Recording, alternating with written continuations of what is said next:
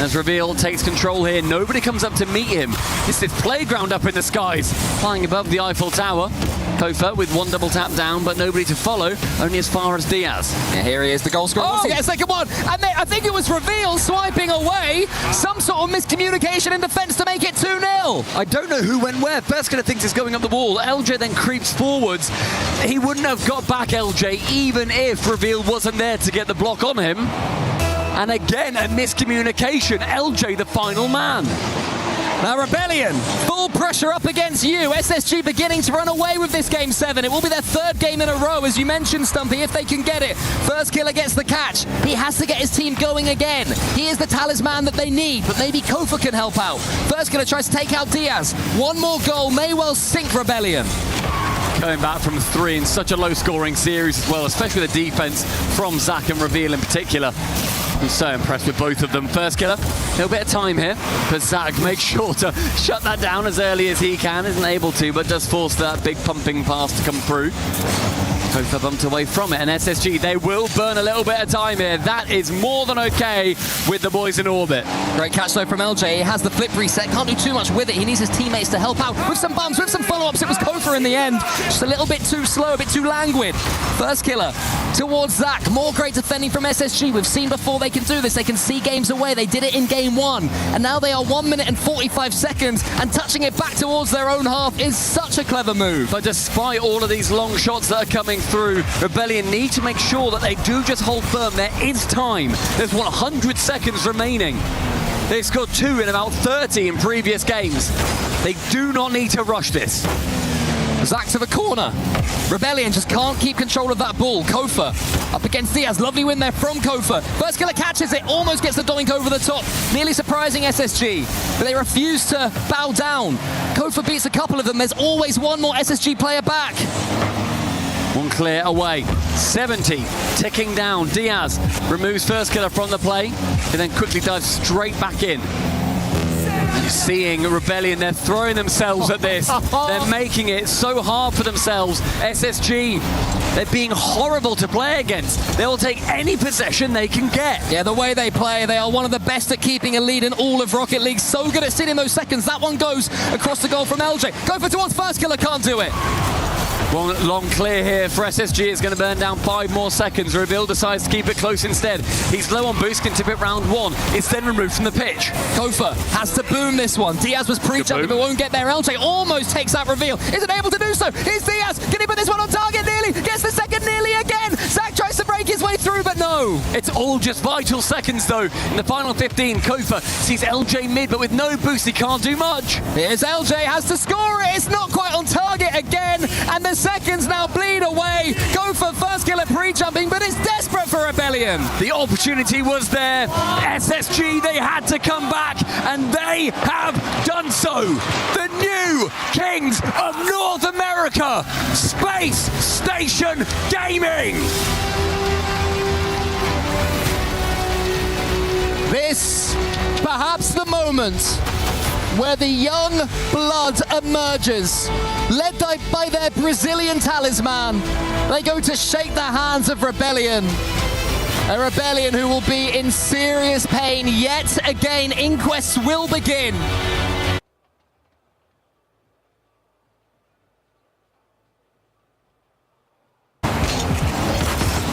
This is where the pressure starts to pile on. Yes, good defense by both teams here. Good low boost defense by both teams. NIP win a race to the ball again. Nas, the crucial touch to the backboard. His own backboard. Final minute. A minute the Gentlemates need to go their way. And it's not going their way at the moment. NIP had slightly better control of the midfield. Oh, wait. Was that? It looked like it might have been open, but Oli saw that ball wasn't going in, played it off the backboard. Now Oli, the reset, passes over to Jorius. Jorius with the 50, up, Sierra racing in, he gets beat to the ball. Now Archie on the counterattack, down to the corner, gets the corner boost, couldn't get the 50. Oli trying to clear it out, he stopped. Archie doesn't get the touch, that allows CRR to boom it downfield. Tense final moments here, both teams pushing to the limits. Nas outplays one, CRR causing chaos. in the Gentlemates end again. Gentlemates looking for OT here. Oli centers it for NIP. CRR looking to do the same, but it looks like Gentlemates might have one more chance to the counter. Nas bumped off the ball. Oli will try to get it down, lets it touch for overtime. Golden goal to move ahead to the semifinals for NIP. Kickoff advantage for Gentlemates. Jorius has got to be careful here. He's got to make sure to get behind the ball. He is looking for the ground double as well. Nas respected it. But he pushed Nas off the ball. Jorius able to get that corner boost steal and lands a bump. NIP starting to march forward. Oh. Jorius with a touch as well. CRR to the corner. CRR up and over, goes for a bump. Doesn't hit Nas, but does steal the corner. And you see a team bump. The confusion, Oski last back. Oh. Dangerous bounce, but Oski quickly back to the ball. That's huge from Oski. CRR almost caught him out of position. Oh, he should be fine here in the back corner. Oh, the miss comes through though. Suddenly all chaos is breaking loose. Nas to the tight angle shot off the bar. CRR holds his nerve. Just watches the crossbar save them. Jorius and CRR both trying to prevent that ball from getting into the middle. Jorius beats Archie to that clear. Oli off the corner to himself, now hits it up tall. Oski by Jorius. I think NIP doing a good job slowing the game down. Now they're forcing it through. Chats from Nas. CRR fakes it. Jorius didn't have the boost steal on the way out. CRR took it from him though, and now he's going to take over again. Hold from CRR. Oli trying to move in. Oski ground double past Jorius at the midfield and should get that mid boost. Nas, air dribble setup. Broken up by Oli. Archie out of boost. Did pick up the mid, but Jorius steals the corner. A nice pass too. That's good stuff from him. Archie couldn't beat CRR to it though. CRR gets a double. Jorius, bit of a long time with the ball. That's it! CRR! That is game! That is series! NIP take down Gentlemates! I can't believe it. NIP, after such a disappointing year of playoff performances, they've saved the best till the Esports World Cup.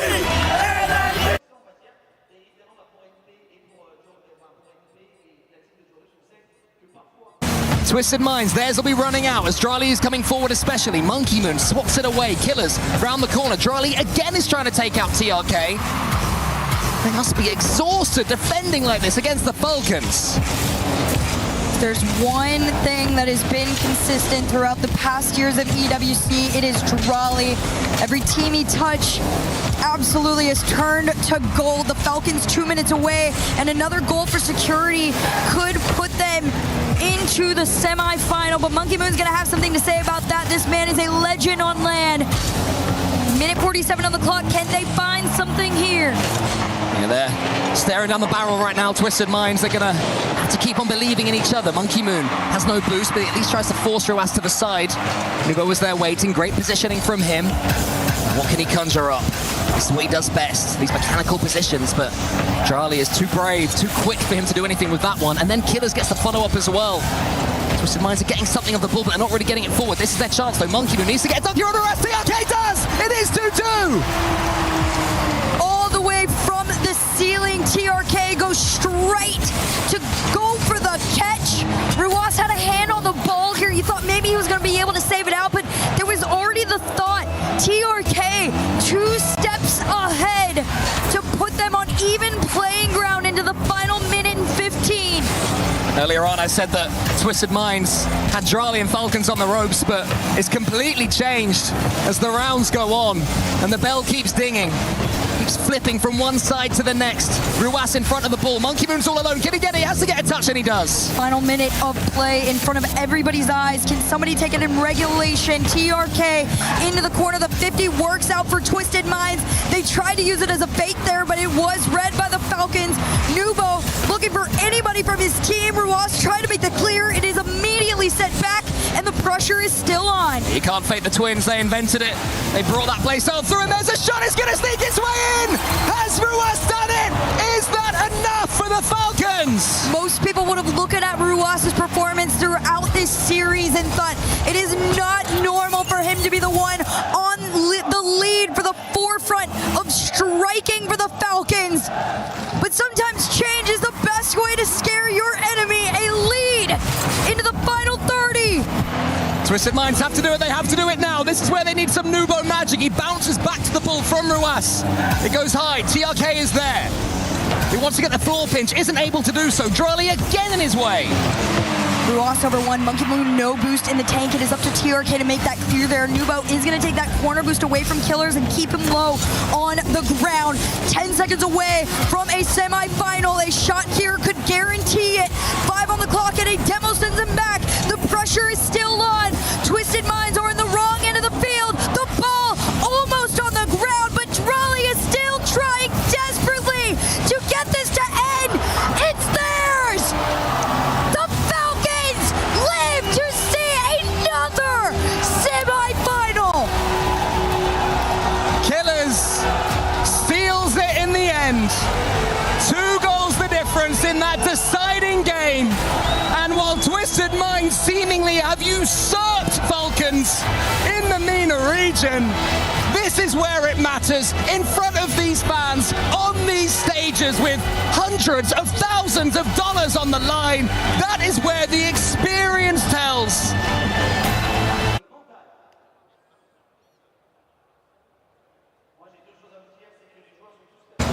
Four down with just about halfway to go. You'll try anything if you're Vitality here. You lose by 4 or lose by 9, makes no difference. You got to make something happen. Throw everything against the wall, see what sticks. And like a 5th goal, KC playing with their food.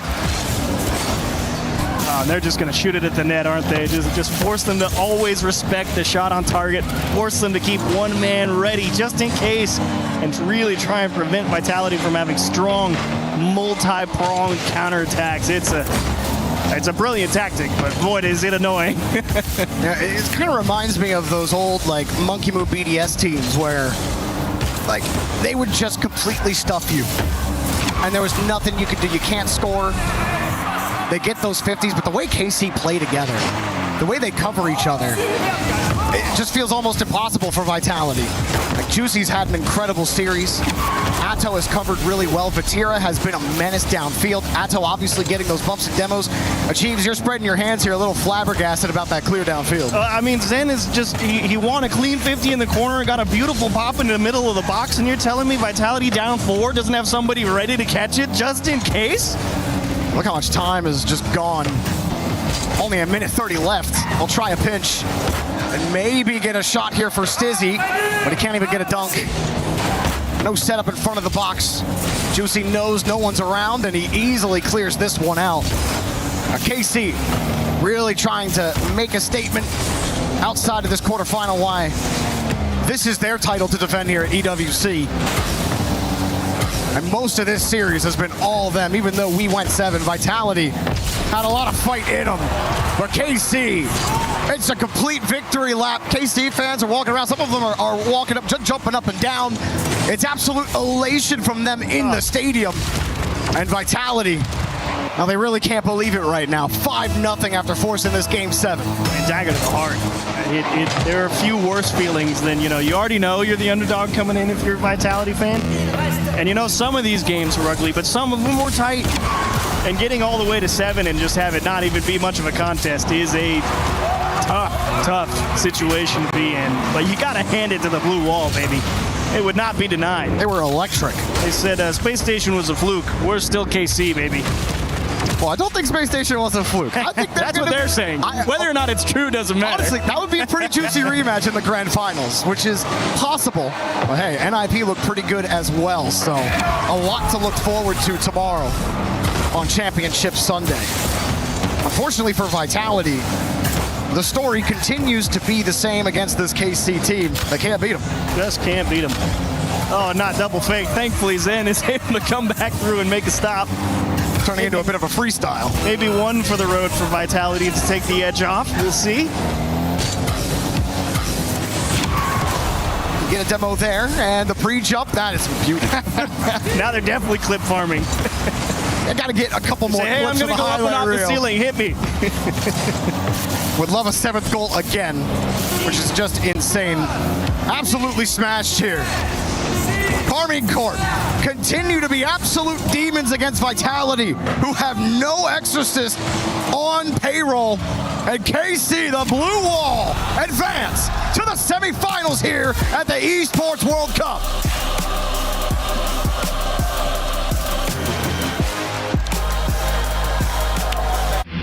A lot of people are haunted by their past. I'm inspired by it. They're not just playing for themselves, they're really playing for their entire family.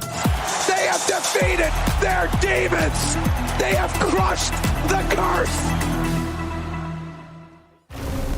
The Esports World Cup, the most elite competition in the world. Its trophy system is built to match. The Club Championship Trophy, awarded to the one club that rose above the rest and reigned supreme across all EWC games. Every participant earns a key engraved with their name. That's their right to compete. Reigning champions hold a key unlike any other. The game trophy is the ultimate prize for every game's champion. Incomplete until a champion's key is inserted. The champion's keyframe is locked into the totem, a stone marker of legacy, etched with every EWC champion. The losing keys are crushed. The champion claims 3, a personal reminder of who they defeated. The rest are preserved beneath the totem, in resin. Every fallen contender captured forever. Will you be remembered or forgotten beneath the totem? At EWC, nothing is granted. Everything is earned.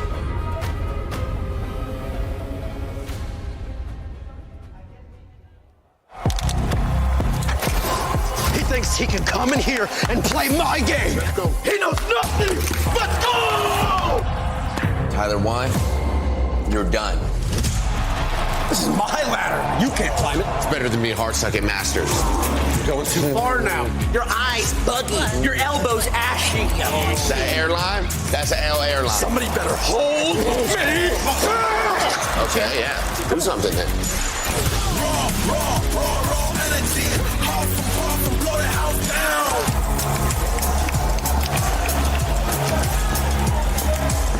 You look nervous. You look short. Everything's good? Mm-hmm. Fight.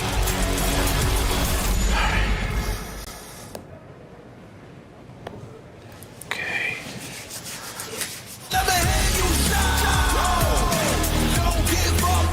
Do you really need the wraps? Yeah, that feels like overkill to me.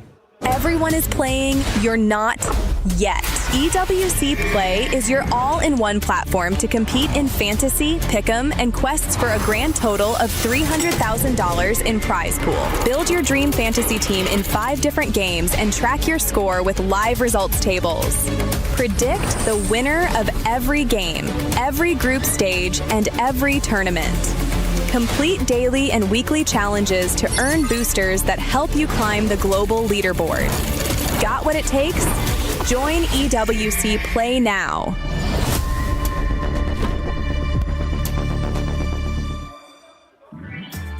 Whenever I use taxis or public transportation to get to EWC, I always end up late. So I'm taking matters into my own hands. Borrowed it from my producer. It's doing pretty well. Oh, bonjour. I think I'm too tall. Ugh. Okay, that's terrifying. Now it says Def System Control Motor Serandra Letelier. It's normal. Does that mean that the car is on fire? No, it's normal. Okay, where's the Prindle? What? Okay, so here there's like different buttons. There's Sport. Different mode. Different modes. Sport. And CT off and CST off. Okay, but where's eSport? eSport? No, it's just sport. It's not possible actually. Sorry. You can't have eSport mode? No. So now what do I do? You can upshift. Upshift? In 1 gear. What's this button? One gear. It's good? No. Why is there dual wielding horns? Look, there's a horn here and there's a horn here, so I can. It's good. What if I press it both at the same time? Okay, let's go. Corner difficult. Corner is difficult? No, I got corners. Watch this. All right, now when you're on this track, what's important to remember? Eyes up. Eyes up. If I want to check my phone really quick. No. No, I can't? No? Oh, okay. All right. Eyes up. My eyes are up. Where else would they be, sir? Okay. More gas. All right, I'm gassing it. You are too slow. Stop here. I feel like I'm doing a good job. Yes, but let me drive. Okay.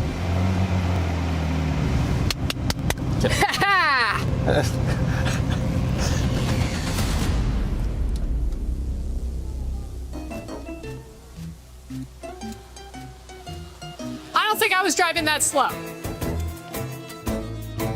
Yeah, I feel like I went pretty fast. I don't know if you would go much faster. Oh my god! I thought I was Tokyo Drift, brother. Holy crap! Wait, there's a barrier. Are we gonna stop at the barrier? Oh my god! I should have listened to all my middle school teachers and high school teachers and college teachers. Playing video games your entire life is only gonna put you in life or death situations.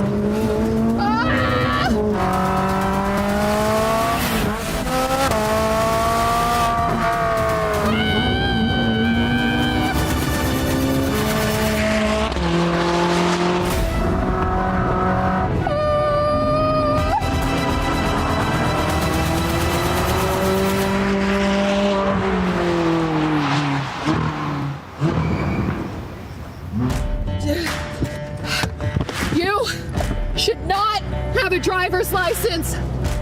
None of this is okay.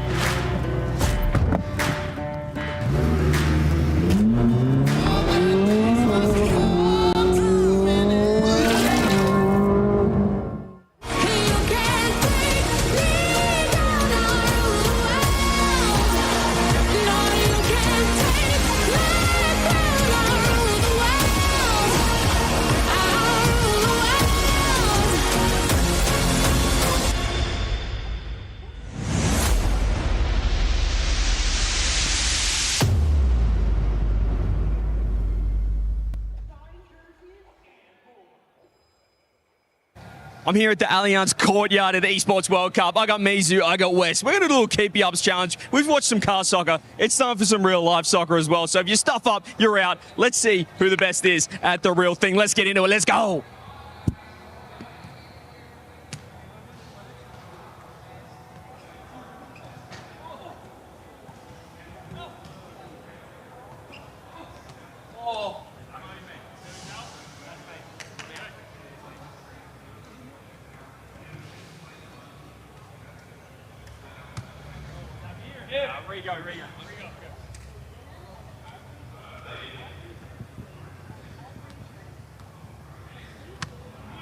That might be a Mizu out. What are your thoughts on that one real quick? I don't know. Wes wasn't really moving his feet. There was no support there from the defensive line. I think the inverted fullback probably should have been able to support my run there. Yeah, I fully agree with that. But Wes, since you won, can you give us a little keepy up by yourself just to showcase the win? Former semi-pro we're hearing as well. And it looks like, we might stick to the car soccer, I think. Wes, what do you think? I think we need to. All I know is Mizu was a little smelly out there. Not very good, but it's all good. Don't worry too much about it. I've been practicing my pinches in Rocket League, and I think it translated perfectly to the football. And you know what? I'm glad to take the win today. I didn't have to do too much, but I'm happy about it. This guy's just yapping, bro. I put on deodorant this morning. I don't know what he's talking about. Hey. Ils sont en train de parler, ils sont en train de... En fait, les gars, vous savez, c'est quoi qui m'énerve? C'est qu'on est Thanos et on aime trop aller en Game 7. C'est trop une dinguerie, gros. Le truc de Copenhague. Ah oui. On était tellement meilleurs. Non, contre tout le monde, quoi. On était tellement meilleurs, mais à chaque fois on trollait, je sais pas pourquoi. عندي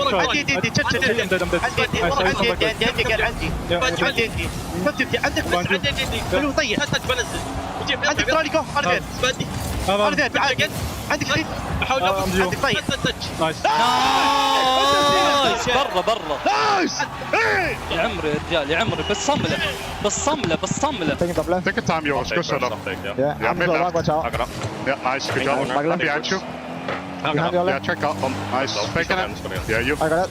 Yeah, you beat. Nice. Go again. Back right. He's up. Nice. Yeah, that's all. Nice. Open. Yeah, I'll go first. Yeah. Nice.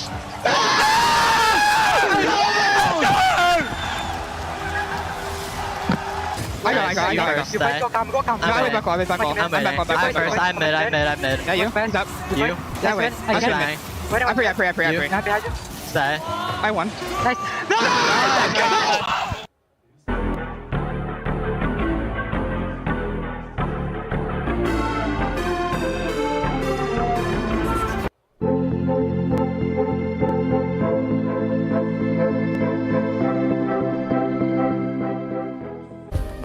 Play is in our DNA. Whenever we let it out, it becomes our superpower. Now imagine an entire city being built to supercharge it. Kadir City, powered by Play.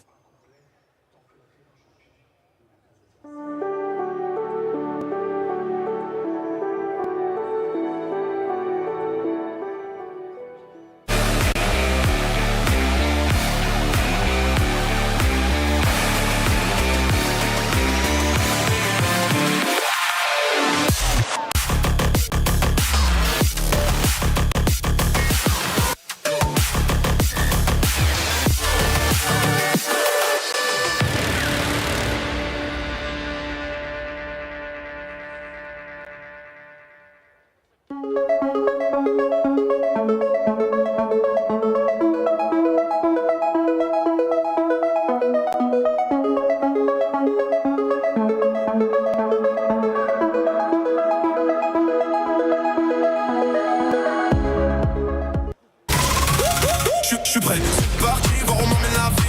Chrome sur mon green, tu m'entends quand je respire. Top le veston, jamais film, trop de pas, big plan, j'ai fait changer toute la piste. Regarde ma pêche, je pense pas j'allire. Je coupe la line, laisse la qui laisse frémir. Nouvelle état, new name, toujours fluide dans le move. Main en l'air quand je rentre dans le groove. Garde ce regard, je suis déjà posé. Deux pas, je tourne, place dans mes yeux figés.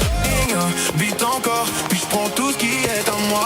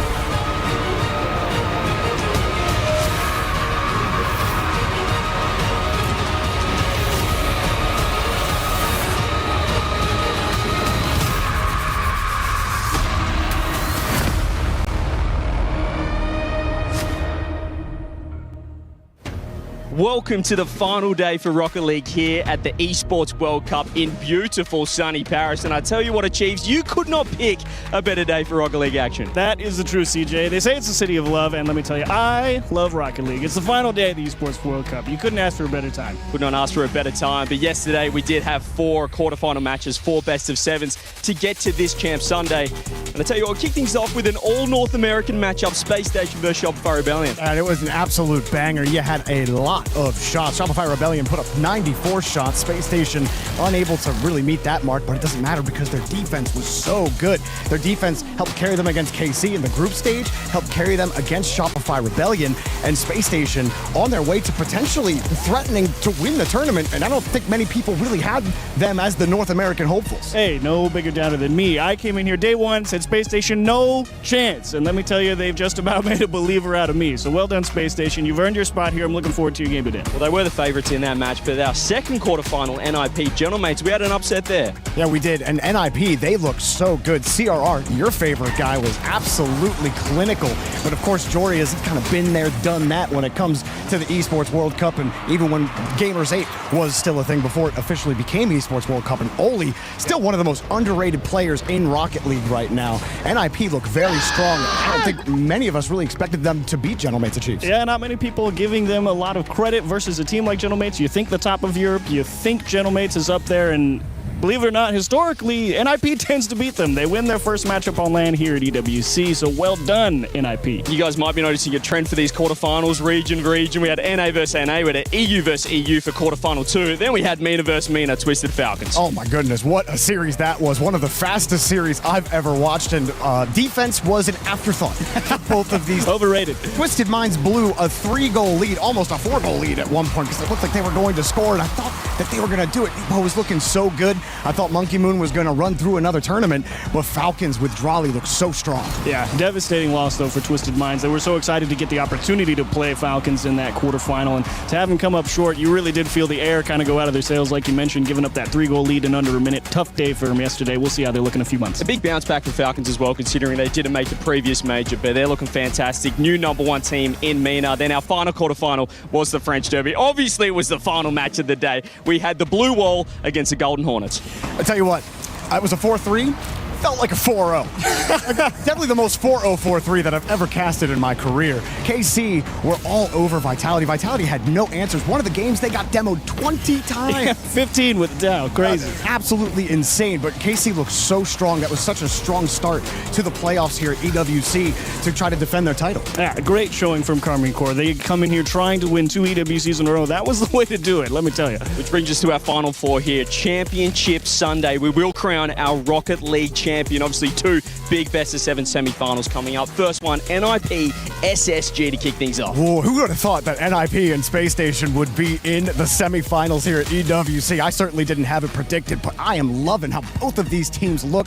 We talked about CRR, talked about Space Station's defense. I really think both of these teams are sleeper picks. I know everyone's looking at the other side and thinking that those 2 teams are probably the favorites, but to me, I think there's huge spoiler potential for either of these teams coming on this side of the bracket. Yeah, big opportunity, especially first top 4 for Space Station on a live event. Obviously a great chance to make the grand final. And CRR, it's been a while since he's made a final along with Joris, so they're all looking forward to it. Yeah, it's been quite some time. So good semi-final matchup there, no doubt. And I love the way NIP are playing. So it could be a little dark horse to take the whole thing out. But our second semi-final, should I say, is the big one. Our PlayStation story of the day as well, Chiefs, is right in there. Well, he started off with being the PlayStation story of the day. It's Drawley once again, and the Falcons, of course. A chance for him to win his 3rd EWC in a row. He's got a great opportunity here. He's got to go through his former team and Carmine Corps as well, though, so it's no freebies. And of course, Killers and Ross definitely looking forward to getting their first EWC win, considering they feel like they may have been snubbed in the previous 2. And I mean, if you could believe it, since Drawley left KC, this is the first time that Falcons are playing KC. So this is the first time that Drawley's actually playing his former team back the whole way when he played at EWC with them in 2025. So you got pressure on Drawley playing KC for the first time, going for a 3-peat, and also the club championships. Falcons, you know that they know the position they're in against AGAL. Yeah, and it's going to be difficult. They got a couple more games to go as well, but I think Falcons have a really good shot of eclipsing AGAL in the club championship. They're really close. Getting the top honors in Rocket League will certainly make life easier. Yeah, definitely agree. I mean, Falcons, if there was a better time to do it, I can't think of one, so go ahead, give it your best shot. Well, it's week 6 of the Esports World Cup, which means it's getting right to the pointy end. We have 2 favourites for the club championships, AGAL, Team Falcons, who could get the job done in the Rocket League today. So let's head over to our resident expert, Ginny, to break it all down for us. We're at the point in EWC where every single game matters more than the next one, because 2 top contenders right now for the club championship points are fighting neck on neck. AJL as well as Team Falcon. So myself and Glitter are going to do our best to break it down because AJL, as of now, is still, is in the lead. Right. They still have a 400-point lead over Falcons. However, they're not in any more titles this week, and Falcons are. So, yet, you know, it remains to be seen how that's going to go for AGL. But let's talk about what this could mean for their future, right? There's still 1 week left in EWC, and AGAL is technically in less titles than Falcons for the remaining week. However, they do have a really good chance at getting bare minimum a top 8 across all of the titles that they are in for the final week. All right. That's because they currently have the reigning champion when it comes to Crossfire, a reigning EWC champion, okay? Then they have 2 players in Trackmania who should bare minimum at least be able to get a top 4. And then if we're looking at Fortnite, they have the back-to-back European champion duo who could potentially also get a win in Fortnite. So if they're able to actually meet all of those expectations, that would give them a massive chunk of points. And that would be the ideal scenario for AJL. But we're looking at Falcons here, and they're the winners of the club championship in 24, in 25, and of course they would want to get it in 26. Things have not necessarily been going the way they wanted it to be, but today they are competing in Rocket League in the semi-final. If they manage to get a number 2 finish by the end of this week, they will be 50 points out of AJL. Dang. Because AJL is not competing in anything. Dang. But if they win Rocket League, it's a 400-point difference. So 300, quick maths, 250 plus 50, 300-point difference, right? That's a pretty good position for them to be in. Now, they are also competing next week in at least 2 titles. So we're looking at Collar Jr., who has 7 World Championship titles in total, including EWC 24 and 25. Okay. And then on top of that, I mean, the CS roster. I am Cologne. What else can I say? I know. Yeah, they're heavy favorites, especially with Vitality now as well struggling in that lower bracket and it being absolutely carnage for them. So for Falcons, next week is looking absolutely incredible and very crucial. And if I remember correctly, this is the closest the competition has ever been. So I am more excited than ever to see how these games are going to play out today. I'm here at the merch store at the Esports World Cup, checking out all the incredible things that you can grab. We have all of the teams here. You can buy the jerseys like this, repping NIP for the day, of course, in the finals, but also all the titles as well. Rocket League merch, of course. And I've found a few of my friends to perhaps have a little modeling competition, a little catwalk for you guys to see what they've got going on. Starting with Cole, who are you wearing today? I'm wearing Epic, my friend. This is Rocket League right here. EWC hat as well. And my little shorts, but unfortunately the socks, they're mine. You can't get those here though, but... They do match though, the socks. Yeah, I feel like you were prepared for this. Weirdly, I am, yeah. I didn't mean to be, but somehow I knew when I chose my socks this morning. That's a beautiful start. Well done. I'm going back to my pose now. Oh, okay. He's looking nice. How about you step aside for me, if you would, with your pose. In pose, thank you very much. Vatira, what do you have for us? Yeah, only one choice. I mean, I come dressed in red all the time. There was only one option for the kid. We had to go Carmine Core top to bottom, red pants, red shoes, red top. Obviously, rep the number 1 Vati. There's only one choice. Carmine Core. It's close between you and Cole. I really like it, Chiefs. Thank you very much. Or should I say, Vatira, who are you wearing, Mr. Stumpy Goblin? Assalamu alaikum. I am wearing the Falcons. They have got gold. It's trimmed with gold. It is a gorgeous green textured top. I don't know what it says on the back, but I believe in whatever it does say. It does say Falcons are here, which indeed they are in the finals, Champ Sunday for Rocket League. But it seems very fitted as well. Did someone fit you out for this kit? No, if you buy it and you wear it, you just will look this good. You'll look that good. Plenty of merch to grab here at the store. We're having a good time here at Champ Sunday with Rock. And I think if we bring the boys back over, I have to give it to Achieve/Vatira. Looking fantastic in the full red on maroon drip. It's a good time. Incredible work there from the boys. Welcome in, everybody. It is Championship Sunday. We are live from the Esports World Cup in the City of Love. The best players from around the world of Rocket League have all gathered in the STC Arena, and after 4 days of action, we are down to our final 4 squads. Please welcome in the Drip Lord Achieves. My goodness. And of course, Jorby, let's start with you, Achieves. How good do you feel right now? I feel amazing. They match your dress shoes, too. That's know. If I got to look like this every day, I'd be great. Jorby, we have been all smiles since we walked in, and that's because we had fans lining all the way around this arena in here. It is going to be loud on a Championship Sunday. We got the grandstands filling out too, like not just the bottom seats. I mean, this is going to be awesome. I'm so excited. I think we have 4 really exciting teams to watch today, and honestly, I think this is anyone's to take. Awesome stuff coming your way in Rocket League. Before we dive in deep, though, we want to update you with one of the games from the other stage. FaZe Clan earning 1,000 points with their win on Rainbow Six.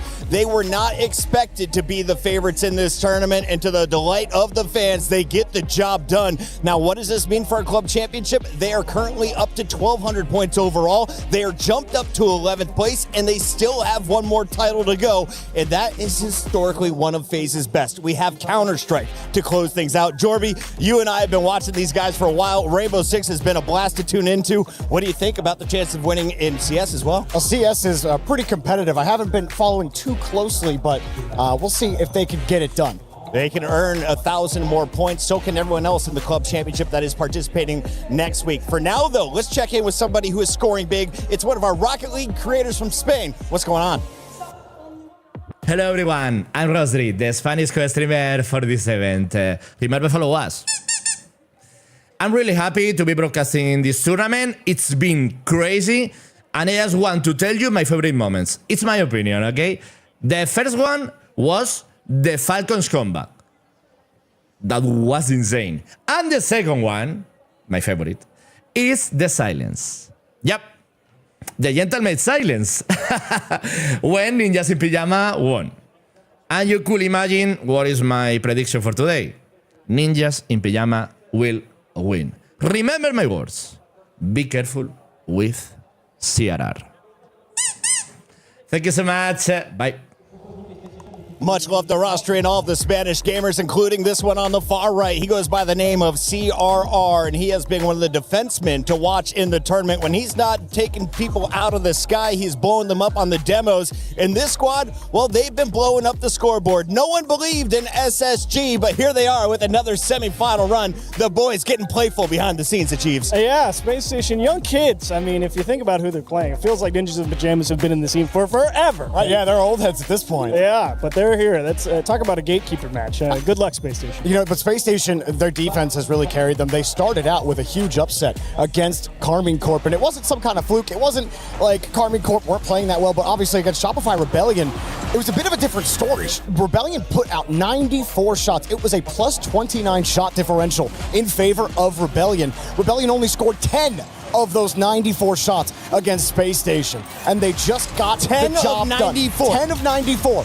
Not good in Rocket League pocket at all. That is either terrible attack or incredible defense. A little bit of both. Okay, now when you're tuning into this SSG squad, they powered through another NA opponent in SR. So what are the expectations for Space Station? Is North America expected to make it to a grand finals, Chiefs? You know, I think if they were going to, NIP is probably the best chance at it. Answer's yes. I'm not going to say yes. It's I like yes. CRR too much. We've got our players ready to go, and CJ is with Chief Beef. CJ, take it away. Yeah, we're having a good time down here in the SSG booth, or should I say one of us will be having a good time, because I'm rocking NIP today. After what I saw SSG do to Shopify Rebellion yesterday, I'm on the NIP bandwagon. Chief Beef, SSG content creator, how we doing? Doing fantastic, you know. I mean, and I want to say you absolutely are the bandwagon here. I want to say maybe 12 hours ago, you had a different jersey on. What's up with that? I did, but as I said, I've got to jump on NIP just to get some revenge on SSG. How the boys looking, though? Fantastic. First top 4 for the organization. I mean, it must be just high vibes right now for the boys. Oh, the vibes are high. No, I've been seeing them play ping pong. They're still loose, right? Like, they're locked in, but in between series, they're just chilling.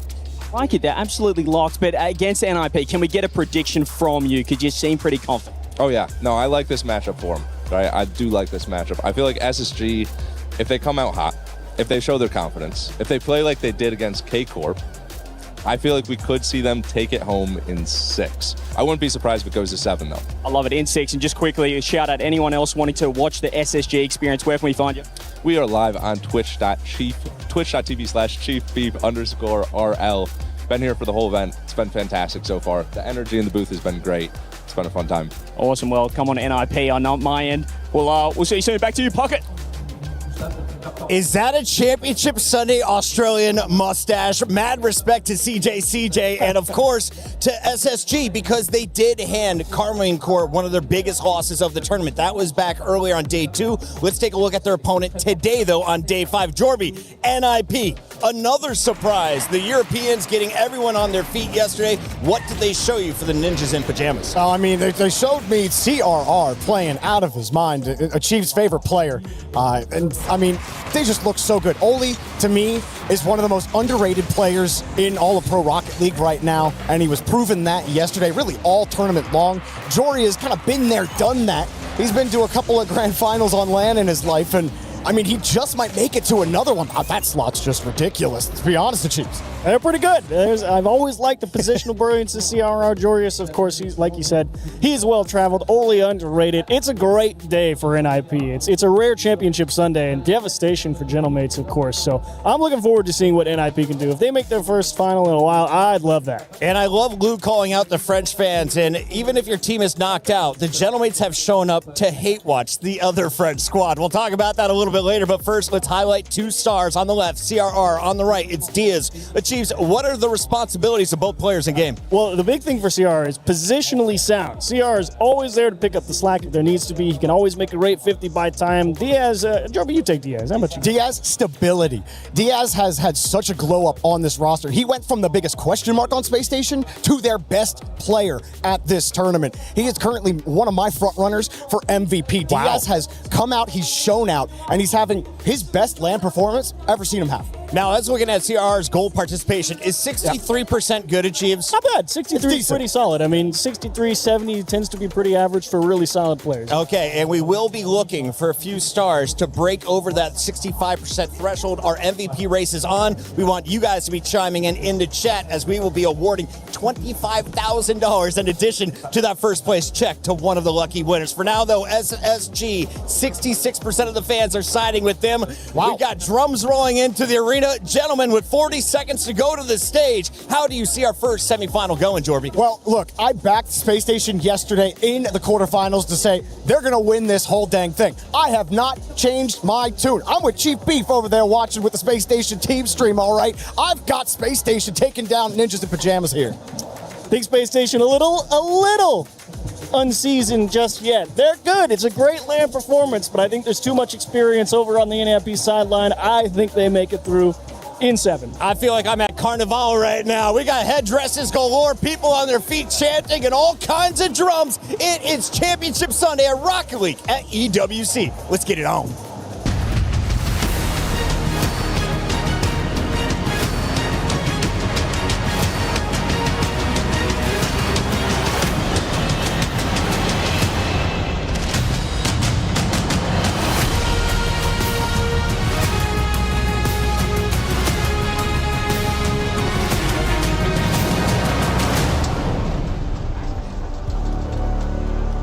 Opportunity fills the air in Paris. Because as the sun rose in the City of Love, so did the chance to make some history. Because it's Championship Sunday at the Esports World Cup. And it's time for us to crown our new Rocket League champions. The EWC has given us the best rivalries we could have asked for. On a eu des rivalités personnelles, des rivalités régionales, et avant tout, la volonté d'être le meilleur au monde. And now the teams are ready for it. Yeah, they've got one thing on their minds, and that is being the best in the world. But to get there, they've got to play out of their skin. First up, the semis. And then if you win there, you book your spot in tonight's grand final. Where you get the opportunity to shine brighter than all the others and to prove that as of 2026 summer, you are the best team in the world. Et vous le savez, ce trophée, il appartenait à la Carmine Corp l'année dernière, mais il est maintenant ouvert aux mains de 3 autres titans, because this used to be Casey's trophy. Yeah. But now, Ian, it's up for grabs. It is indeed, and what a crowd we have here in the STC Arena to witness it. We are jam-packed. Oh yes. Bon les gars, on s'est mis sur notre 31, vous aussi, et là je vais vous demander de nous aider. Si vous êtes prêts pour le Championship Sunday, mesdames et messieurs, faites du bruit!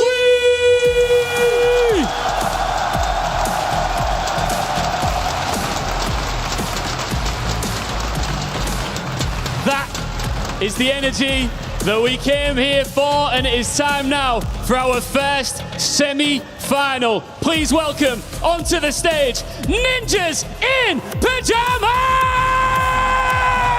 Yes!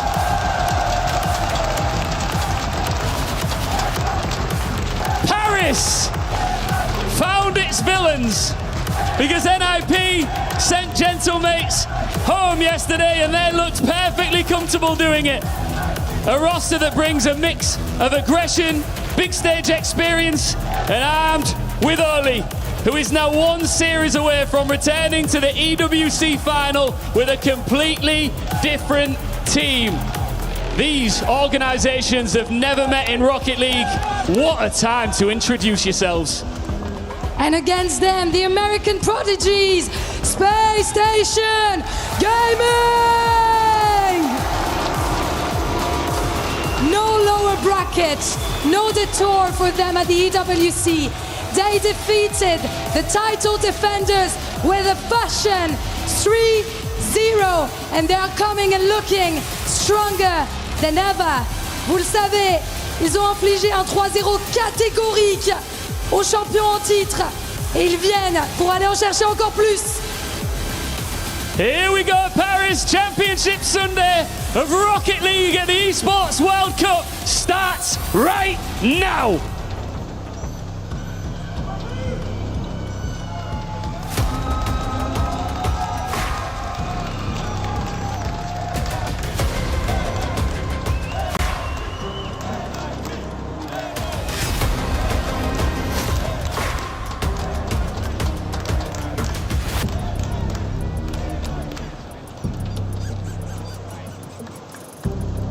Do you need a hand? You good?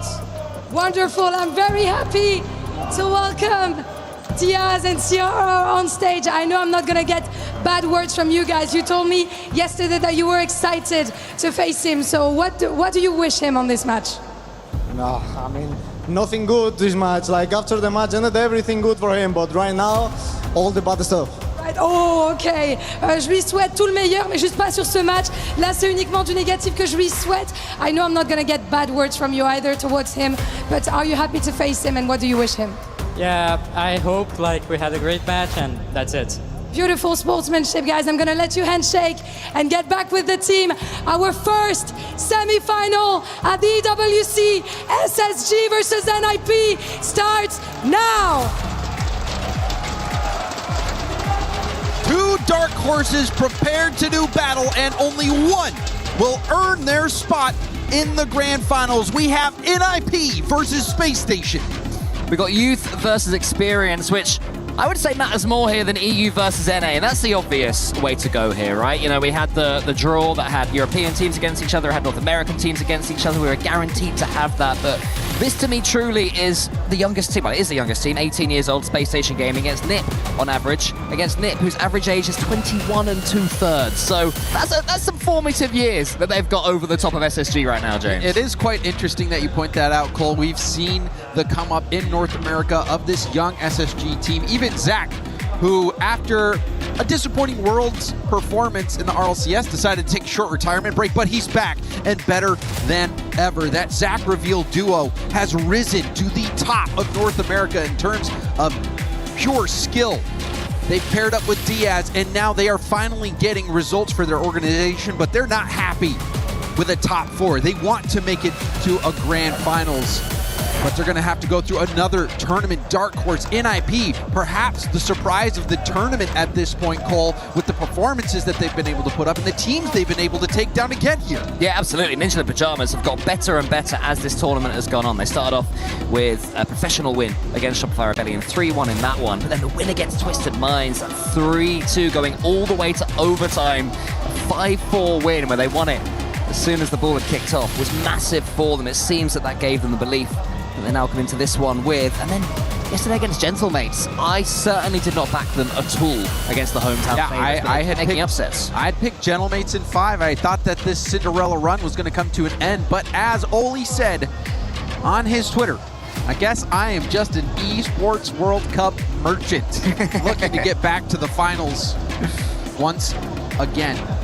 Well, I mean, last time after the Esports World Cup Grand Final and finished top 4 GK at Worlds, so he can certainly take it into regular 3v3 tournaments as well. But you're right, when you come to a tournament where you really feel like you have something, it does make a big difference. And we'll see if it'll make a difference for Nip right here. Plenty on the line. There is regional pride. And what a start! I'll shut up because CRR gets us off with a bang! We are feasting right out of the gate! CRR, no boost, but still gets the sidewall skimmer!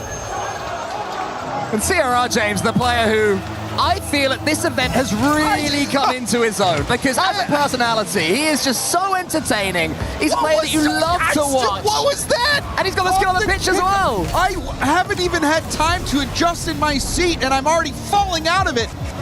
CRR, that goal. It is so difficult to be that precise and to do it off kickoff with not much boost. And now we see a save from Jorius. What a start from NIP. Oli a bit panicked. Diaz trying to get back. Holy moly. What a beginning to this series. It certainly gets you going, doesn't it? When a series starts like that, we hope it will continue like that as well as Diaz clears long. Space Station Gaming, they had a little chuckle to themselves after that one went in. Not too much you can do.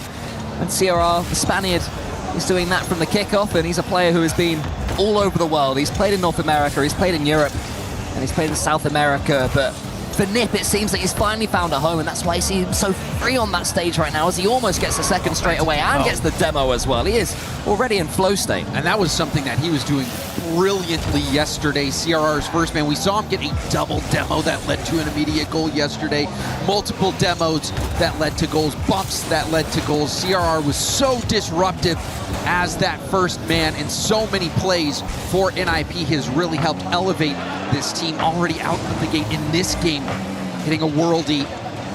But we see defense now coming out for NIP. SSG has had a decent amount of possession. They've been knocking on the door. Not been really phased by letting in that first goal. Seems like it might just be a matter of time. There's the pass. That's broken up by CRR. Yeah, Nip doing great defending right now. Joris in particular, huge few saves, and only tries to walk the dog all the way into the goal, keeps it low. It's met by Space Station Gaming, but Nip had to play counter-attacking Rocket League for a second, and now they do have their chance to try and keep SSG pinned. A great dog from there, CRR! He got some scoring, can he? Oh, he can! Because Diaz faked him out, it remains 1-0. The attack continues. Will they be able to clear it? Yes, they can. Wow, Oli doesn't have boost, neither does Reveal. Oli nicely handles that out to the corner, but what a play from CRR again. Almost got that dunk. Now we're starting to see a little bit of life on the attack from NIP. The pass middle! Jorius to Oli, and they score their second. Yeah, Nip defensively looks stunning. In attack, they're making all the right decisions. Oli just waited. He knew that Diaz was low on boost and couldn't do too much with that one. And after CRR got us off with an explosion, it's his teammates that combined for the second. And Ninjas in Pajamas continue their upswing throughout this tournament. They've been getting better every single game, every single series. With a few huge wins along the way as well. They have to do some defending here again, though. Diaz is up, might make it one. Here is Zach, tries to win this race. Joris doesn't let him. And Nip continue to be incredibly greedy in front of their own goal. So many blocks. The backboard defense has been stunning from them. They've been able to make those stops despite being stretched. Another chance here, Diaz.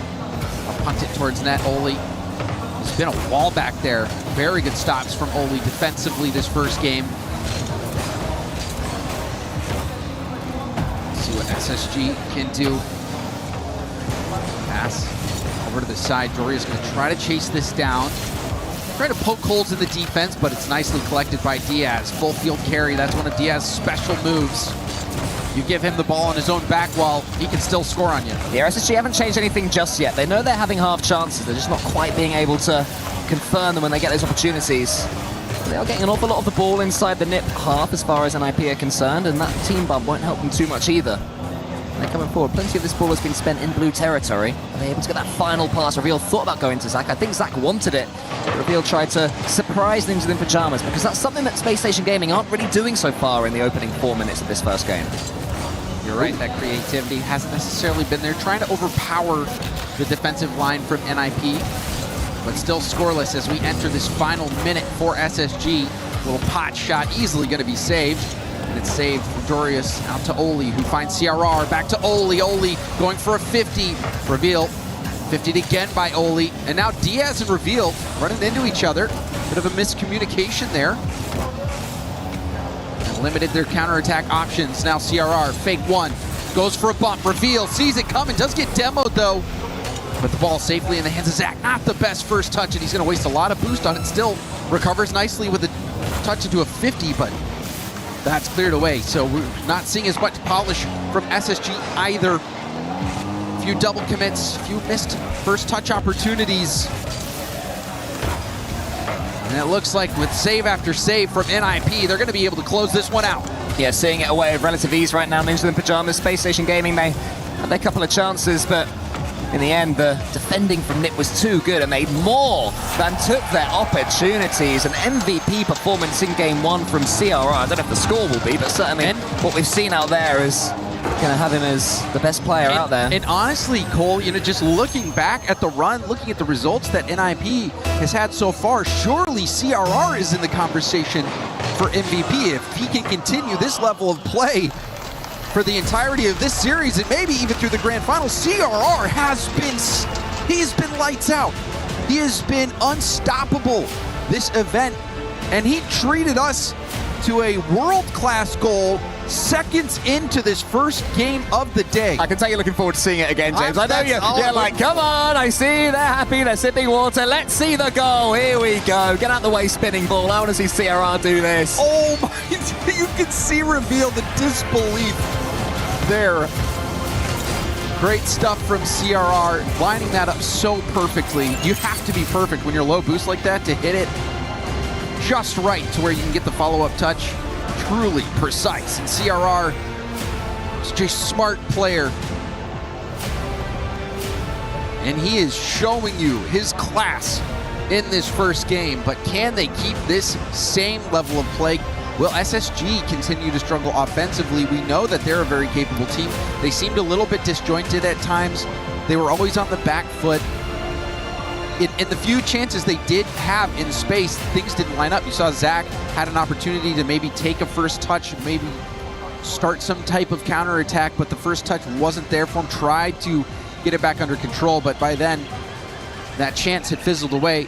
SSG is going to have to play much better if they hope to get through this NIB team who has been on fire. Well, we talk about experience, and the crowd has maybe quadrupled in size between the start of the event and now. We now have fans all the way up in the big seats.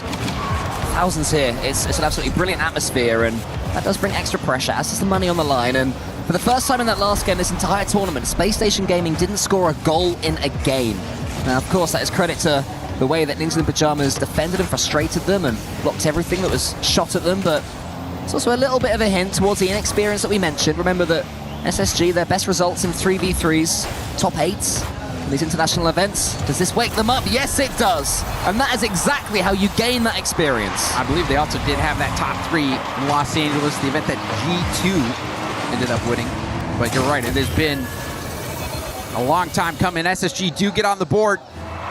Gonna have to keep this lead. Also, watch out for those demos. Last game, 11 total demos, 7 from the 11 were from NIP. 5 of those 7 from NIP from CRR. So CRR continues to be at the center of this action for NIP, also shooting 50% on top of his off-ball contributions.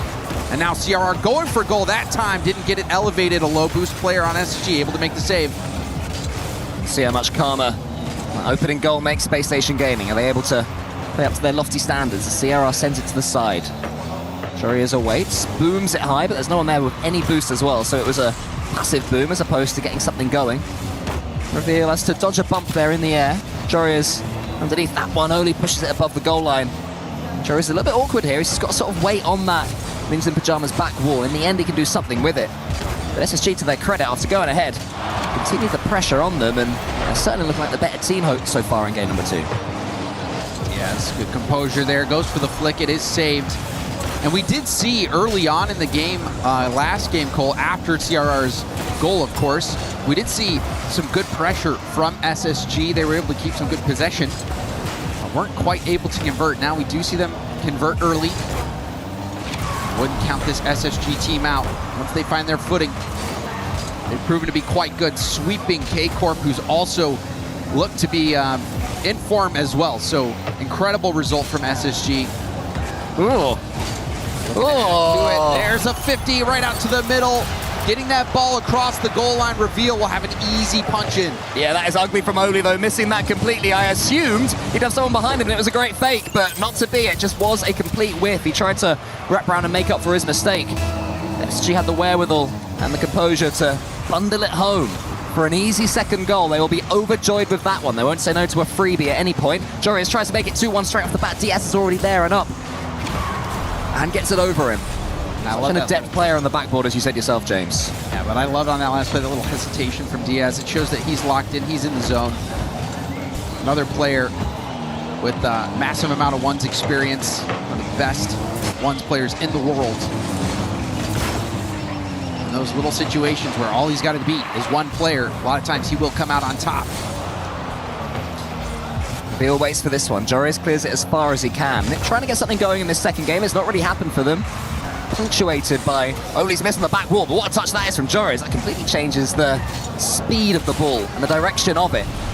Is he there for the follow-up? There was the demo, there was the shot, and there it is in the end. The ball seemed to float for a long time in front of the goal, but in the end it was put away by Jorius. And again, it's a demo from CRR that messes everything up. See, Diaz lost out there after the demo from CRR.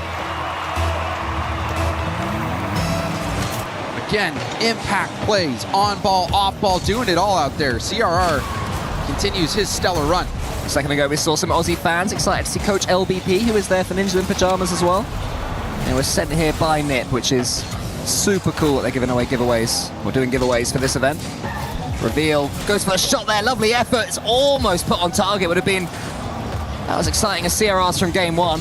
A little redirect that could have been, but now NIP come forward themselves. Jorius and CRR to his right. CRR again causing all sorts of trouble, faking up bumps. Doesn't get it in the end, and now Oli has to do some defending. Can't do it. Zach is way too good for that. And the 2v2 NA representative gets them 3-1 up. Great execution from Zach. You can see he gets underneath the ball, gets it quickly into an air dribble demo position. Very clean from Zach. Excellent bounce back from SSG as a whole. Very easily could have let this one get away from them, but they respond here in game two now. Fake kickoff gets them possession. Diaz will get shut down. Have to be careful here. That shot is saved, and Reveal will bail him out.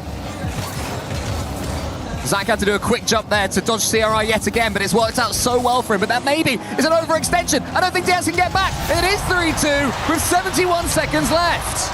Oh, that's devastating. Reveal doesn't get the reset, and because of that, isn't able to do much on the ball. Jorius takes it right off and basically uses him as a tee to shoot that straight back at net. Diaz was counting on Reveal to do more with that ball, or at least get a 50, or at least make sure there's not a shot going directly back on net. Oh, and now trying to cut through the defense. Jorius 50s it up to Oli, and a nice clear out to Diaz. Final minute, but SSG starting to lose a grip on their lead.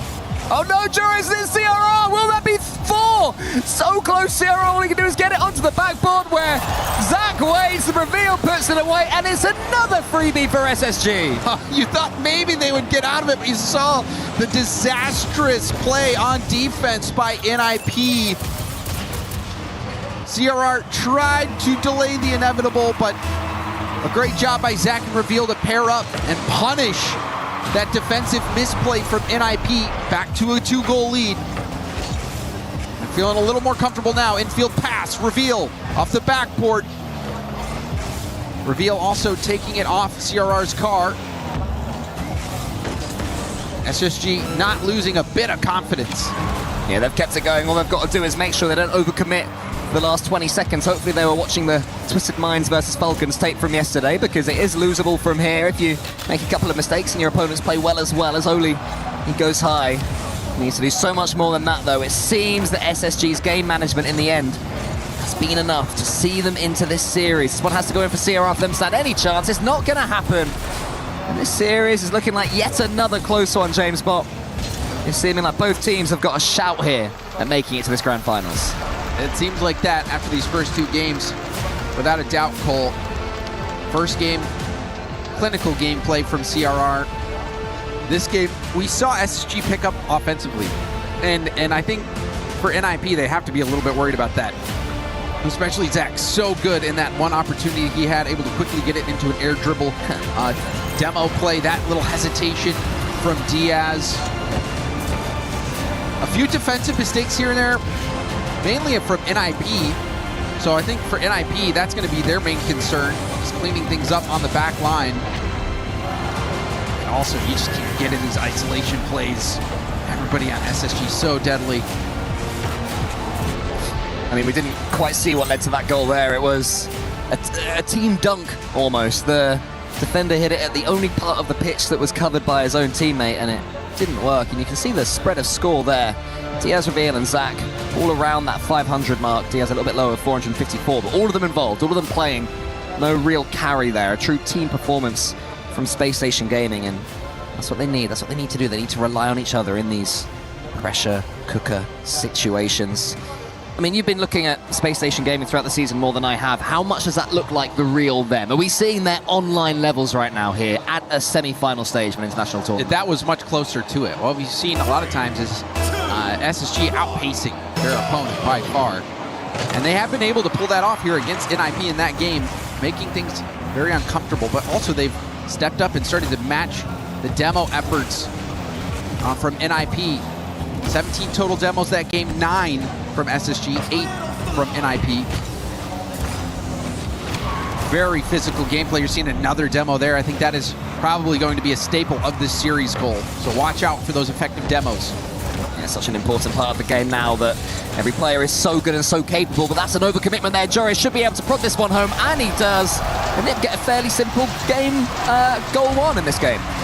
Diaz trying to take some time, trying to pass it across mid, but no one was ready for it. It was telegraphed, intercepted, immediately punished, so Diaz is probably going to want that one back. CRR was ready for it, nobody but SSG, but CRR was like, oh, thank you very much. Space Station going to try and get the comeback straight away from the kickoff and try and replicate CRR from game one. Not quite able to do so. CRR wasted that one, and Oli now is clearing his path for his teammate. Jory is coming in again. They're playing with their tails up right now. They're looking pretty comfortable here in game number 3. Oli trying to control it off the wall. Flip reset 50. Push it across the goal line. CRR, a little pinch up, trying to get the setup. Also got the boost steal. This is great pressure from NIP. Can they convert? Oli keeps it close. Goes for the 50! And Oli will close the deal. Yeah, the first goal was opportunistic. This one was pressure and a lovely pass from Joris as well. And just watch, every time you see a goal for it, you will see CRR making an absolute nuisance of himself there on the opposition goal line. Again, it's not like he's clearing them out of the way, but it's just little touches, just making the jumps awkward. He literally was clearing them out of the way. He bumped Zach off the back wall. And then also, that was great control from Oli. He recognizes that, okay, one player is getting bumped. They have no boost. If I just shoot it, they might be able to make the save. So instead, he tries to keep it close. Make sure he's taking advantage of the fact that his opponents have no boost. Oh, Zach almost getting that backflip redirect in front of net. Yeah, it was scoreable. He was so close to it. He had the reflexes, he didn't quite have the positioning. Joris can try and make it 3. It's getting better for Ninja in Pajamas. Nip looking good, not rushing things. Waiting, letting SSG pass the ball to them. Oli on the back wall wants to get a pass here, or a shot here, tries to conjure something up, isn't quite able to do so. CRR will try to turn. Around 2. 50. Off the arc, out to the middle. Oli has that taken away by Zach. Now Jorius will have to be a brick wall in the back. Does get the stop. Low boost for Zach.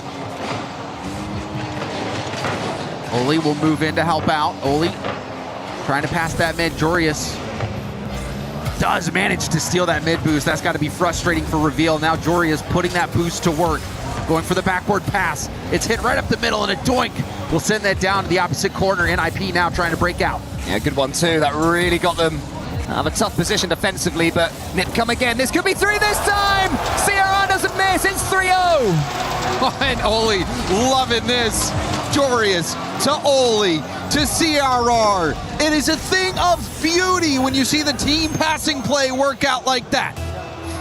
It's nice as well to see Joreuz letting himself go a little bit. You know, he's had some big moments, he's had some clutch situations so far in this tournament, and he's been the Iceman so far for Nip. You look at CRR Oli next to him, huge smiles. Joreuz is just chilling, you know, folding up his controller.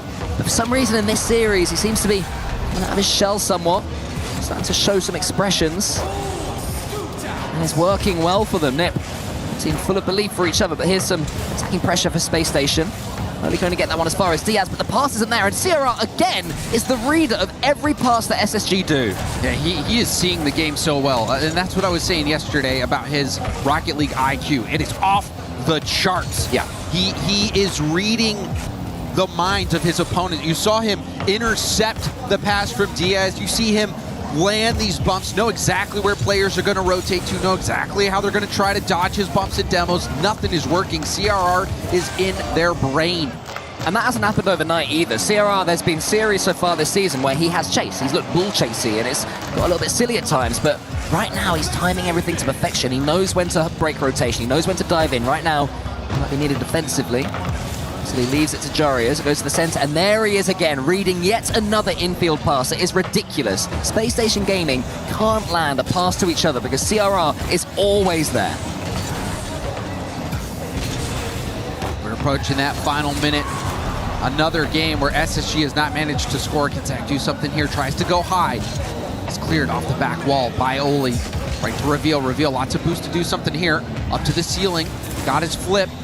Hit back down to Zach. Zach, keep it in the zone. Diaz couldn't get much of a 50, and now CRR are going to control it in the air. Goes for the bump, but Reveal will tip it off to the side. He almost gets him, but what it does do is just break SSG's concentration, breaks their comms again. They need 3 goals in 38 seconds.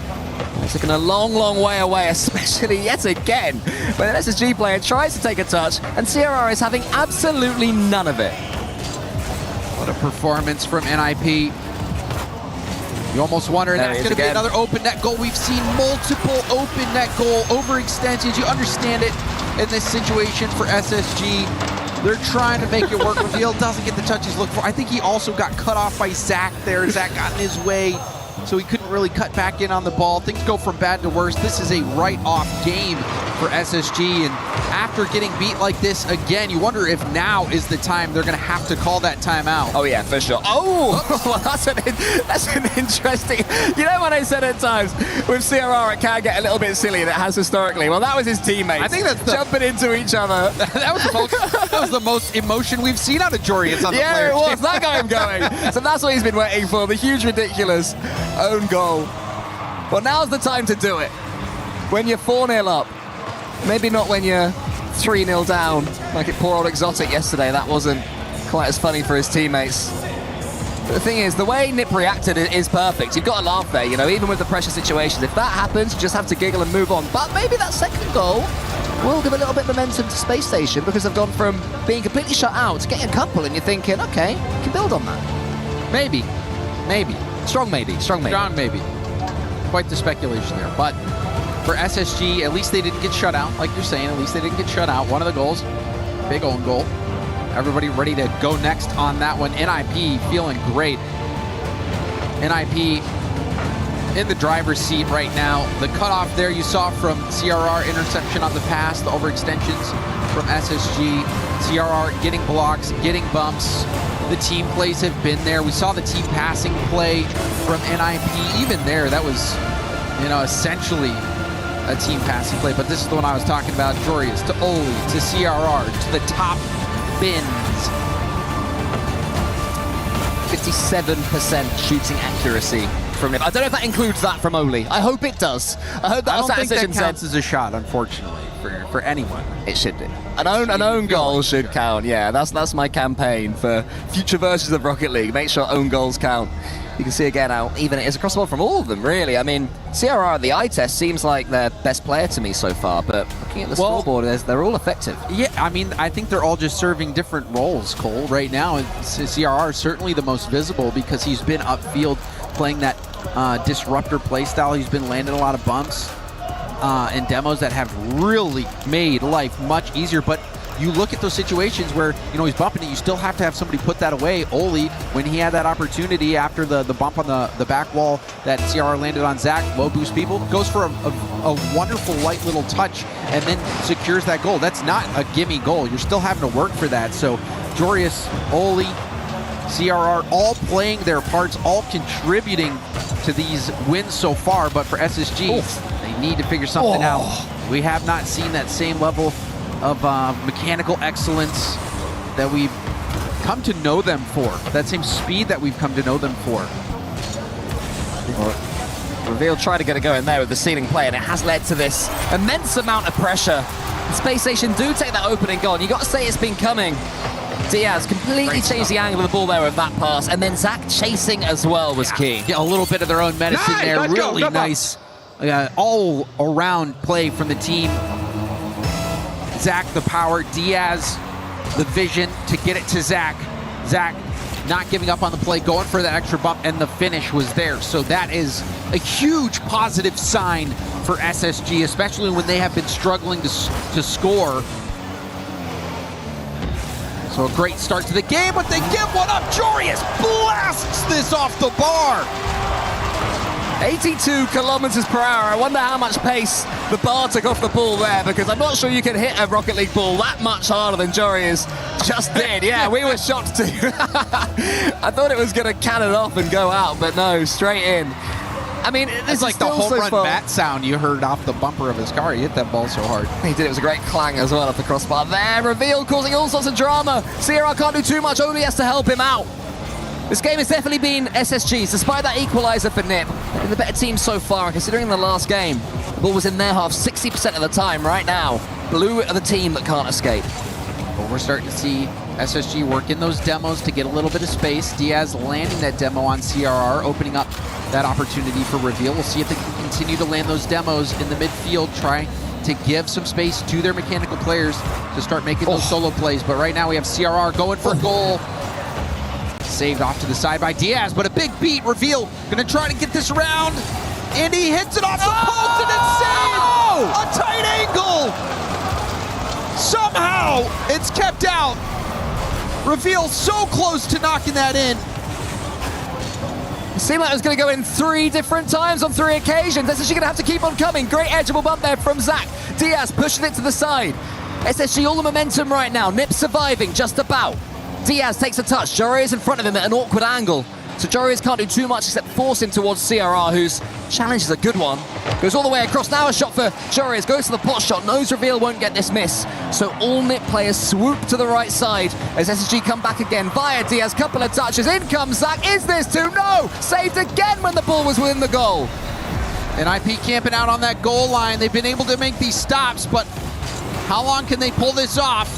Oli up against Zach. Zach 50s it low. CRR going for a 50 again.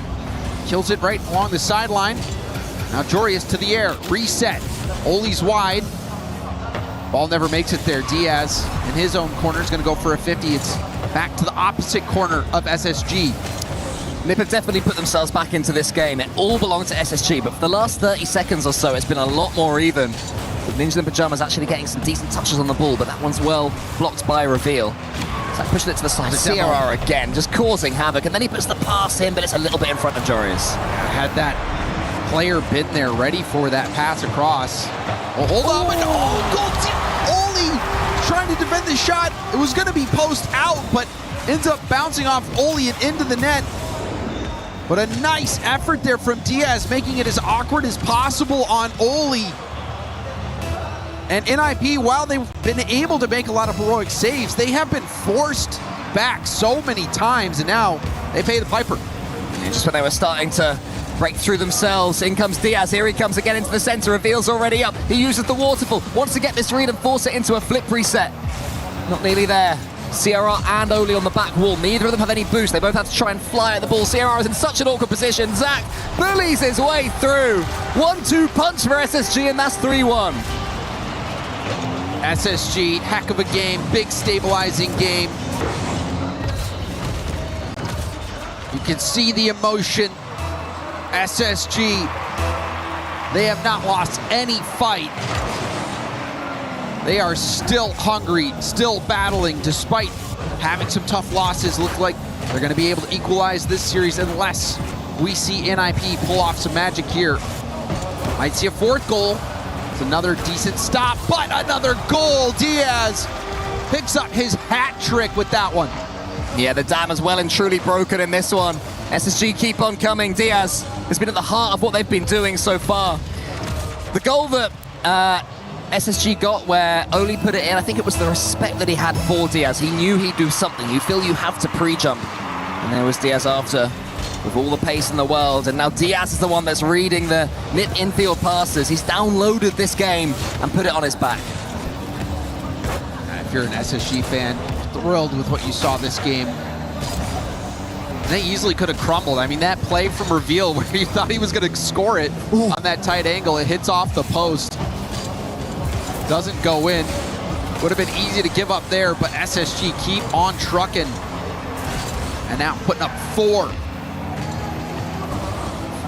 Diaz again there with a huge pinch to clear some pressure. A hat-trick from 3 shots from the Brazilian.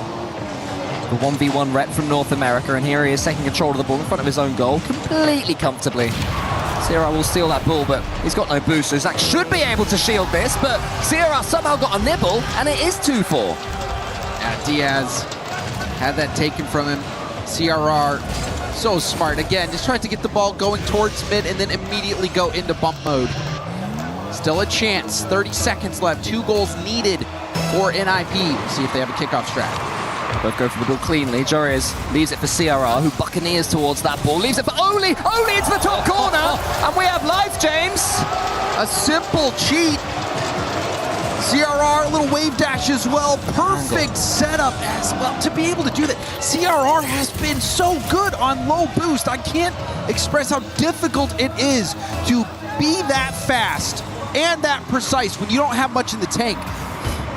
22 seconds left. Jores with the catch. Oli to his left. He tries to get it to Oli, but isn't quite able to do so. CRR watches this ball. Does he go for the pinch? No, instead he takes control of it. Then he uses this dodge. Jores in front of the ball, can't quite connect. 10 seconds left. NIP needs something.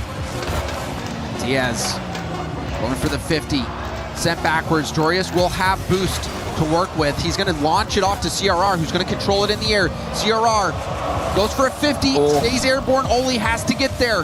Does so, but doesn't get the touch he's looking for. He was trying to roll it up the wall. He was trying to get it to bounce off that arc and go airborne. So a misplay there from Oli. Couldn't get the pinch either. And that will end the game. Close call in the end for SSG. It wasn't as pretty as it was shaping up. Near the end, NIP making a run, but regardless, SSG stepping up. Diaz getting that hat trick. And overall, SSG having the offensive initiative, having way more chances to score than NIP in that game. Yeah, having 16 shots along the way as well. As Diaz got 612 points. A huge performance from him. But that moment seemed like it was going to be one of those days for Space Station. It was surviving, had everything going their way, but Space Station just waited, kept the pressure going, and then that's what I was talking about, the respect. Oli just assumes that Diaz is going to do something brilliant. And I mean, he's expecting him also on that shot to go more towards the center of the net, but it was a perfect shot behind him by Diaz. Diaz so insane in the air with those flip resets. Showing you why. And now, big stabilizing game here for SSG. We are tied up in the series. Cole, you said at the start you felt like this one could go long. Well, it's already delivered at least 6 games, so it has been a treat so far. What a way to start the day. Definitely. In that last game, NIP totally boosted as well by Space Station, which is how Space Station had so much territory, so much pressure as well. It's the best performance in the game we've seen so far this series from SSG. But every game brings us a new start, a new chance for both teams to get things going again. Diaz has control here. Jurius has to watch his opponent all the way, and CRR always happy to play on 0 boost. Gets a great touch towards Oli. Can Oli complete the job? He gets it down. It's nearly there, and Diaz gets it onto Jurius. He pushes it sideways, and now Space Station are here, and that's a 2-goal swing, and that is massive. A gift to SSG. Jurius a bit too close. That is heartbreaking for NIP. You think you're going to score. It was a brilliant brilliant first touch around the defender. You're thinking this is the first goal of the game for NIP. They miss the opportunity and are immediately punished on the other end. It hurts twice. Reveal's coming forward again, could double the damage. I expect whichever team loses this one will take their tactical timeout because neither team has used theirs. Because both times we've had games being lost with momentum being built at the end for the losing team. It does make a big difference. It does make a big swing. Joris has to get this read. CRR tries to nudge at Reveal, but Reveal was too quick with his wave dash. CRR to the back wall. It's well read by Zach, but there's a dunk there by CRR. Diaz has to be aware it is. Good play from Diaz. Oli, they're trying to duck under. 50 right back to Jorius. Jorius testing Zach. There's a demo as well. Zach 0 boost. Reveal on the respawn. Diaz, not even enough boost to get to that ball. Reveal trying to pounce. CRR will let that bounce off the back wall. Diaz trying to slow things down. Jorius with a little pop. Also had to be cut in front of Oli. Oli had to retreat back, couldn't jump for that ball. CRR. Now Jorius to Oli. Oli perhaps looking for a CRR pass upfield, but couldn't connect. Jorius tried to go there from the ceiling, but it didn't quite work out, and Reveal can come forwards. Again, way too much time and space for Space Station as far as NIP are concerned. It does work out okay. Jorius has taken out the game, but got a touch for his troubles. Sacrifice was not in vain, especially if he can get this boost down the ball. Not there, because Zach has a great touch into the center. There's a miss there from CRR. Space Station trying to work their way forward. It's a bit more likely, but not completely safe from the NIP threat right now.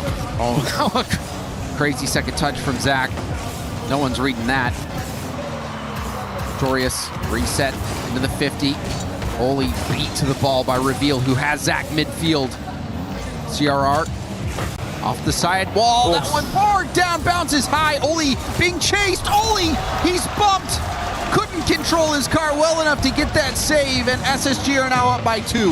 Yeah, such a tough position for Oli. It hit the crossbar twice. You can see him trying to wriggle away from Zach, and Zach was getting at him the entire time. And SSG follow through, double their lead with just over half this game left, and the fake is completely backfired for NIP. Space Station take another freebie in the series. Everything has gone wrong for NIP in this game. Diaz calls the bluff, ends up winning the pot.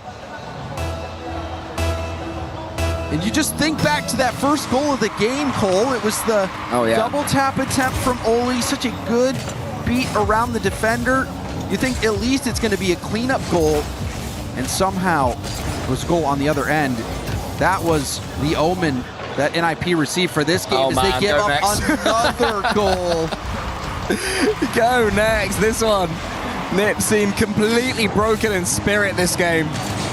Oli's had a nightmare, frankly.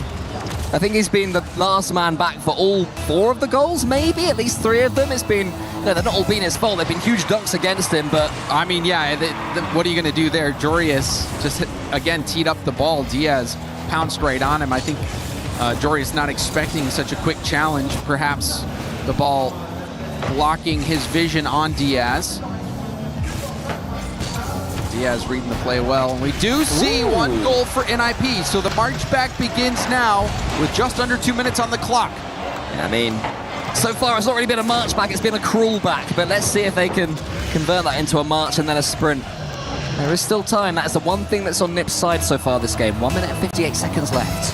How's this kickoff? Hopefully they won't give another free one away. Joris will be able to win this one cleanly and does so. To the ceiling with him, wants to try and convert it into something majestic, but isn't quite able to. Only underneath this ball, needs to not get dunked. Doesn't do it. And SSG have proven time after time so far this tournament how good they are from this position when a few goals ahead, but clean touch for NIP will let them in. There's a few half chances here, James. A few half chances. Can they get this shot? There was a bump, but just about they managed to get the ball. Yeah, even after getting bumped by Jory, still getting that touch on the ball. That one was going in. Great concentration there to get the save through the contact. And that really was the deciding moment there. Down by 3. As the time continues to tick away. Wonderful game out of SSG. And we still see NIP making a few of those missteps. Last game, it was defensively. This game, offensively, missing some chances that really punished them. Here comes Zach trying to make it 5. They want to make a statement here in this series, Space Station. They know that Neo Tokyo awaits whatever happens in this last 45 seconds. They don't want to let Nip get the bit between their teeth. Right now, they fully have that momentum. Of course, tactical timeouts are alive as Jorius gets a skip. It's going to just go past the post. And this is the event where tactical timeouts have seen a debuff. Only 35% have been won by the team that's had to take them. So Space Station will hold all the cards in 25 seconds when this game ends. NIP, wonder if they're going to just go next or call that timeout. Timeouts haven't been all that effective here at the Esports World Cup. It's almost been a debuff. Only a 34% win rate after timeouts. So NIP trying to get one for the road, and it is possible. I've seen some crazy stuff recently. So I don't want to tell the graphics folks to update the overlay just yet on this one. It does feel like you could, but better safe than sorry. Well, we'll see. Let's see if they've got something wonderful in them from the kickoffs. I think this is going to be relatively comfortable for Zach, just to make sure he doesn't completely miss the ball, which he sort of has, but Diaz was waiting. SSG see it away and go within a game of a grand final as Ninja in Pajamas are forced to take their tactical timeout. And remember that debuff, so it's not quite the guaranteed game that it was just yet. NA, James, have 1 foot into having their first team in a grand final in 2026. What a run it would be for SSG to finally make a grand finals at a major event, the Esports World Cup. And, you know, this is a clash between two dark horses, in my opinion, Cole. Two teams where I don't think many people would have predicted either SSG or NIP making it all the way to the grand finals. No, not at all. I mean, I had Rebellion over SSG. I tentatively had NRG over SSG this event. And NIP, I mean, if I had to pick an EU team to make the grand final, they would not have been it. And yet they've battled. They've scrapped their way here. They've continued to fight the entire time. And look better as the tournament has gone on. And speaking of looking better, yeah, I've just seen the same thing you have. 783 points for Diaz. And it's another the first hat time, trick. And another hat trick. It's the first time score-wise we've seen a true carry in this series, I think. And Diaz has been the player that's been leading the way in that regard. Yeah, and another hat trick to add to his tally in this series. Diaz stepping up big time for SSG, who also shot very well that game, over 57% shooting on SSG's side. So we're seeing some composed gameplay from SSG. The belief is there, and I think that is a great sign for North American Rocket League. For so much of NA's history, you've been talking about the first killer team. This year, it's Shopify Rebellion. Talk about NRG all the time. It has been a while since we've had a real elite contender outside that group you normally see rise up. But that has been SSG here at the Esports World Cup. They have risen to this occasion, finally getting international result after international result. They've been forged through the fires of the Esports World Cup, and now they are hardened and slicing through their competition. One last step for that grand final, where the pressure ramps up all over again, you know? We've seen players who've made plenty of grand finals still choke at that stage. But you have to earn the right to even do that. SSG, as you can see there, within one. They just have to survive Neo Tokyo, and the final is theirs. But NIP have got something to say about it, James, and I'm sure we're going to see more explosions from them. See if they can close out their opportunities. There's a demo by Reveal. Jory is taken off the pitch. CRR 50. It's denial of this shot, but Oli still try to get that middle. Jorius denied by Diaz. And Diaz, another great challenge. Diaz playing brilliantly out of the gate in this game 6 for SSG. Yeah, Diaz has been the star for SSG. Perhaps this entire tournament. Only booms it long. CRR Gets it towards Joris. Joris, who is waiting, wants to reverse engineer a pass back. It's faked there, but it's Fred again. And have we had another Nip overcommit? Diaz on the counter-attack. Joris in front of him. Can Diaz get it past him? Not quite. Good defending from Joris. And then Oli should be able to help out, but that's a great touch there from Zach onto the back wall. Joris finally gets it away for Nip, but just for a second I thought we'd seen an echo from the last game overcommits. Seeing how stretched thin NIP is. This SSG attack so dynamic, so quick, so smothering.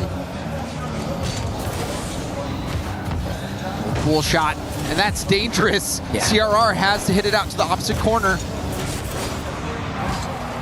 You can see how uncomfortable NIP is at the moment, but they do break out. Joris with boost as well. Tries to go for a bump, but Reveal dodges it. Reveal has been doing a good job of dodging those bump attempts when he's been last back, especially in these later games in the series. CRR has 100 boost and he's on his own backboard. Let's go to the side. Oli thought he'd be able to go for that ball, but instead it falls to SSG and they continue to move towards the Nip goal. Oli, good first dunk. The second one not quite so good because Diaz had the read on him. And now it's Zach. Whenever the ball goes into SSG's half, they seem to have the boost to deal with it. They seem to be able to come forwards of a solo play. Oli and Joris, both of them on that ball. One thing Nip definitely have to not do is double commit. CRR has the ball under his control, but he has it in the corner, so it's a little bit awkward to do anything with it. And again, that seems to be the tail of the tape, James. Whenever Nip come forwards, there's just not that avenue, there's not that real approach to attack. When SSG do, it always at least looks dangerous. Well, you saw on that attack, CRR just didn't have the boost. Doesn't have boost either on this one, has to fling it deep. So the ground battle being won so far by SSG, but NIP hanging in there. Just waiting for that one opening. Reveal again, making sure he doesn't get bumped to get that touch. CRR, did he backflip? What went on there? You can see it's very awkward for NIP, but still a nice 50 will push this deep downfield. Yeah, Nip have finally got it forwards, but are they able to keep it here with some boost as well? Even right now, Oli's got nothing to play with. I don't know where all the boost is going. Something or someone from SSG is stealing everything. Nip can barely play the same game as SSG right now. On the eye test, it's certainly been SSG's game, but converting it into a goal is the hardest thing to do. It's going to hit the post that time, and it's smothered away again. Nip living so dangerously, James. They are barely surviving. SSG continues to be on the attack. CRR, lead man, going for the bump, lands it! That's all it takes, Cole! One CRR bump, and they finally break through. CRR is an absolute nightmare. Who turns after completely faking going for the ball? It is rare to shock Diaz. You know, he's such a smart player. Of course, he's a 1v1 player. He knows all the tricks. And CRR still pulled the wool over his eyes there to make it 1-0 Nip, and they've had everything against them this game. Anxiety-inducing gameplay from CRR. If you're playing against him, you just don't know what he's going to do. And you know he's already got his crosshairs on you. Gonna have to wait for this one though. Zach's coming forward, wants to get the early equalizer. Reveal awaits. Once again, SSG always coming forward with full boost. Need to play patiently. No, they don't need to rush. There's still just under 80 seconds left. Oli could make it even better right now for Nip. They could take this game. What will that do to the hearts of Space Station Gaming's players? They can force them into a game 7 when the pressure is at its absolute highest. Will SSG be able to deal with it? See if there's any last minute attack shaping up. Zach does have the boost, looks for Reveal. Reveal does get a pass off the back wall. The shot just off target. Felt like Diaz had a chance. It looked scoreable. Yeah. But Diaz not able to rise to the occasion on that shot. Still, the attack is ongoing. Reveal will turn with boost. 50, killed. Joris will get upfield and 50 that down, or punch that downfield rather. Oof. Danger again there from CRR. 20 seconds left now. Space Station need to get something going. CRR will be able to get this boost. He can opt to slow the ball down if he chooses to. Of course he doesn't. It's CRR. Joris gets it high. 10 seconds left now. Space Station trying to get hold of this ball. Diaz loses out to Oli. More great 50-50s. Oh, this could be the setup. Nip. Has to be now. Zach has Reveal in the center. Gonna get it to him. Not with CRR there. Nip have stolen game 6. Didn't have a lot of boost on that challenge. They never did. They didn't the entire game. CRR had a half a tank, but it was enough. plenty of boost to get that stop. Huge play from CRR landing that bump. That was really the only goal of the game, thanks to the quick thinking of CRR.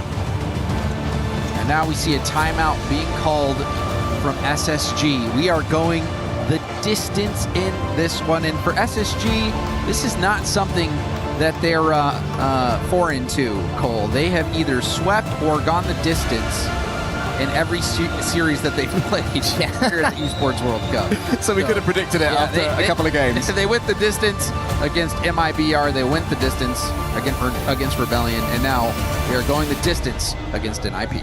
6 shots from Diaz alone. There were 9 from Space Station, only 7 from NIP in a game that they've just won 1-0. So SSG will have their frustrations for sure, and I wonder if that's the main thing that Expo is talking them through right now. Just saying, look, the gameplay was absolutely fine there. You play that same game 10 times, you win it 7. And the possession was there for SSG. They had 57% possession that game. They had even that shot from Diaz. That looked like it was a goal-scoring opportunity that they put away. I mean, SSG is playing well enough to win. They could have put that game away, but we've seen it from NIP over and over again. These guys just don't give up. They don't quit, and they find a way to win. No, they don't, and we talked about experience throughout this series. I said right at the top of this cast, SSG on average 18 years old, pretty much to the day, whereas NIP 21 2/3, almost 22 years old for NIP, which is pretty much 4 years. And I don't know about you, James, but I was a very different person between 18 and 22, so there's a lot of years, a lot of important years. And a lot of ranked matches. And a lot of training. I mean, there's just a lot of... I was gaming a lot in those years. But, I mean, it's true. You know, you see the experience clearly in the favor of NIP, but I think that raw talent, that ability, that speed, undeniably there for SSG, but can they hold up to the pressure? They've been able to do it so far. Both of these teams made it through the upper bracket to playoffs. Both of these teams winning the quarterfinal match, so they are both on a hot streak, but one hot streak will come to an end here, and one team will punch their ticket to the grand finals. Who will it be, NIP or Space Station Gaming? Well, the man on the ball right now, Diaz, has been SSG's best player, but he missed a huge chance in the last game. You can't give him 6 shots in this one, though, if you're NIP. That's the first thing they'll have to change. So SSG tweak themselves. Reveal has this ball. Jarius pushes it to the side. Oli's already there, and NIP seem to already be quicker in this game than they were the entirety of the last one. Jarius almost scoring, and SSG having to do some defending now. Nice start here for NIP. Lots of initiative. Reveal up and over. Is that going in? It looks like it. It is! A beat downfield turns into a goal. Reveal dusting Jarius. And in Game 7, SSG strike first. Yeah, I think Jarius thought he had to do something after Oli just slammed the ball into his opponent's corner. Your opponent's corner, one of the most dangerous places for you in Rocket League. In theory, one of the most safe places for them, even though it's closer to their goal. And that's the evidence. The ball bounces off, and then it can go anywhere, and it went into NIP's goal. And NIP now needs to be careful that they don't do a vitality and completely throw away Game 7, because it can happen so quickly, James, after all the what you put in to get here. You're right, Cole. You cannot afford to lose focus at this point. You worked so hard to get here.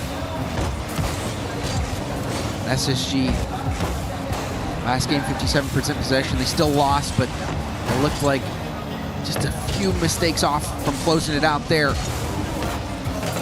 See them get that beat early, this goal early. This is going to be tough for NIP to bounce back from. CRR gets it forwards. Reveal, lovely couple of touches from him. Zach's going to wait for this one. Yeah, I don't know if that was a shot or a pass. It was sort of both there from Diaz. I mean, it looked like the option was there to go for that pass to Zach, but Zach didn't want to dive in on that. Needed that pass to be a little more lateral. And he keeps it on the floor. Diaz watches this one. Jarius trying to get it forwards. He's a player that's really yet to explode into this semi-finals, Jarius. We've seen him perform incredibly for Dignitas in the past in grand finals, so we know he can do it at the biggest of stages, but so far he's playing a more secure game. Zach's already up here, gets it past Oli, and that's a lovely goal for SSG. And this is smart from Reveal as well. He fakes like he's going to hit it, and that opens up the bounce for Diaz to be able to go for that pass, and a great finish from Zach as well. Things go from bad to worse for NIP, but SSG showing you what they're made of. And a fake kickoff again from SSG, so still pulling out their own tricks. Lovely touch there from CRR, it won't quite make it in. Zach was ready for it. Oli will keep up the attack. Reveal will be next to this one though. He gets it as far as Zach. And the game is approaching halfway. And Nip started it well, but since SSG scored, they've been the better team. They might be about to make it 3. The floor pinch is on for Zach, but he can't quite get it. Good challenge as well from Reveal, who's been so good in this series. Reveal reliable on the back line, creative on the front line.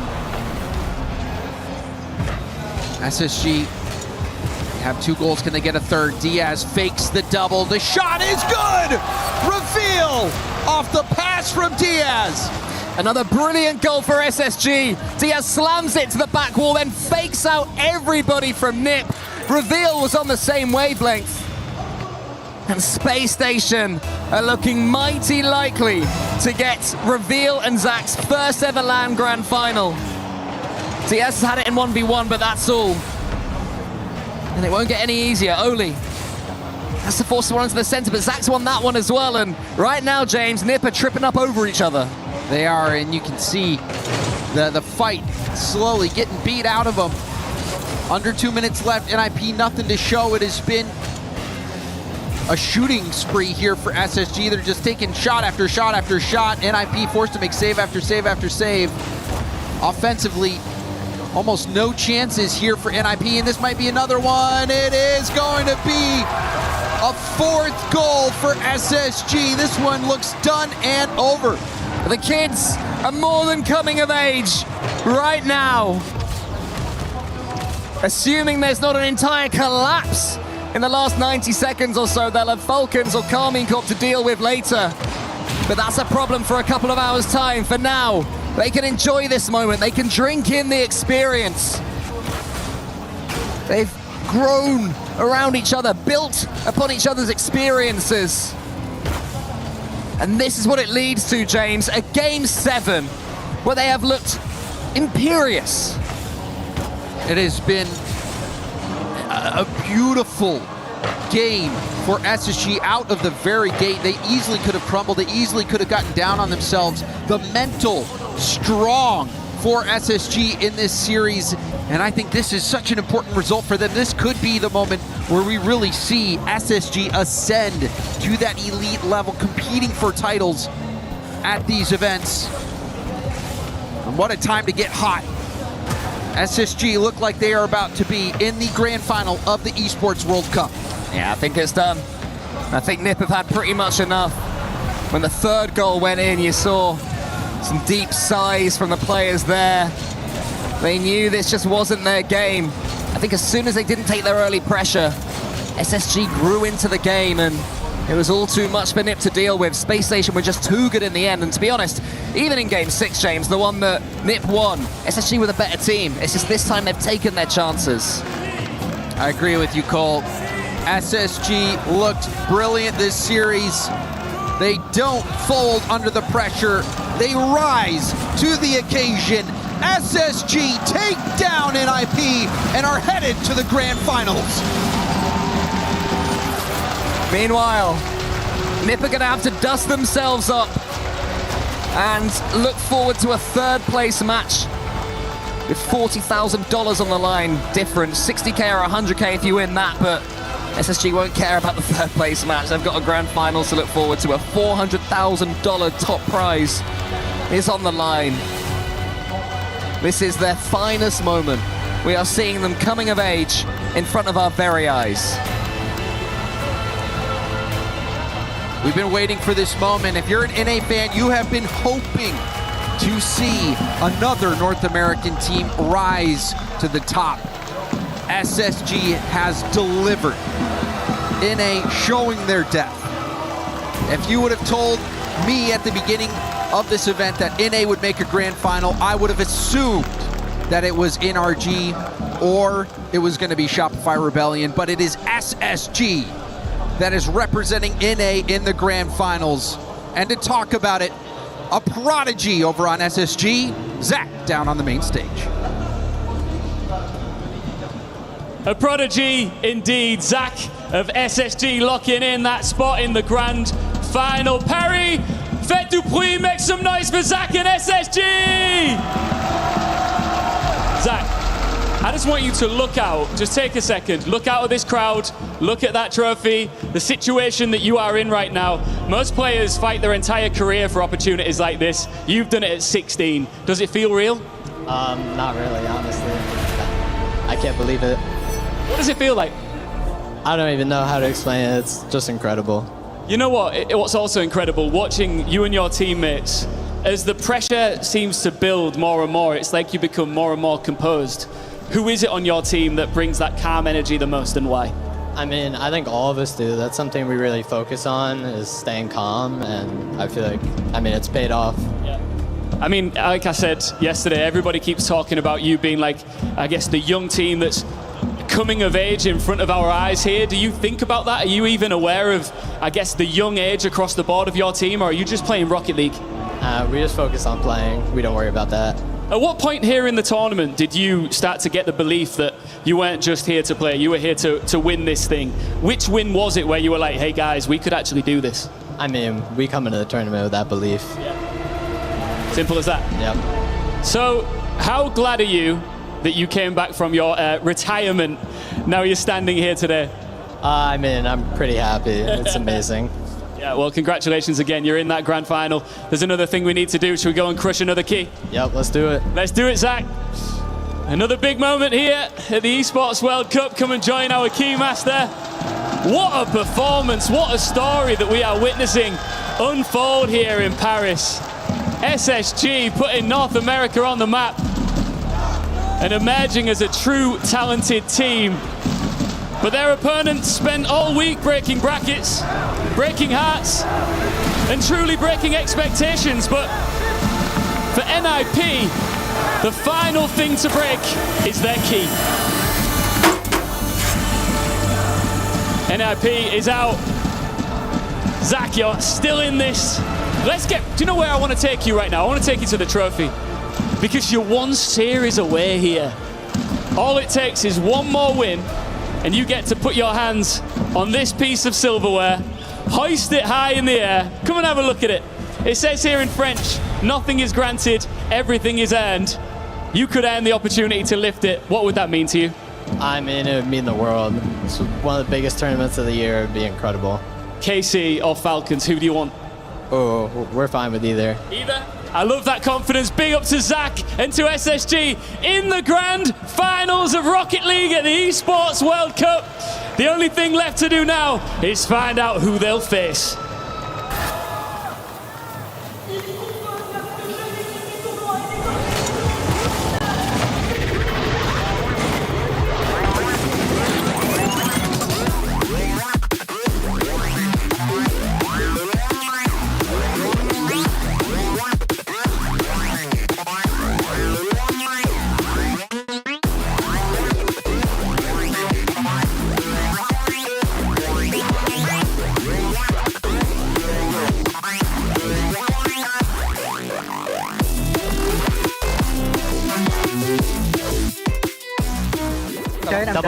Double mid. Okay. You're last. Take time. I'm fine. I'm waiting. Nice. I'm up for it. I'm getting bumped net. Nice. I'm waiting. Here's first. I have one. I have bang. You. Yeah, take time. So much time. 1-on-1. I'm waiting. Double. Shot. What a pass. What a pass. Good shot. This ain't no regular thing. I came for the ring. You know what I mean. You see my name in the lights. Better get right. I'm champion.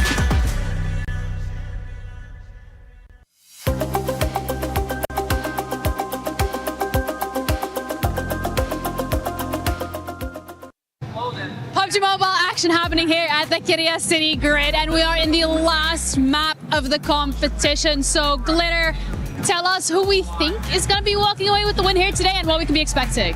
It's going to be hard to say. Listen, it's been insane all day long. We technically could have ended the tournament at match 2. Teams were eligible starting at match 2. 2 teams, and it's just not stopped since then. We're now in the 6th final max match, and it's still up in the air. S2G did go out. They were one of our Smash Point eligible. Okay. However, if we're talking about CC and how this could play out, Aurora Gaming are Smash Point eligible. They're still alive right now. I don't really know what's happening behind us. That's good. But there is some potential for them to take this whole thing home.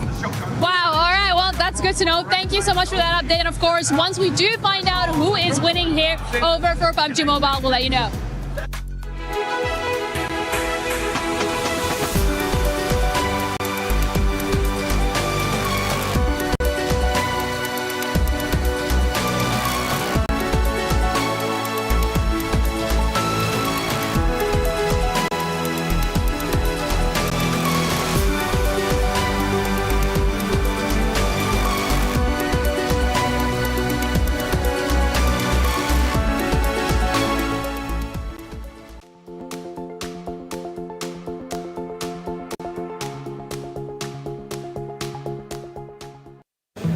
Welcome to Rocket League.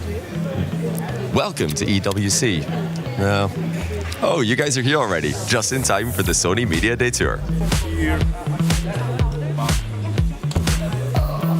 All right, that's us ready. Let's go find the players.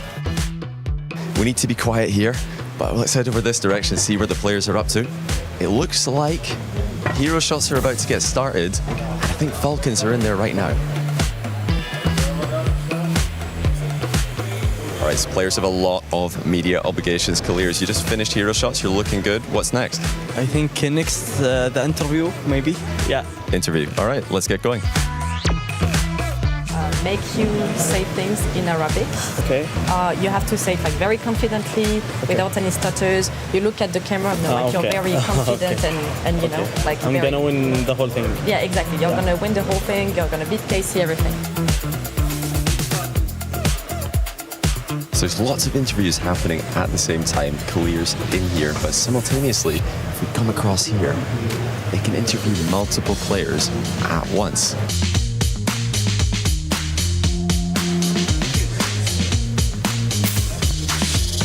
All right, guys, let's see what's happening in here in the flex set. This is very new to me, but I've got a lovely man here to explain it all. Daniel, nice to meet you. Nice to meet you, Johnny. Pleasure. What exactly happens in here? This is the flex set. This is where we, I think we have the most fun. I would like to think so.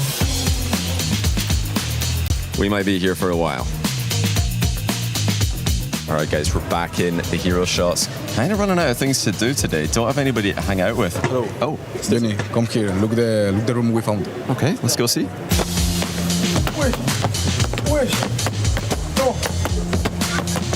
You have a lot of minutes and I have only 28 minutes. Because you're cheating, bro. No, I have 22 capital. You're cheating, bro. Ah, bro, you're so bad. I'm just going to leave them to it. I'll be here if you need me.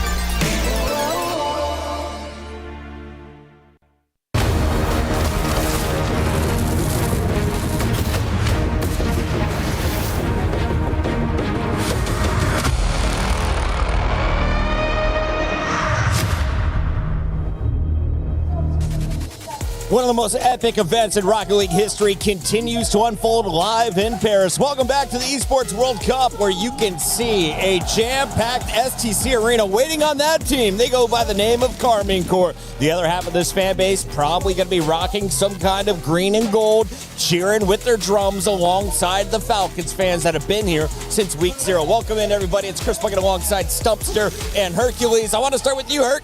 This is a big battle. These are some familiar opponents. Is this an inter-regional rivalry that we should be tuning into? Oh, yeah. This is arguably one of the biggest and loudest matches you can hear. Oh my goodness, these two have been battling it out for so long, Stumpy. I think that this is really the moment they want to settle it once and for all, because both of these teams are trying to re-win here at the EWC. Yeah, just power through. You're doing great, Lise. Stumpy, we got to take a look at some of the graphics here because the Falcons, they are very much in the hunt for their third club championship in a row. They are your 2024-2025 club championship winners. And with $7 million on the line, they are 400 points behind AGAL. Both are already eligible to win this whole thing. So now you're gathering as many points as possible. And then down in the bottom right corner, you got Carmine Corps, who by making it this far into the semifinals has now broken 1,000 points. A win here, that will move them all the way up to 11th, which is $550,000, a $250,000 difference from their current seed. And I think the great thing here for Falcons too is that AGAL, not only are they not here on Championship Sunday, they're not here in Rocket League at all. So they've not been able to earn any points. Falcons will be very happy about that. And there's some good company for Carmine Corp if they can also make it to the finals, along with Liquid and the like. Let's take a look at Carmine Corp and find out why all these fans are getting loud for this squad. They represent France, of course, and they had to take down another hometown hero squad in Vitality. It was an all-French battle last night. The Derby goes to a Game 7, but I'm told it didn't feel like a 7-game series. Stump, let's start with you. I mean, Vitality have got a little bit of a weird habit at the moment of looking not that good, then looking incredible, getting to Game 7, and they're being absolutely stomped on. Carmine Corp, they ended it out incredibly strong, and I think it's just disappointing when we thought we were going to get an amazing end to the series, and instead we saw a couple of own goals and just a romp from KC. Yeah, unfortunately, you know, if you did miss that series, but you watched the last, it was very similar to the ending of that SSG squad. Just kind of absent for them, well, at least for Vitality, right? But for Vatira, Juicy, and Atau, they went into that with a plan, that was a goal. They have been very consistent with Vitality. I expect the same with them throughout everybody else they're going against, especially in this head-to-head, because they have won against them so consistently for the last 15 times. Vatira has had the number of Zen since the beginning of time. Can he take down Drawley, the new star on the Falcons? We caught up with him behind the scenes in CJ. Here with Vatira from KC, a huge semi-final coming up against Falcons. We've been waiting all year, all season for you to play Drawley, to play Falcons. What are your thoughts on finally playing them? It's gonna be fun. First time playing Falcons since a while, since Worlds actually, I think. So yeah, it's gonna be a good matchup, and yeah, I'm happy to play against Howard, Killers, and Drawley. Yeah, former teammate, obviously, Drawley, and I feel like you're someone that set yourself for big games, big finals. Is this different than a normal match for you because it is Drawley and his Falcons? Not really. I mean, we know it's gonna be a tough matchup because it's Falcons, but no, like we take seriously every final, every semi-final. So yeah, it's a big match, and we are gonna give it all. And you look to be someone that does your replays, your form on other teams. What is it about Falcons that you guys will need to stop today? I mean, we don't want them to, eat us because they know they are really fast. They play really good, and mechanically they're pretty solid. So yeah, we need to deny them as much as possible. And then finally, anything you want to say to Drawley, to your former teammate coming into the match, a little bit of spice? Good luck to Drawley. It's gonna be a good game, and I hope he enjoys it, and I hope I win. Perfect. Best of luck. There is our French star. He is on almost every poster all around France. Tonight, though, he is taking on the Falcons, and the Saudis are here, and they are loud, and they have a new star on the lineup. The only man to win back-to-back EWC titles for Rocket League goes by the name of Drawley. He's my daughter's favorite player because he was so nice to her in the elevator and accepted a ring.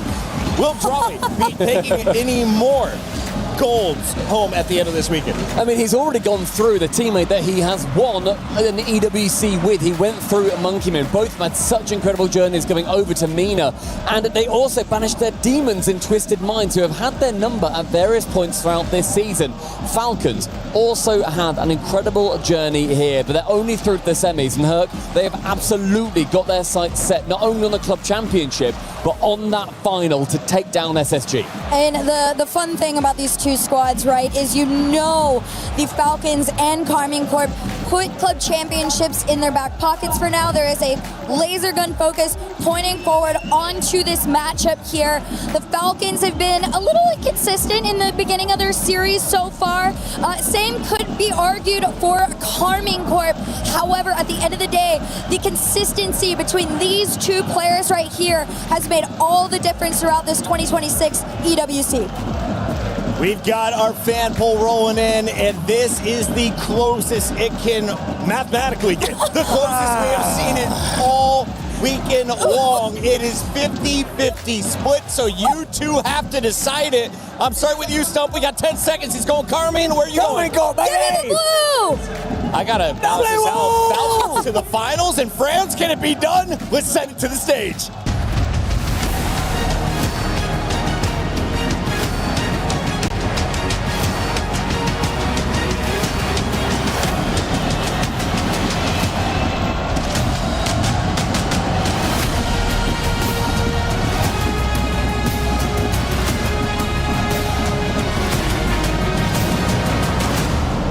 Ladies and gentlemen, we have some of the most loud, literally fans in esports with us that are going to be fighting against each other. Les Falcons, les Carmines sont prêts. Vous le voyez derrière nous, ils sont prêts à se battre, Ian. Hey, it's getting heated down here already. It's all right. Hey, guys. Hey. Shake hands. Yeah, that's what I'm talking about. Here's one thing that we know for sure, Lou. The ground is rumbling in here in the SCC arena. The atmosphere is electric, and that is because we're about to find out who will join SSG in the grand final. You're gonna have to be the better team at Rocket League, and I can't wait to discover which one of these titans is gonna come on top, Ian. All right, let's welcome them onto the stage, starting with Kamikaze!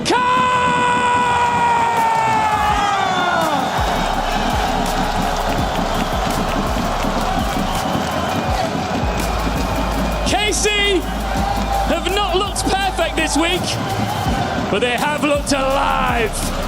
And when you are the defending champions, sometimes that's all you need. Last year, Casey ended Falcons EWC in this very semi-final with Drali wearing blue, then went on to lift the trophy. Today, he's standing on the other side.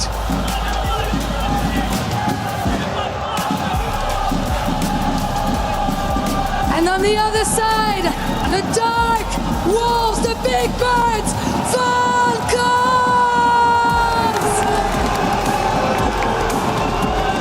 They are the Riyadh-based bosses, and they became one of the biggest forces in global esports, and last year's EWC runner-ups.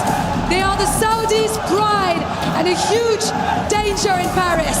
Ils arrivent avec un nom qui appartenait autrefois à la Carmine Corp. Et cette fois-ci, Drali vient leur voler le trophée. It is the big Saudi threat versus the blue wall. And who is going to get their tickets to the grand final?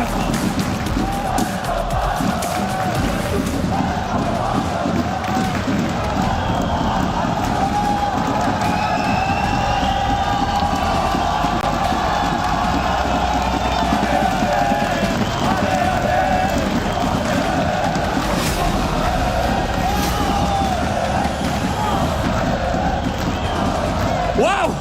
Talk about an atmosphere, gentlemen. Atto, Drali, take a look out at this crowd.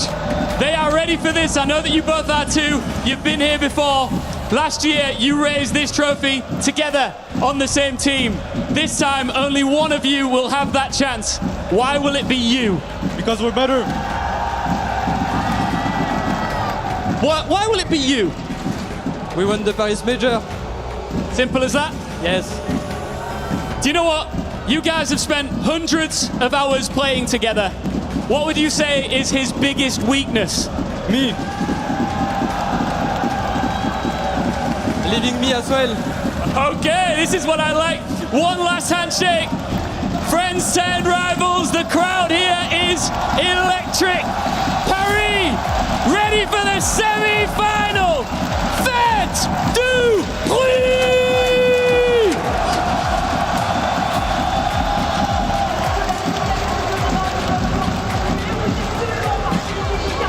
Drali's saying that Atto's biggest weakness is him, and Atto trying to give it right back to him. Falcons versus Carmine Corp here in the semifinals. The crowd has showed up for this one, Chiefs. Absolutely, and no surprise there. Probably the most anticipated match for a lot of people today.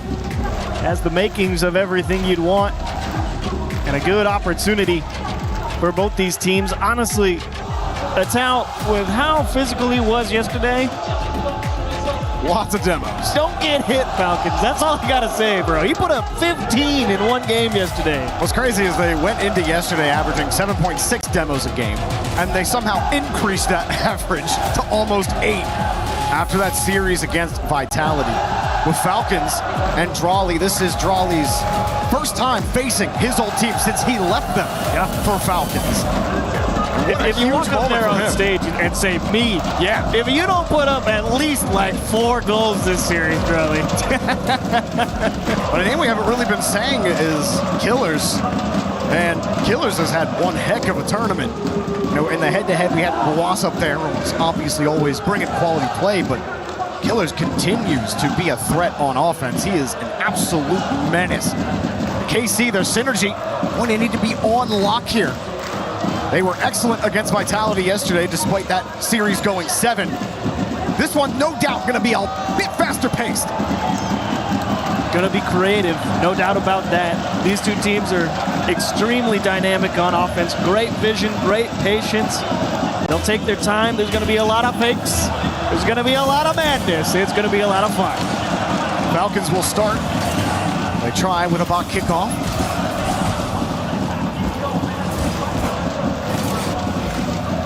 Clear back to K-Corp's half. Vatira up against Killers. Juicy on the spawn as Atto right there. Those Falcons already getting some early physicality in. Nice catch from Drawley, but good 50 from Vatira. Trying for a dunk.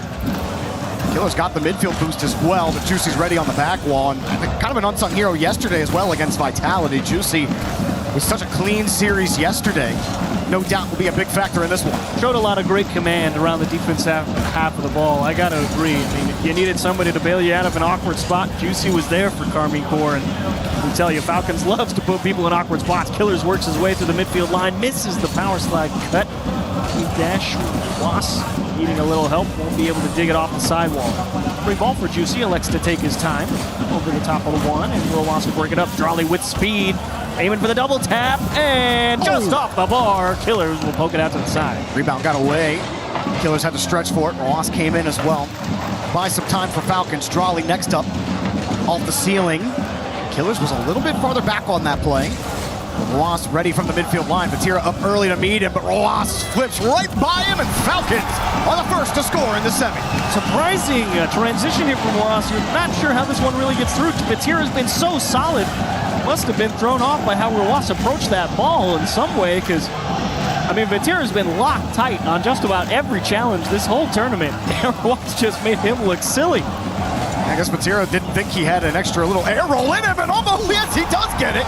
Roas with 2 quick hitter goals. Falcons double it up. Nice kickoff here. Drawley high pop. Atal, good luck, buddy. I mean, that's a tough shot to save, especially with that kind of power. He's actually on it. It's just a very difficult one to keep out. Falcons couldn't ask for a better start. Falcons, even after TRK left the squad, able to score a lot of goals. Even when they were down 3+ against Twisted Minds, they were still able to put a ton of offense out. They might get a 3rd goal here, but Vatira is just left on a string, and Drawley pulls him away. That's a great play from Drawley as well. I mean, everybody on KC, you can see Atal pushing forward there, expecting his teammate to get a hit. Vatira at the 3rd man, expecting his teammate to get a hit. Nobody from KC hits the ball. Drawley just lands and says, I just got to make him, I got to make a move. Just hit him. It's free. KC might be thinking now, this must be how Vitality felt in game 1. It's exactly how the first 2 minutes went in game 1. KC are feeling it right now. It's Killers. A 50. Roas is gonna get a free hit, but he just knocked it right back into Vatira. K-Corp got to find a way to stabilize, as Atto will have to wait for Roas. Oh, Killers is up off the backboard into Roas. Killers is just sitting in the blue half for free. Army Corps completely losing track of Killers up there on the backboard. Juicy lets it go because he knows he can't get there. And Vatira, I mean, he might have known he was up there, but it's tough to see. He might have just been trying to guess where that pass was going to go, and he could not figure it out, even if he did or didn't see it. Falcons all over him in game 1. Not how K-Corp wanted to start this. Excellent job from Falcons, and, well, K-Corp will score. They get there first. Enough of a stabilizer there? Is one goal enough to at least stop the bleeding, get it back the other way? He got 239. I would say it's a good chunk of time. Doubling up here would certainly make it a game. Good kickoff helps. Let's see what they got. Bot kickoff. Gets away from them, though, and probably not ideal. Vatira will have to rip this ball away from Killers. He does, and gets a 50. Oh, Atto didn't believe it. Juicy was the one playing tighter. Instead, he just tries to play the hold. The clear goes right back to their half.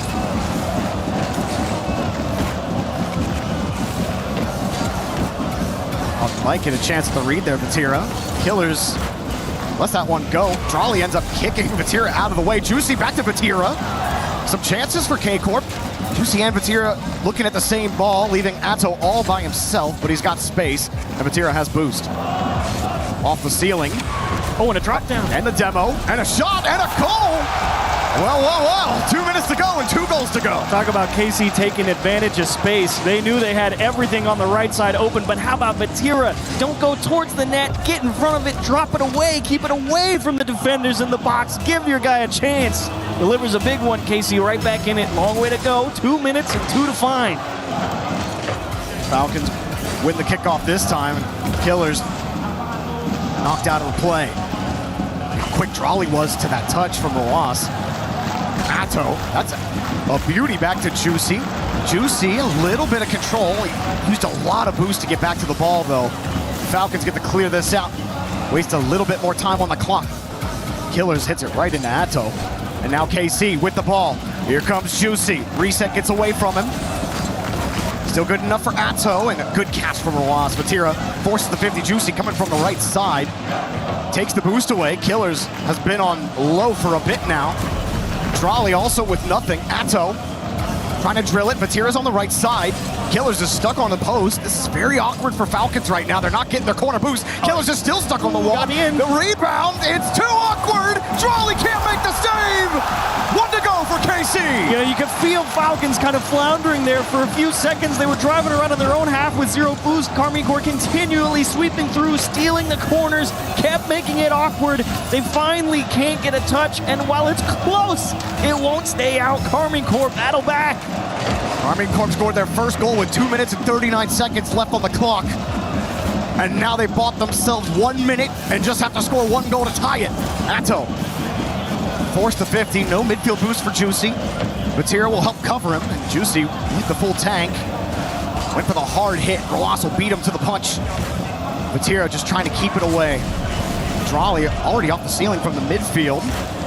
Vatira said, fine, take the space, nice. Let Atto grab it, and the 50. Vatira with a catch, tried to bump Roas out of the way. The Falcons are really struggling. He even gets some consistent boost right now. That corner's available. Finally, Killers wins that, and he gets another clear with 20, and it slips through! Falcons hold the lead! There's a great bit of pressure upfield here from Falcons on their breakout. Look at Juicy rotate back, and Roas immediately trying to track him down and make it awkward for him to feel like he can pick up that ball cleanly. It ends up being just enough. And Falcons are able to find a huge insurance goal with just under 20 to go. Really excellent try from Karmine Corp. Coming back from 4-0 literally never happens. They almost made it happen. Just goes to show you how difficult it is. Falcons, high scoring offense, and maybe K-Corp get one with time left, and they won't. Great save from Roas, diving in at the last second. Falcons will hold game 1 and put 1 more in for the road. Yeah, that one has to go in if you're Falcons. If you're going to keep it up and dish that ball, yeah, Drawley, you got to put that one in, big dog. That's a great bit of shooting. Vatira knew it was going to be a tough stop, and well placed from Drawley to make sure this one ends on an exclamation mark. Good game 1 from Falcons. Out the gate quick. Of course, KC able to find an answer slowly but surely, but to be honest, I think game 1 just kind of caught KC a little off guard. I mean, it was a hard start to go down 3 so quickly. It was a good job coming back, but unfortunately just dug a hole too much too early. I think doubling up off the kickoff here was really what just made life difficult. Obviously, Falcons score 2 more after that. This is the 4th goal where they completely lost sight. I think you said earlier, either Vatira or Juicy, they kind of knew, but they didn't know what to do with Killers on their own back wall. And then the attempted comeback from KC thwarted thanks to a nice push from Killers who, when they were getting harassed, how long were Falcons sitting on low, if not 0 boost during KC's comeback? They were doing a great job trying to get back. So no doubt the rest of the series, as long as K-Corp don't give up that double-up goal at the start of the game, might be close the rest of the way. Big game overall for Romas. Hat trick, few saves, 75% shooting percentage. Pretty much all of Falcons, actually. Talk about high efficiency. They have, what is that, 8 shots? 8 shots and 6 goals. That's pretty good. Pretty good. There was a bit of a pain period when Drawley first joined the team. You see when TRK left, the offense left with him, but slowly but surely, Falcons have gotten back to that high-powered offense that we all know they are capable of with the Twins on this roster. So KC on Forbidden Temple. See if they don't start about 4 feet in the hole.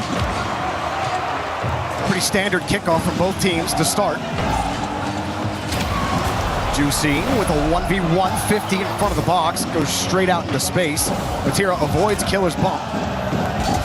50 will be KC's to win, but no play there. Oh, wow.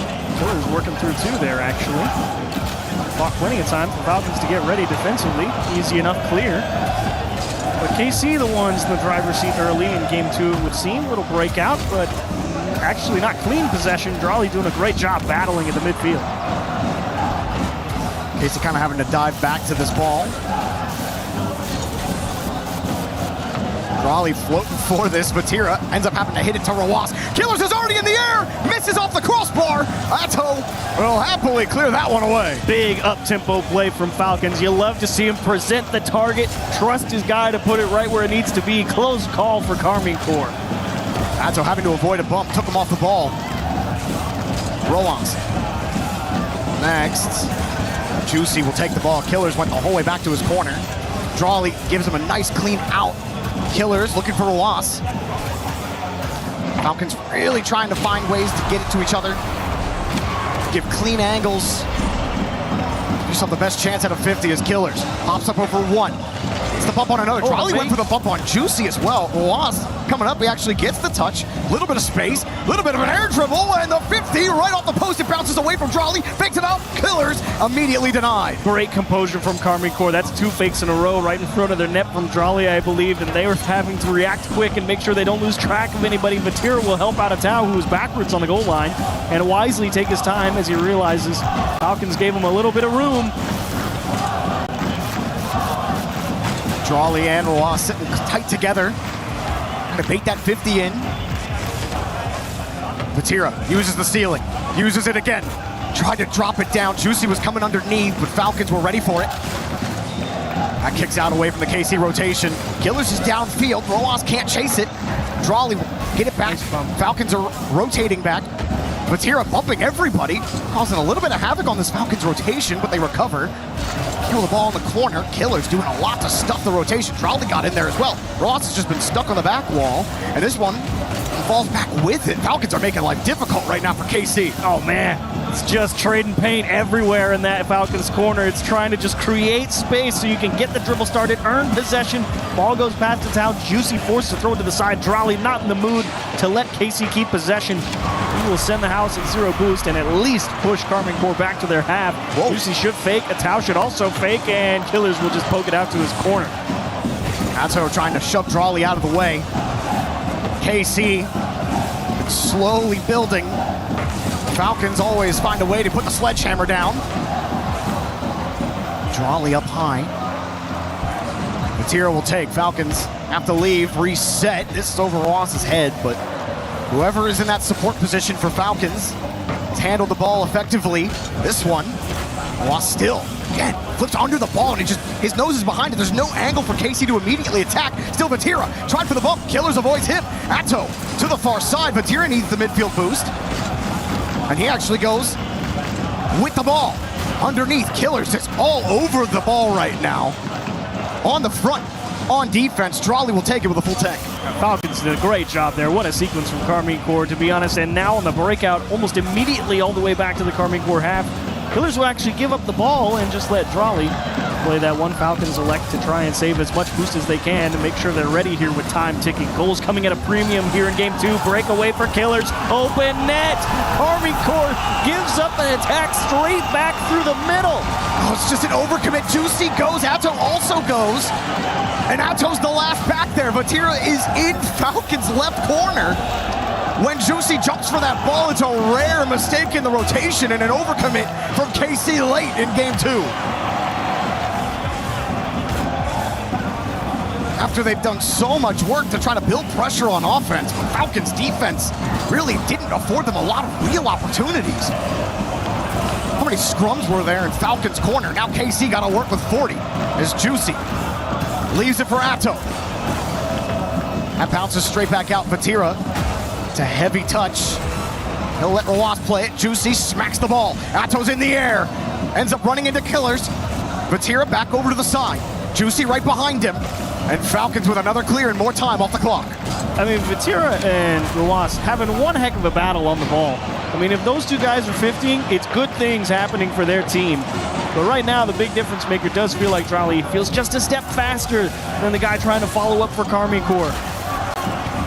Can't chase it down. Juicy's got no boost. They actually kept it in the air there. Falcons maybe had a chance to kill it. Instead, KC get a chance at the end, but Falcons 2-0. What a show from Falcons. I mean, defensively, had to get put through their paces here, no doubt. 8 shots for Carmine Corps, 0 into the back of the net, and a convenient 8 saves for Falcons. So it's not like they were missing or anything for Carmine Corps. They're on target. 8 saves and 8 shots from Carmine Corps. Well, this has proven difficult. I mean, they were on the orange half, and I'll be honest, I don't remember most of those shots that KC had, because they just kept getting stuffed in the corner. Falcons were not getting starved like they were during KC's comeback in game number 1, and then an overcommit. We would be well into overtime at this point. Had Juicy not overcommitted on that play, or whatever the miscommunication was, whoever thought it was their responsibility there, either way, just one mistake. Yeah, exactly. They had one guy go for the challenge in the middle of the box, right, and then the clear went up to the left wall, or the right wall, depending on your perspective. It doesn't matter. Went to a sidewall, and both Carmine Corps players were kind of in the same spot. Makes you feel like the third man there in that position feels like he trusts that challenge to kind of be weak and just sort of fall to the ground. But if you don't even make it to that challenge, it just gets dished back into the middle. Bad things are going to happen. That's exactly what happened. You're not wrong. Big overcommit from Carmine Corps. Way too much faith in a decent 50, and it cost them pretty big there. Carmine Corps are trying to defend their EWC title. Drawley leaves the team after winning EWC with this team, and now wants to send them packing here in the semifinals. Been a great game so far from Falcons. I really can't point anything. Lost touches have been excellent. Yeah. Killers on defense was like, he was just going in front, he was cutting in front, giving outlets to his teammates. I like both the twins on there's support. The support has been excellent from Falcons on defense. Yeah, no doubt about it. Drawley's not afraid, as we know. You know, he'll just smash the ball and just go down there and make life difficult for anybody he's up against. If you were wondering, this is a Carmine Corps timeout. They have elected to sit here and take a few moments to figure this one out, because going 2-0 down versus Falcons, what they feel they should have a pretty good chance on. Not the best start at all, and it doesn't really feel like they had an answer offensively at all. So I like the idea to take the timeout now. You're going to need it, because if you went back-to-back and went down 0-3, that's a real long road. Also haven't seen much physicality from K-Corp either. It is a lot of bumps, not a lot of demos. Taking a player off the field is so valuable, and bumps can only do so much, especially there's players are so good at recovering quickly off of bumps, as we've seen from plenty of teams this week. KC, see what they can do to try to fight back in this series. Killers Forces Vatira to stretch. Juicy's ready for it. Juicy faking the touch off the post. Ato! Saved by Drawley. Great recovery from Drawley across the post. Juicy's not done, and he's a step too late. Ato's going to need help to get this one in, though, and almost able to jam it in Killer's face. There's a little bit of quality in front of the box for KC. It kicks straight back out. Vatira avoids the bump, gets the crossbar. How in the world is that not in? And I love Vatira trying to be precise with it. He knew he needed the correct touch to beat the defense. This time the bump comes out in the box. Atao with a lot to pick from. No way! The bar and bounced away. Falcons survive again. Atao, one more look at it. Juicy can't jam it through. Killer's finally with a little chance to breathe up in his sidewall. Vatira closes the gap, and Carmine Corps still circling. Absolute brick wall. Fourth man helping out as well. Ato fakes the touch. Vatira shot denied. Drawley and Killers committing for the play. Drawley getting credit for the save. Killers gets the boost. Now going forward. And Juicy and Ato. Juicy, good recovery, but he doesn't get the touch, forcing Ato to make this play on low boost, and he does. S50 here. Drawley squeezing again. Like we said, he'll just go upfield, make life hard. It's a nice clear from Carmine Corps, but it is possession Falcons. The loss. Ato's ready for that touch. That's hard hit, but look how quick Juicy is to this one. Takes the space, off the ball, and just can't quite put it on target. Off the ceiling, KC lurking. Ato, back across, and there's just no way in right now for Carmine Corp. Drawley could kind of feel that shot coming. Just jumped as soon as he saw it come off the wall. Juicy looking for a little help, and Carmine Corps says that one's a little too far away. We'll take our chances elsewhere. Falcons finally a chance to press their own attack in earnest. KC still structured enough here on defense. Vatira, that's a good 50. Allows Juicy with some boost, also stuffs up. That's a good job from Drawley. Ato had the read. KC slowly moving their way forward. Vatira, touch up, Juicy. A little hoppy, he gets deleted on the play. Ato wants to go in, but did not see a real angle for him to go. Wasp was on the wall ready. On a bump as well. Drawley just wide of the net. Vatira will take his time and get the 50 again. KC had the possession here, Chiefs. Just lacking the goal. Vatira smashing into his teammate. It actually was kind of okay, though. Vatira forced into a high clear. That's a nice ball for Juicy. What can he do with this one? He's looking down the barrel of two defenders, and Drawley snap clear. Not in the mood to find out. Rawas to himself off the backboard. Vatira, great clear. Vatira. You've seen Rawas win so many 1v1s that way. That was an excellent save. Ato swings around, got the boost. Killers. Good avoid. Nobody could go for KC. Pass, long side, Rawas in stride the whole way. Another demo. Juicy slowing it down, going across. Drawley just won't let him through. Vatira tries to bump, but it looks like he just gets bumped back. No touch for Ato. And you can see KC trying to go all different ways at once. They go with a pass across. Rawas goes for it. And then they go for the stutter step on the line, trying to squeeze it near post, and they hang with that. Such great composure from Falcons. They find another deep clear. It's a free ball for Vatira, but Carmine Corps got to be like, what do we got to do to put the ball in between the sticks on these guys? But then they get the bump too. That time Killers got bumped. Here's Juicy again. And he gets deleted. And now Rawas going down the field. Drawley's ready. Drawley up high. Killers won't go. He didn't really have a lot of boost. He side flipped out of the play. Drawley has the catch and the boost. Pops it right over Juicy. It'll take some time here for Falcons. Vatira really wanted that corner boost to spawn. Can't reach it. And that's the difference. It never showed up. He has to wait for his teammate to rotate out from the midfield. And look at this one just squeezed by on the near post. Oh, Juicy almost gets there as well. Timing is everything. Falcons defense completely unbreakable in game 3. 40 seconds for KC after having possession for what feels like 4 out of the 4.5 minutes. Here come Falcons again. Juicy. Need a good one here. Vatira from the corner. Ato and Juicy go. You can feel the stress. Ato almost did it himself. Killers gets bumped right back into his own boost. Ato, there's nothing there. Popped across. Desperation mode right now for Carmine Corp. As Ato flings the ball back towards the box. That's a hard hit. And a nice sidewall double to get the clear down the field. Juicy moves it again. Wings it across. Vatira. Here he goes. Tries to split. And it came right back. Killers was ready for it. KC keep it up. Ato Up high, Vatira's trying to shovel them out, but it's Falcons digging Carmine Corp's grave. One more game to go. Just locked in a bunker. All game, Falcons would not let anything through the front door. Oh my goodness gracious me. I have no idea how Carmine Corp didn't score. Left, right, up, down, in, out.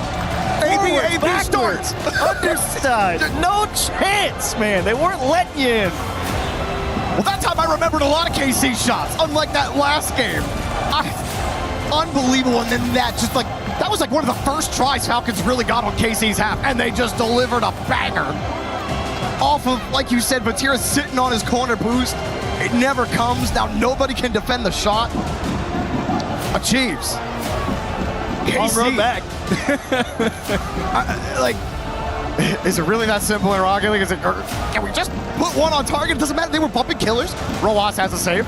They even get 2 bumps. Third man gets the save. They gave it a good go. You can't say, as Corelli would say, they had their chances. The Falcons took away a lot of them.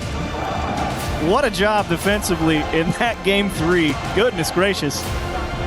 Heck of a job defensively from Falcons. I mean, is there anything left in the toolbox for Carmine Corp on the attack? There's got to be if they want to win. I mean, they had some good approaches.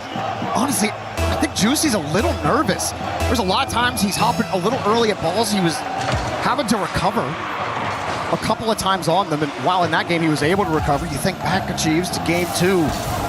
The only goal that went in for Falcons was that Juicy overcommit. Falcons are just a little bit better today. And sometimes a little goes a long way. 3-0 in the series. KC got to fight from the whole way down. And no timeouts remaining for them either. And Vatira trying to get creative with all of his solo plays. Trying to take as much time as he can with the ball.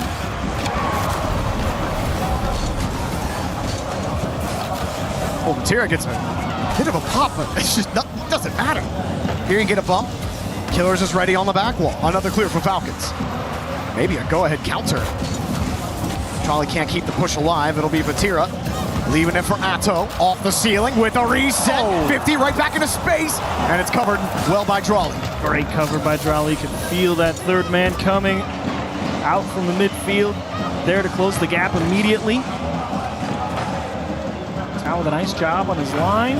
Finding a good couple of clears. And this is looking like a repeat of the previous couple of games. It might be a 0-0 decided by a worldie. KC trying to get out of their own half. They try to bump Killers, nowhere near him. And again, the demo game just not as effective for KC. Juicy actually forces the 50 against Hawass. No challenges coming easily. Killers forces that. The Falcons are actually played a little loose on that progression. Now they smack the ball. Killers is up for it. Juicy. It's a good stop initially. Nothing to go right now for Falcons. Ross actually shake that ball out, and it's in the net! Drawley snipes him! Falcons, 1-0! Falcons, great pressure here. So patient in the midfield line, just letting the play develop. Vatira's trying to close space, but when he sees it leak out forward, he realizes he can't get there, turns back. The last man for KC is nowhere near the net. And a blast top right corner. KC, ironically, losing track of the one guy they played with the most is on the kickoff. Killers will dot one top right. Juicy's just watching this. Atto gets absolutely dusted. And Roas lets it go. Juicy's just looking at Roas the whole time. And he got fooled. Rolled up on the post. Doesn't matter how many hours he played this game. 2. Good luck. 2 minutes, 50 million. The post comes for us all. It got a piece of Juicy right there. Stopped him from even trying to make a save. And Falcons, that's a massive 2-goal lead. KC had the pass and the shot. Atto will score. And a little bit of breathing for KC. Nice job from Vatira. Look at 3 people go and fight for him. Killers get stuck on the backboard. How about that drop down from Juicy? Oh, mama. A confidence builder for Juicy. I think he struggled this series. Needed a pass like that and needed it to go in. How many of those did they have that just didn't? All of Carmine Corp just needed that one, just one time. Vatira, that's a good catch. Drawley was trying to feather. Vatira steals the boost. Juicy going for the bump. Atto actually avoids the bump on the far side. Vatira goes toward, or Juicy goes towards the midfield. Now back in the corner. No bump for him. Vatira actually stops the ball. That does help prevent a quick counterattack from Killers. Look how quick Roas is to this one. Atto makes the stop. Rebound comes out. Nobody was around. Vatira got there first. Sends it flying to the net, but Killers easily stops it. Great respect from Killers. He knows that Army Corps is going to be looking for any opportunity. Not willing to give up even a shred of a chance. He's ready for anything out of the midfield. Made a great stop on a cheeky shot attempt. Vatira across the box, nobody home, and Juicy just has to try his best challenge. Killers not able to get a handle of it. Atto was ready. Drawley lets it drop down. Juicy will try to bump on the backside. Vatira trying to fish it to him. This one works out for Atto. Challenging Drawley's authority on the backboard. Drawley gonna almost get bumped. Ross will clear it down the field. Vatira with no way! Vatira pulls back, achieves. He knew it was coming, and he still couldn't stop it. Vatira kind of easing up towards the midfield, trying to, I think, pick up small pads around that center line, maybe put some semblance of pressure if he went for a weak clear, but Roas just said, hey, bro, you're a couple steps too far forward, and Vatira paid with a goal there. Falcons all over Carmine Corp in this series. A minute 20, it's their series to lose. KC have not had a good time.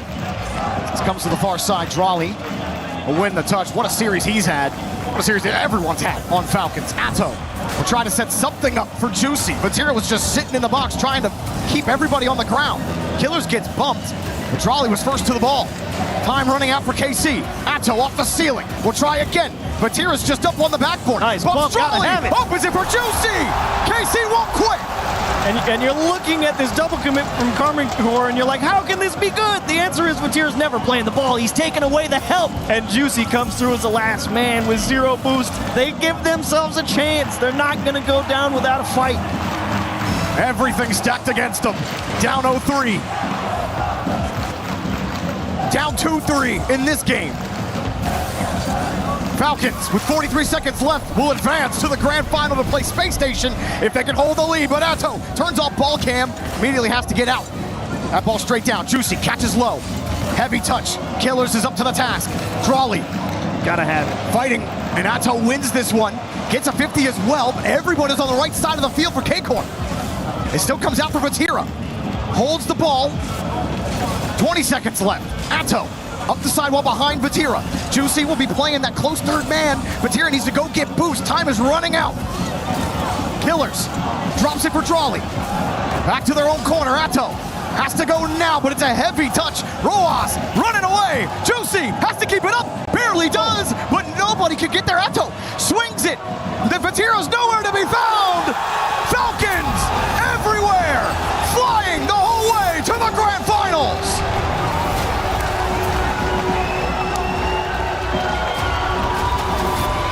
With authority.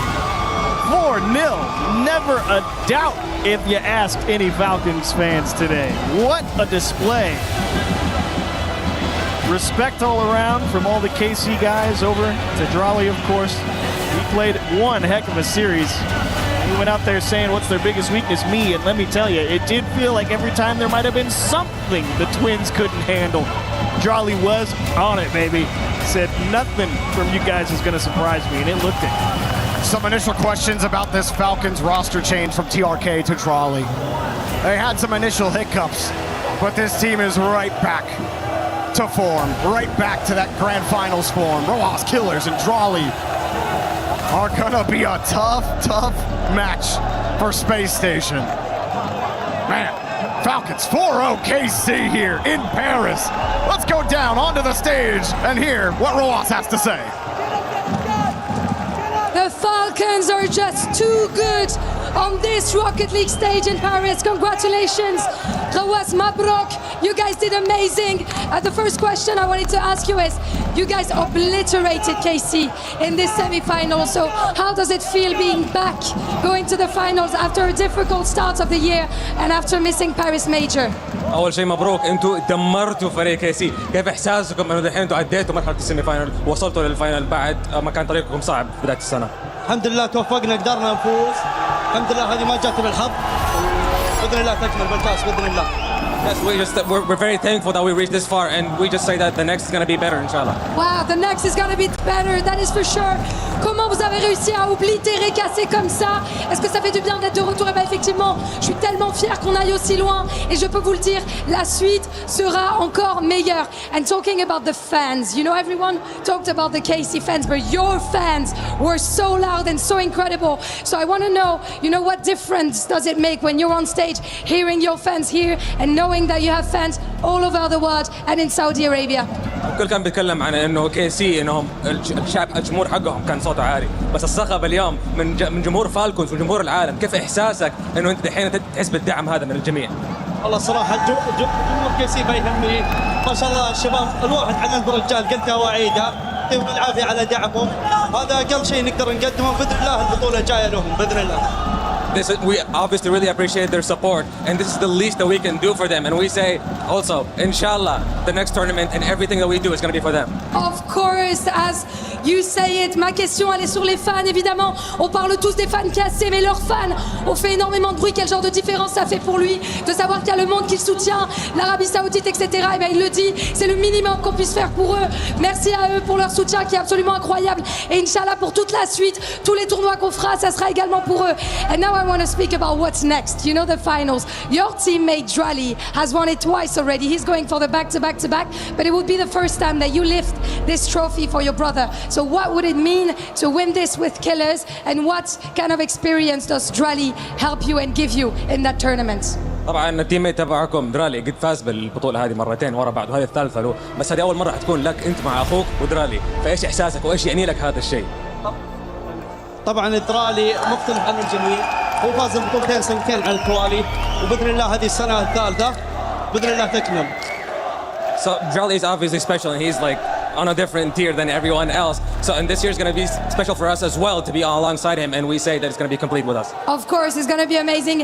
Donc ma dernière question, Drali a déjà gagné ce trophée 2 fois. Ça serait la première fois pour toi et pour ton frère Killers. Qu'est-ce que ça signifie pour toi? Est-ce que Drali vous aide là-dedans? Drali, il est sur une autre planète. Il appartient à un autre tiers par rapport aux autres joueurs, mais ça voudrait également dire beaucoup pour moi et pour mon frère. Donc j'ai hâte. Once again, congratulations, Mabrok. And now it's time for you, Rawas, to be the villain here in Paris. We're gonna go to the Key Crusher, and we're gonna get to crush the KC Key in front of the fans. How does that feel, Rawas? You're ready for it? Of course I'm happy. Of course he's happy, of course he's ready. Mesdames et messieurs, c'est dur pour la Carmine, mais les Falcons ont été absolument au-dessus dans tous les compartiments de jeu. 4-0, and for the club championship, that means a lot for the Falcons going to the finals.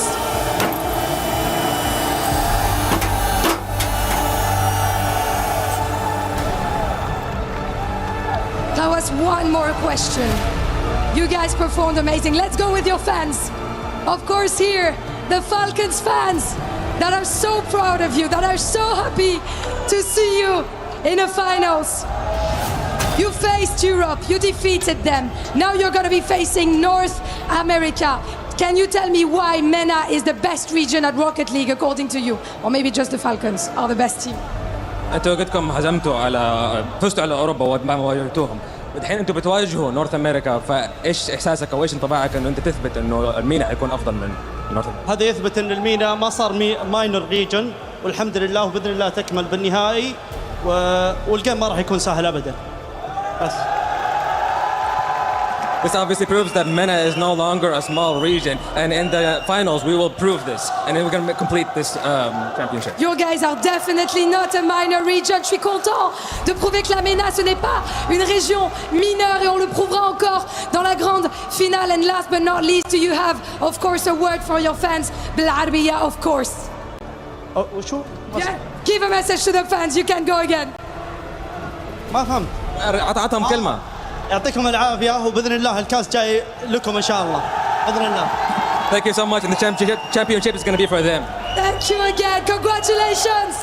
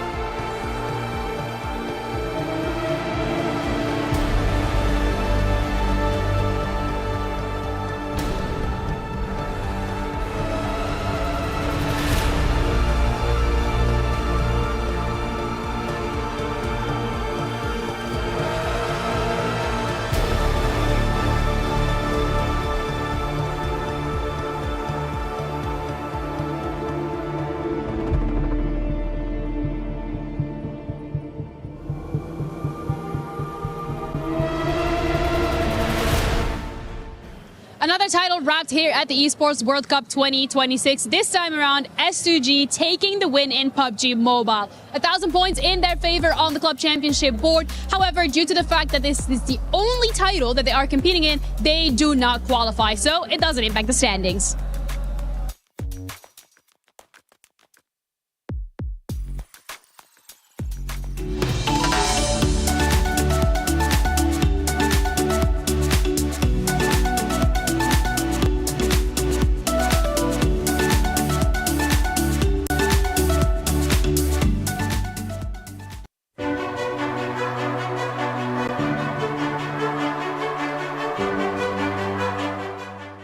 Arena absolutely packed here at the Esports World Cup for Rocket League. We just had Space Station through to the final. We got people there. We got Mercy. Here is a Mercy. How are we doing? Bring it in. How are we? Esports World Cup in Paris for the first time. You loving it? I'm loving it. Have you tried the bakeries? No, the boulangeries, bro. Oh my God. I need to get involved with those, I suppose. Any other games you've been checking out outside of the Rocket League? Oh, that's a great question. Dude, the player lounge is packed with so many pro players and celebrities, like straight up. There's Magnus Carlsen. We had Zaibu from CS. We have Donk. Do you know Donk? My goat. So everyone in, have you locked in any games later on with Donk, perhaps on CS? Yeah, we kind of like made an arrangement. I'm gonna teach him how to play CS. Kind of teach him basics. Yeah, he seems like a bit of a rookie in that game for sure. In terms of the Rocket League though, Space Station through to the final. We got KC and Falcons as well. Do we have a prediction of who's going to take out the whole event? Oh, see, my personal prediction was honestly, whoever wins the Falcons versus KC matchup is probably going to end up winning the whole thing. But this side of the bracket, SSG have been looking so good. The brand new NA GOATs, in my opinion. I think it could be a little toss-up. Like there could be a little, challenging. I like it. I like it. I think that you've convinced me to get into that player area and go check out the action. So, do you want to join me? Shall we go to that? Yeah, let's do it. All right, let's go. Sweet.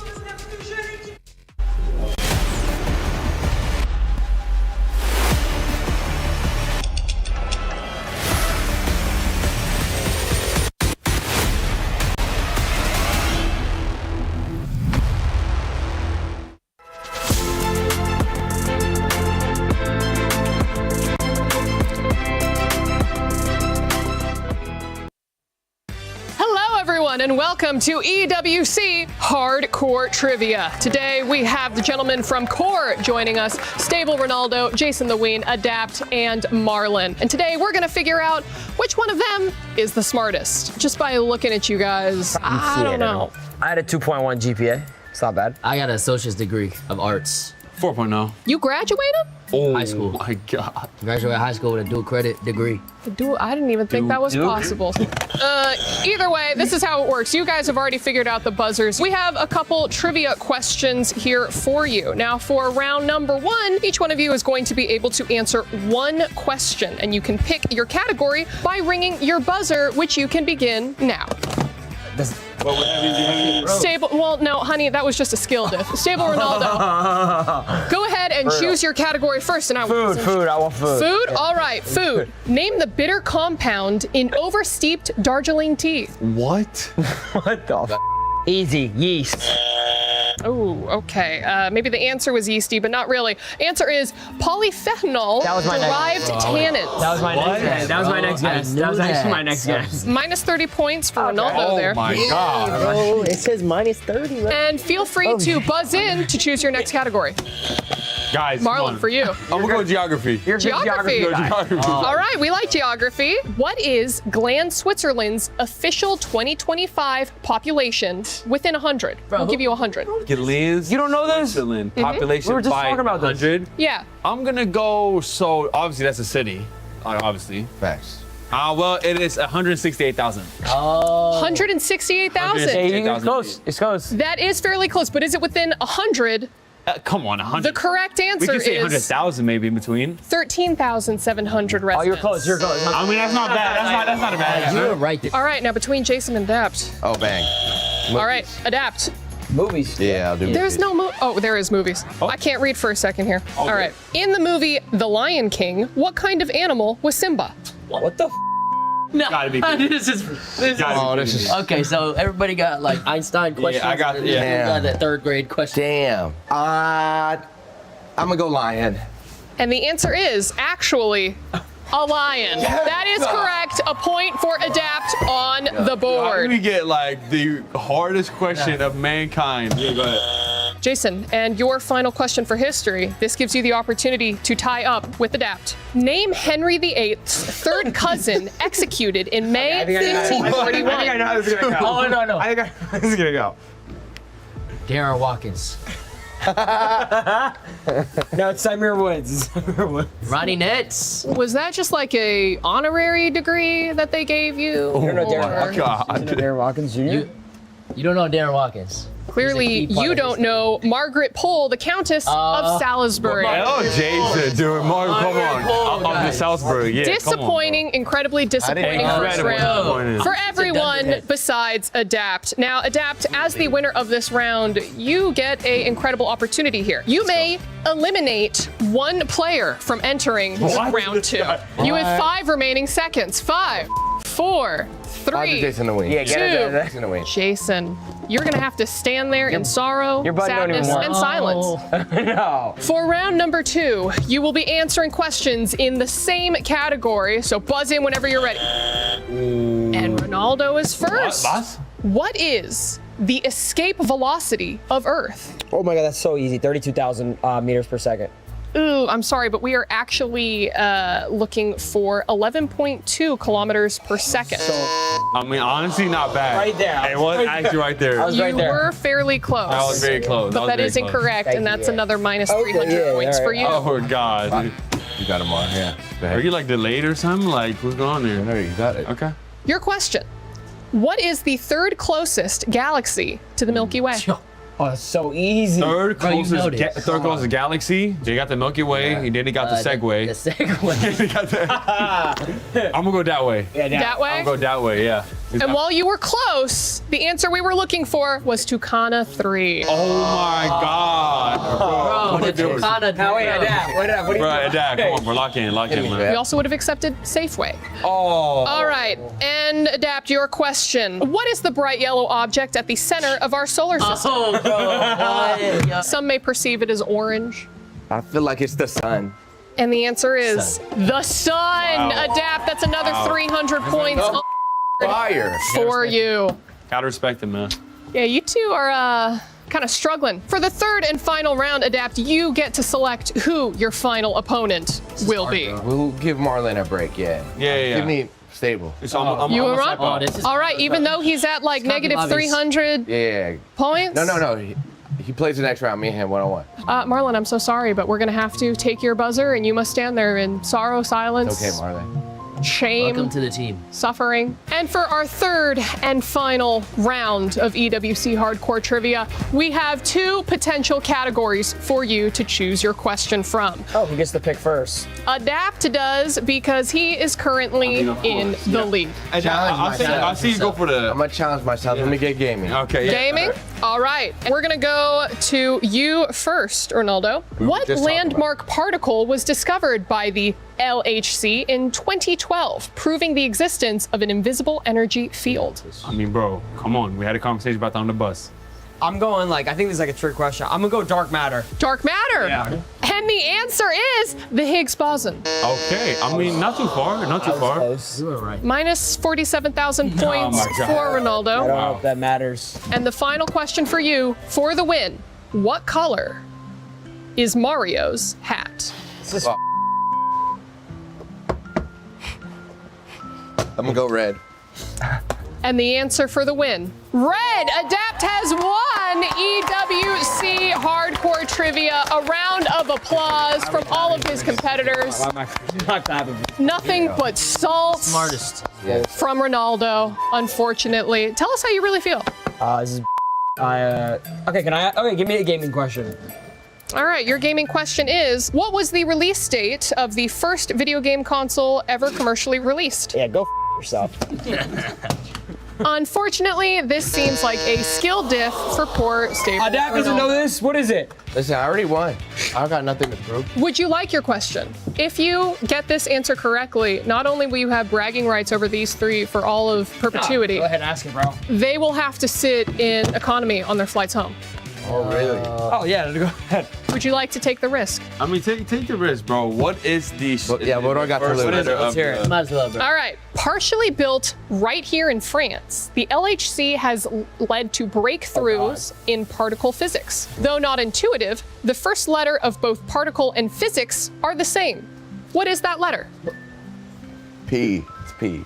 And the answer is P. Gentlemen, I hope you brought your comfy neck pillows, sweats. You're sitting in economy, or rather, maybe in the cargo hold. Adapt, anything that you'd like to say to your losing No, I colleagues? knew I was going to end up on top regardless. Core, thank you all so much for joining me. And Adapt, when can I be expecting my check in the mail? Thank you so much. Appreciate it. Thank you. I'm going to connect you with Griff and we'll sort it out after this. Fantastic. All right. Make sure those 2 extra zeros that we discussed. Thank you all so much for watching the EWC Hardcore Trivia.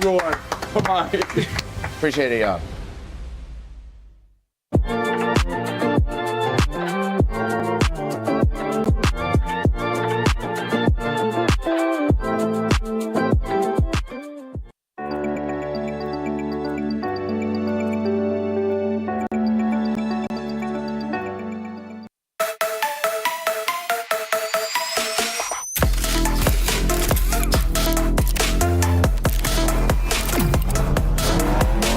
Hey, what are you doing here?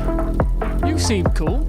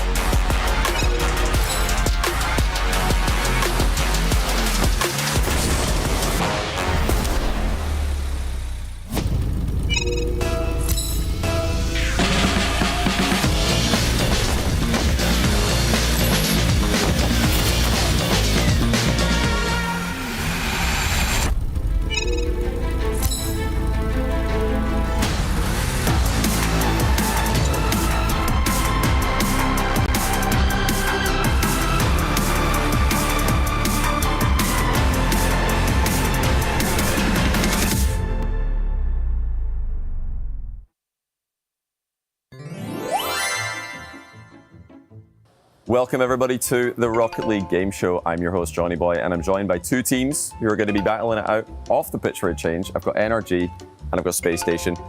I'm going to be asking you guys questions and you have to try to give me the most popular answer to that question. When you've got an answer, buzz in and then tell me what the answer is. Let's get into question 1. Everybody ready? Yeah? So guys, get ready with your buzzers. Name the best car from Rocket League. Diaz. Fennec. That is the top answer, so you immediately could just keep going. That is unbeatable. Octane. Number 2 is Octane. Dominus. Number 3 is Dominus. Breakout. That is not a top 5 answer. Scarab. Not a top 5 answer. Well- Still 2 available. Energy. What do you got? Merc. That is the 5th answer, so you've got Merc. Venom. Not the Venom. The last answer was, in fact, the Skyline. Oh. Name the first Rocket League mechanic that comes to mind. You got it. Yep. Air dribble. It's not a top 5 answer. What? Okay, wait, it's my turn? Yep. All right, flipper set. Once again, that is the top answer. That's number 1. Okay. Double touch. That is not a top 5 answer. Okay. All right, over to Energy. Ceiling shot. That is the second. Nice. Come on. 5 points on the board. You're allowed to keep going. So you're going right? Okay. All right, Energy. I'm going to need your final answer here. Power shot. Unfortunately, that is not a top 5 answer, so that will conclude the round. The third top answer was, in fact, Wave Dash. I think one of you said that. You didn't go for it. Number 4 is Pinch, and number 5 is Speed Flip. Who is the GOAT of Rocket League? Beast Mode. Monkey Man. It's not a top 5 answer, so So this is control, man. you guys get to I'm gonna walk out. steal this one. Okay, I think Turbo. Turbo Pulsar is the 5th top answer. Zen. That is the top answer. This is number 1. All right, K-Dub. K-Dub. No, a top 5 answer. Okay, yeah, you guys Energy, listed terrible. still points available for you guys. Alright. Squishy. That is the 3rd top answer. Draw. Not a top 5 answer. Coming in at number 2 was, in fact, Garrett G. Oh my goodness, bro. And at number 4, Kronovi. All right, guys, final question. Name the team who will win the Esports World Cup featuring Rocket League. Oh my goodness, we got a buzzer on the board. Daniel, I think he hit it that time. Me? Okay. Carmine Corp. That is the top answer. Okay. Go. Falcons. That is the 4th answer. Vitality. 2 points. That is the 2nd answer. Energy. That is the 5th top answer. Let's go. Okay.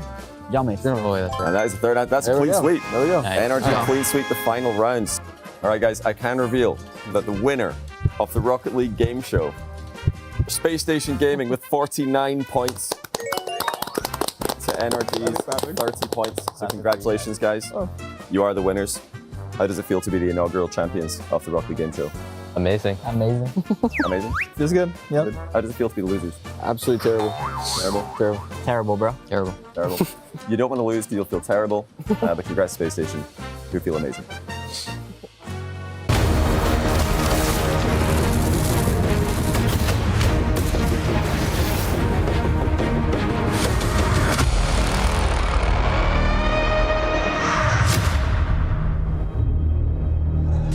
Have you ever played a single best of 5 for $40,000? Well, that's what you're about to witness here from EWC. It's Rocket League. We have our 3rd place battle, the bronze match, in store for you before we get to that grand finals featuring the Falcons that just pulled off an insane, dominant victory over KC. We got Jorby, we've got Cole here in the booth, and gentlemen, we got to talk a little bit about what we just witnessed and what we have in store for the fans. Starting with some of the big accolades, what did you notice here from our boys on KC? What happened and what went down from the boys from Falcons? Because the Falcons seem to be high scoring in that matchup. I mean, to me, it was Falcons defending mainly. I mean, they scored so many goals, but it's the fact that every time KC came forwards, Falcons would always have a player there, which is utterly ridiculous. They'll be moving their way up in that savior tally, I'm sure, Jorby. But I mean, their attacking wasn't bad either. Yeah, I think we could put to rest all of these like Falcons are washed Oh yeah, that's long going now. around. Like that is long gone. Drawley belongs on this team.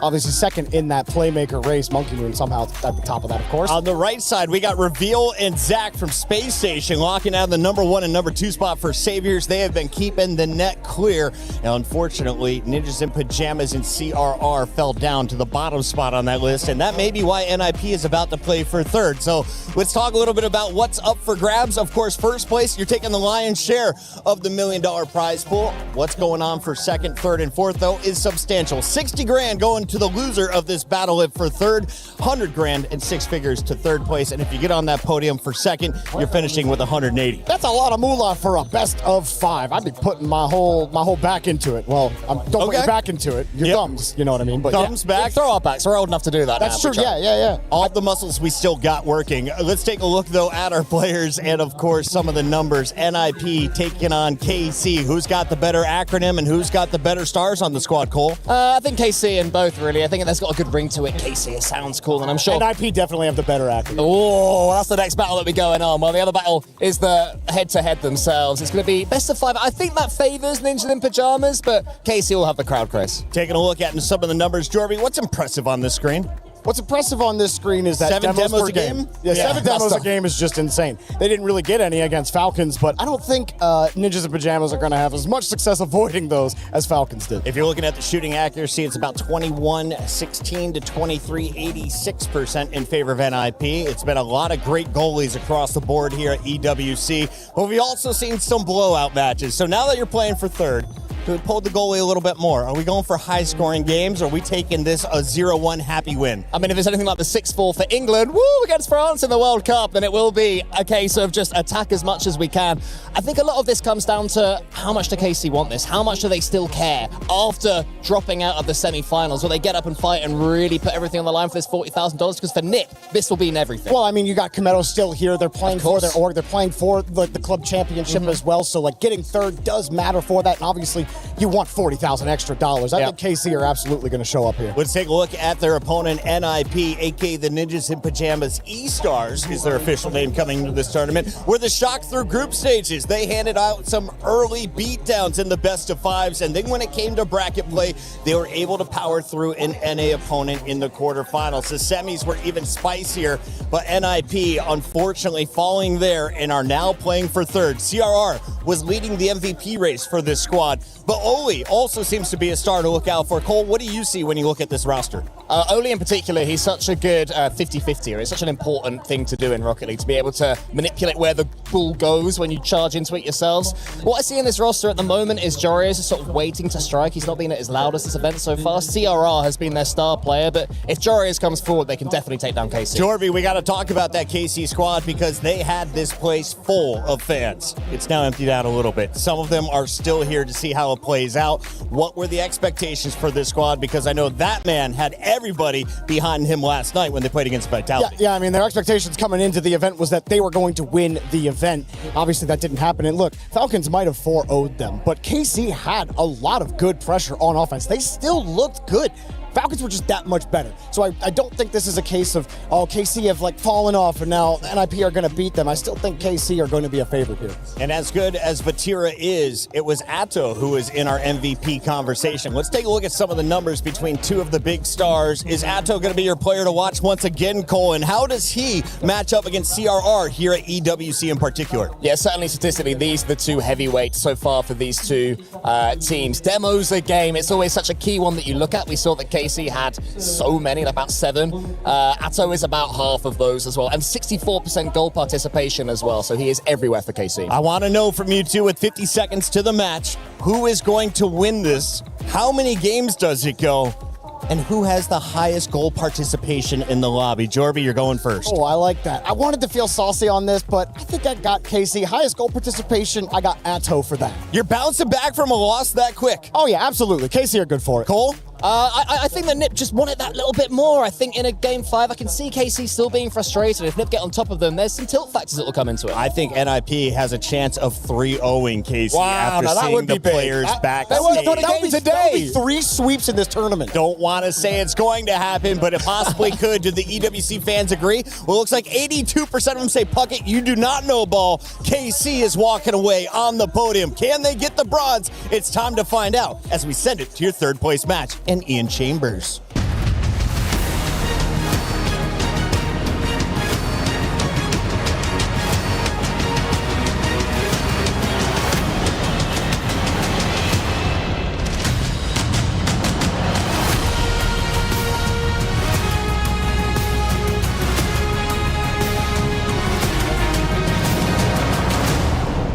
Mesdames et messieurs, on ne va pas se mentir, la 3e place, ce n'est jamais celle qu'on vient chercher dans un tournoi de cette envergure.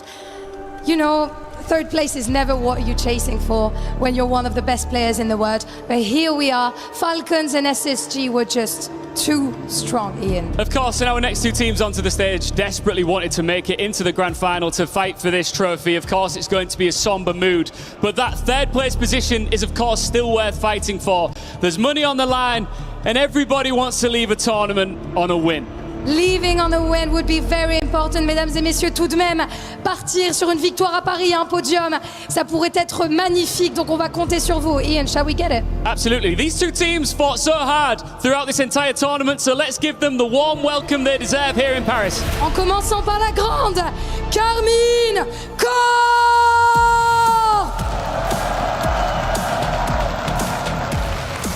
On le sait, ils venaient défendre leur trophée. Mais pour cette médaille de bronze, je vous assure qu'ils vont tout donner. The French and Belgian prodigies are back on stage. Maybe not for the trophy, but for the honor and for the passion in front of their fans to get one last win in Paris. And their opponents, Ninjas in Pajamas!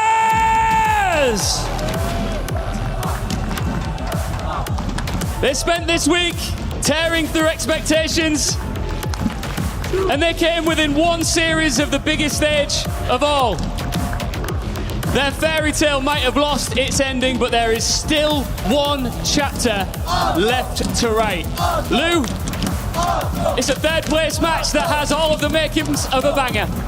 Oh yes, it is for the glory, to show that you're the best team remaining from the Europe region. Our 3rd place match starts now. It's the 3rd place match between two EU teams. Now, sometimes, James, best in EU has meant best in the world throughout Rocket League history, but today it just means best in EU. We've got NA and Mina in the final, so EU is going to need to play it out for 3rd.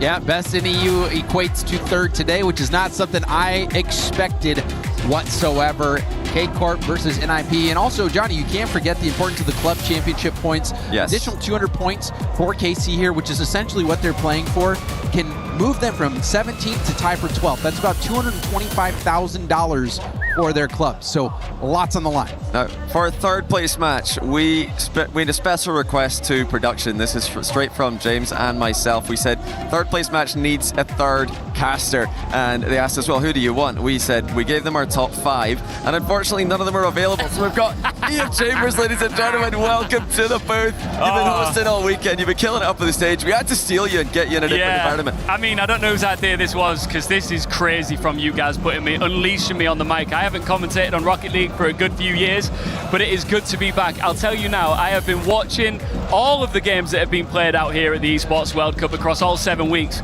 Rocket League, though, there's nothing quite like it. So thank you so much for having me as part of the broadcast team. Oh, it's our pleasure. I'm really looking forward to it. I know Shogun is at home wishing he was me right now. Yeah, that's my boy. We used to work together back in the day, and I hope he is watching. I'm going to put on a performance just for you, Shoei. Yeah, that's it's a funny thing. Well, it ties us together, actually. Shogun, usually my main duo, also your main duo. If any of you are watching, you're old fans of the RLCS X grid, then you might have heard Ian Chambers with Shogun. Guys, can I just say, this is a 3rd place matchup. Of course, we've laid out the stakes here of what's on the line, but it kind of feels like a grand final. Obviously both of them wanting to be there, but the caliber of talent that's stepping up here, it could be a grand final. Well, I mean, you got a crowd packed with fans who wanted to see their team make it to the grand final. You know that K-Corp at least wants to get this one last win in front of their fans. For Ninjas in Pajamas, I think for them, this is just about proving to people that their run wasn't a mistake, that they are still an incredible team. And a win against KC here, I think even if it is just for 3rd place for Ninjas in Pajamas, that is going to be huge for them looking forward to the rest of the year and honestly to the next chapter of their careers. Being able to get to this point has been great. And you know, for all 3 players on NIP, Oli, Glorious, and CRR, I think this has been a great tournament where we really have seen the best from them. I agree, yeah. And it's been a lot of fun to witness. I very much agree. I think NIP have had really disappointing playoffs all season, so now to see them making a run in the playoffs after being perfect in the tournament against teams that they've struggled against earlier in the year in Shopify and Twisted Minds, I mean, they've had a really tough run, and it doesn't get any easier in the third place match, where they look happy to be here. He does. They were only one game away from the final, so maybe they're feeling a little bit better about their exit from the, what was the main bracket, but for KC on the other end, they don't look quite as happy, at least in my opinion. Yeah, I mean, CRR has really stood out to me as like a big personality that's really stepped up on the microphone side of things. But then Oli, what a goal scorer he is. Yeah. I've loved watching him bagging goals all week. CRR has been fantastic. I don't know if you know Reddles. I'm sure you might. He's a famous player. I've heard of but it, he actually put out a tweet just a little bit ago saying that there is, quote, no reason CRR shouldn't be on a major contending team next year. Very few flaws in his game. So that's some high praise. Especially his haircut. Yeah. He's got a great haircut. That was one of the first things that Puckett said when NIP's walking out. They're like, well, you have to tell me who this gentleman is. Who's the Looks model? like, the male model. Front. But with NIP, that's still unclear, because these guys are the tallest team since, I think, Pashi Devo and Violent Panda back in the day. Absolute giants off the pitch. Will they be able to stand tall in the third place match against their regional rivals KC? Right back at the start of the season, in December, these guys went to Game 7 with KC in a LAN final. Now, that was a regional LAN for RLCS. This is a different beast. This is a bit more prize money on the line, club championship, points still to play for. And this is, I think, like James mentioned earlier on, a chance for NIP to continue that late season upward trajectory with Worlds just around the corner for RLCS. And as for KC, I think they're just trying to stop the downward spiral. They've been swept by SSG, swept by Falcons. There's surely not another sweep. I mean, if they do get swept, then that's about the worst case scenario you can have going into the World Championship for the RLCS regular season. So, this is a really important match. I think even just for the stakes, I'll reiterate them here as we have a short technical pause. We're getting some team communication issues sorted out, so we thank you. I love it. It means us three can chat. I'm just having a good time catching up with you guys. Well, I mean, just think about how going from 17th to 12th is a $225,000 difference for your club, and I mean that is massive. A lot. And so you combine that with that fact that they're playing for pride, it's amazing. All right, well, my good friend Lou is standing by in the crowd right now. Lou, where you at? Ladies and gentlemen, it's never easy to be fighting for the third place, but we have some NIP and some KC fans standing by here with me. Boys, I wanted to ask you, the NIP boys have already made such an incredible run. What would you like to say to the boys and to the NIP fans watching? Trust in Lachlan Parker, and if you're not here, you're not living. Yeah, NIP! Yeah, the boys! Let's go! Wow, we're still getting hyped on that third place. On continue d'encourager NIP. Who's gonna go crazy on this one? Which player are you supporting the most? Who are you fanboying for? I say CRR, the most handsome man in RL Esports, is going to absolutely aura for him. Looking good looking, wow, on soutient CRR, il est trop beau et je le soutiens évidemment. Et là je me tourne du côté des fans de KC, on le sait, c'est pénible forcément de devoir se battre pour la 3e place, mais ils se sont quand même très très bien battus. Qu'est-ce qu'on a envie de leur dire? Moi j'ai envie de les soutenir du mieux que je peux parce que évidemment c'est jamais facile, jamais facile 3e place et contente quand même qu'ils soient là, j'imagine. Ouais, quand même, on continue de soutenir. On continue de sourire malgré tout, on continue de sourire malgré la défaite. Mais je leur espère que du bien et la 3e place, elle est pour vous. Elle est pour nous. Elle est pour vous. So yeah, of course it's never easy that third place, but they fought amazing. This third place is for us. Et justement, en parlant de cette 3e place, moi j'ai envie de te dire, c'est quoi le plan pour battre NIP sur ce 3e match, sur cette 3e place? Il y a quelqu'un qui va pop-up, c'est qui ton MVP? Mon MVP? Atto, franchement, Atto. Mettez la lumière sur Atto, les mecs. Atto, il est trop fort. Même si on n'a pas pris là, on n'est pas en finale, la 3e place, elle est pour nous. On est chez nous, les mecs. On est chez nous, on est chez nous, on est chez nous. They're home.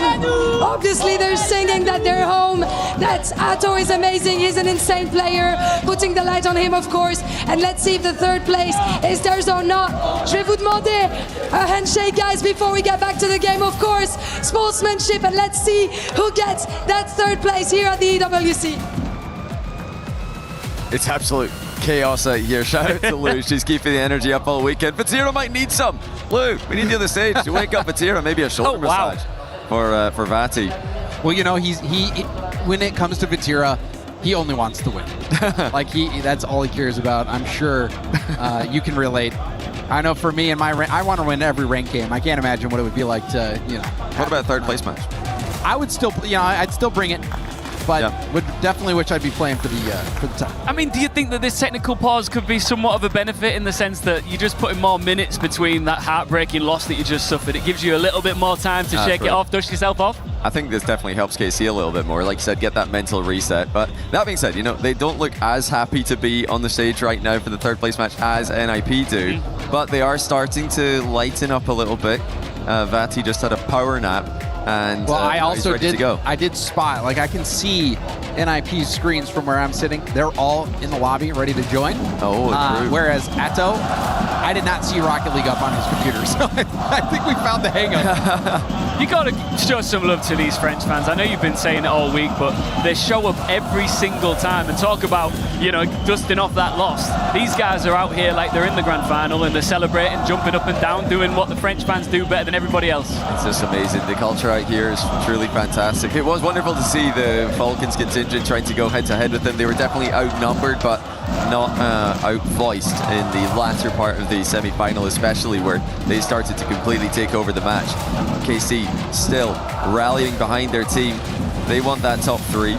You know, in certain settings, the top three would be a podium, so maybe a positive way to spin it for KC. The bronze medal definitely beats out the fourth place. I guess another thing that we could mention as well for the players, you finish in fourth, your team makes $60,000. You finish third, $100,000. So you're going from 20K each to 33. So it's not a little bit that you're playing for. You're playing for a nice extra chunk there. So there's, you know, more than just money. There's the club championship points, but also the pride here. And I think for both of these teams, this one, maybe the pride mattering more than anything else. Yeah, they've got to really lock in for this. I'm sure they will. I mean, these guys, they love to play against each other. We've got plenty of action here for you guys at the Esports World Cup. Match coming soon. Yeah, we're taking our time here in Paris, but it gives me the opportunity to speak also to our beautiful co-streamers. Of course, we have Fury on the side of Vitality and Lottie, who has been doing an amazing job also with Rocket League Esports, hyping the crowd, etc. Messieurs, je suis ravi de vous retrouver. Évidemment, la défaite de Vitality hier était pénible, mais Game 7, très beau match. On va retrouver les Vitality Boys au prochain tournoi. Qu'est-ce que tu as envie de leur dire? Qu'est-ce qu'on retient de ce tournoi finalement, Fury? Bah exactement, le truc c'est que c'est frustrant parce que c'est le même scénario qu'au Major de Paris pour nous. Ça se joue à pas grand chose, une Game 7, mais j'ai confiance en l'équipe, je sais que les gars travaillent, ils se remettent en question et il reste les Worlds encore qui est une très très grosse échéance, donc voilà, je me trust.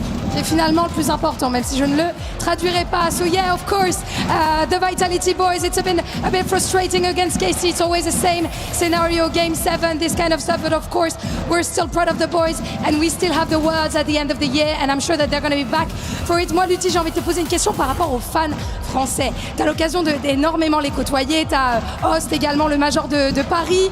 Est-ce qu'on est fiers, tu vois, d'avoir tous ces fans-là qui continuent de faire du bruit, même quand les équipes françaises sont éliminées? Voilà, c'est quand même une très belle fierté, non? Ouais, bah c'est incroyable en vrai de pouvoir partager ça. C'est vrai que le Rocket Baguette et toute la scène Rocket League que ça a créé fait qu'on a pour moi l'un des meilleurs publics du monde. J'ai expérimenté toutes les semaines sauf de salle là, et c'est vrai que le public Rocket League est particulièrement réceptif. Ça se voit que c'est un public qui aime son jeu, et du coup c'est toujours un plaisir. Et en plus, nos trois structures françaises sont Big Three. Voilà, sont extrêmement fortes sur le jeu. Donc c'est un plaisir de fou. Bon après, il faut qu'on arrête les curses, il faut qu'on arrête de perdre quand on est en France parce que ça devient chiant. Ouais, ça serait pas du luxe. Après, j'ai envie de te dire, Carmine a quand même gagné le Major de Paris. Mais bon, so yeah, translating this, of course, it's a big pride to have these many French fans here in big arenas. Rocket Baguette, the French broadcast, have built something amazing. And I think that's also why we have so many fans, an insane crowd, fans that are passionate about their game.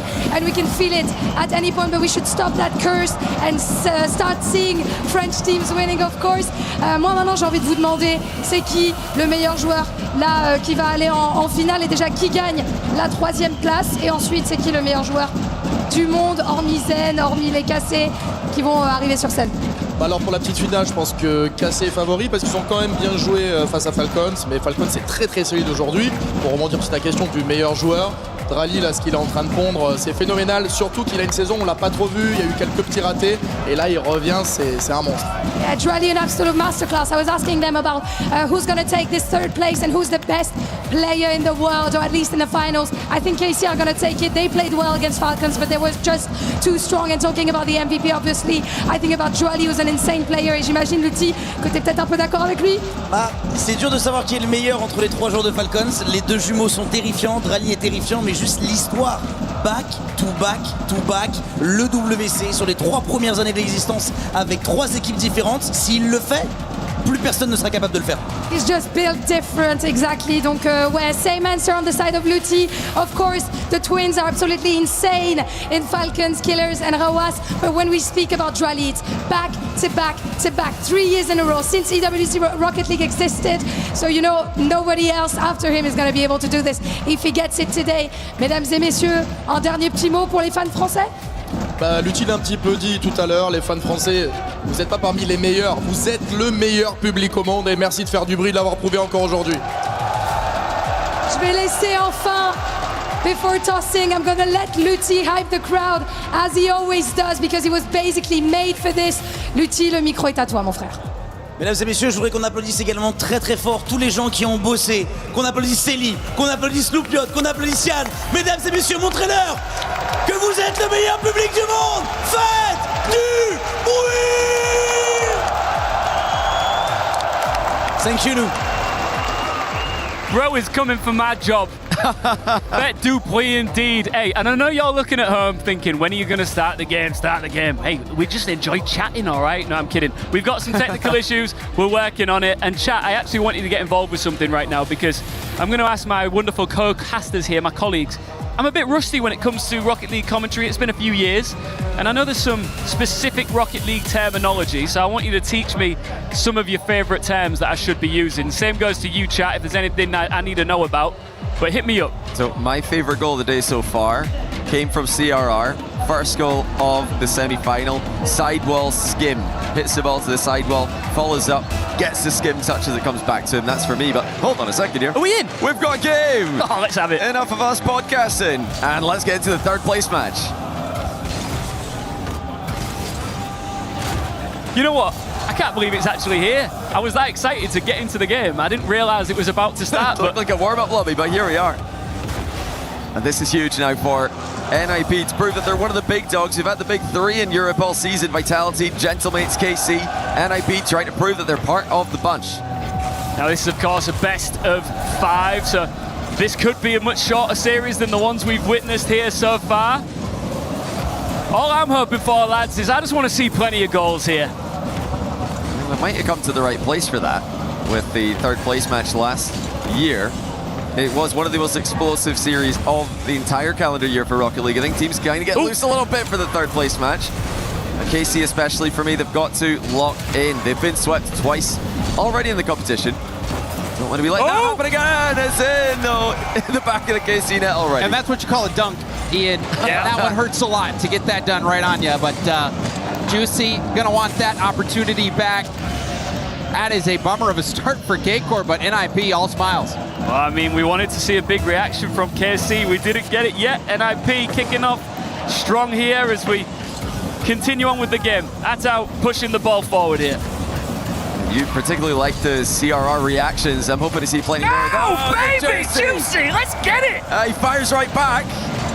He got dunked on at one end, but now he's the one putting the goal in the opponent's end. Vatira forcing Oli into the net there. Just bought Juicy enough time to get the shot off. Run the replay again. That's too good, baby. And that was on the back of a demo as well. So not only did he get that first demo, but like you spotted, Johnny, forcing that defender back. And a bit of redemption there for Juicy. Well, I'm sure wanted to get it after getting dunked on for that first goal of the game. So we are back to even footing. Yeah, talk about storylines, individual player storylines. Juicy right now, thanks to Drali's brilliance, has really been put under the spotlight. Juicy was the replacement for Drali this season for Karmine Corp. They've won an RLCS Majors, so all good there, but now to lose to Falcons with Drali, the replacement, that's tough. And I will also say Juicy was the difference to help Team France get a victory at the FIFA Evo World Cup as well. So Juicy has also been a great player to round out the K-Corp roster. That has worked out well. So a little bit of extra pressure on him, I guess, here to make sure he puts in a good performance to close out their tournament on a win. Drali right now is going to be so excited to potentially lead a different roster, different jersey to this year's trophy. Yeah, that would be crazy. 3 EWCs in a row with 3 different teams. Don't know if that's ever going to be possible again, because usually when a team wins one of those, they're likely to run it back with that same player.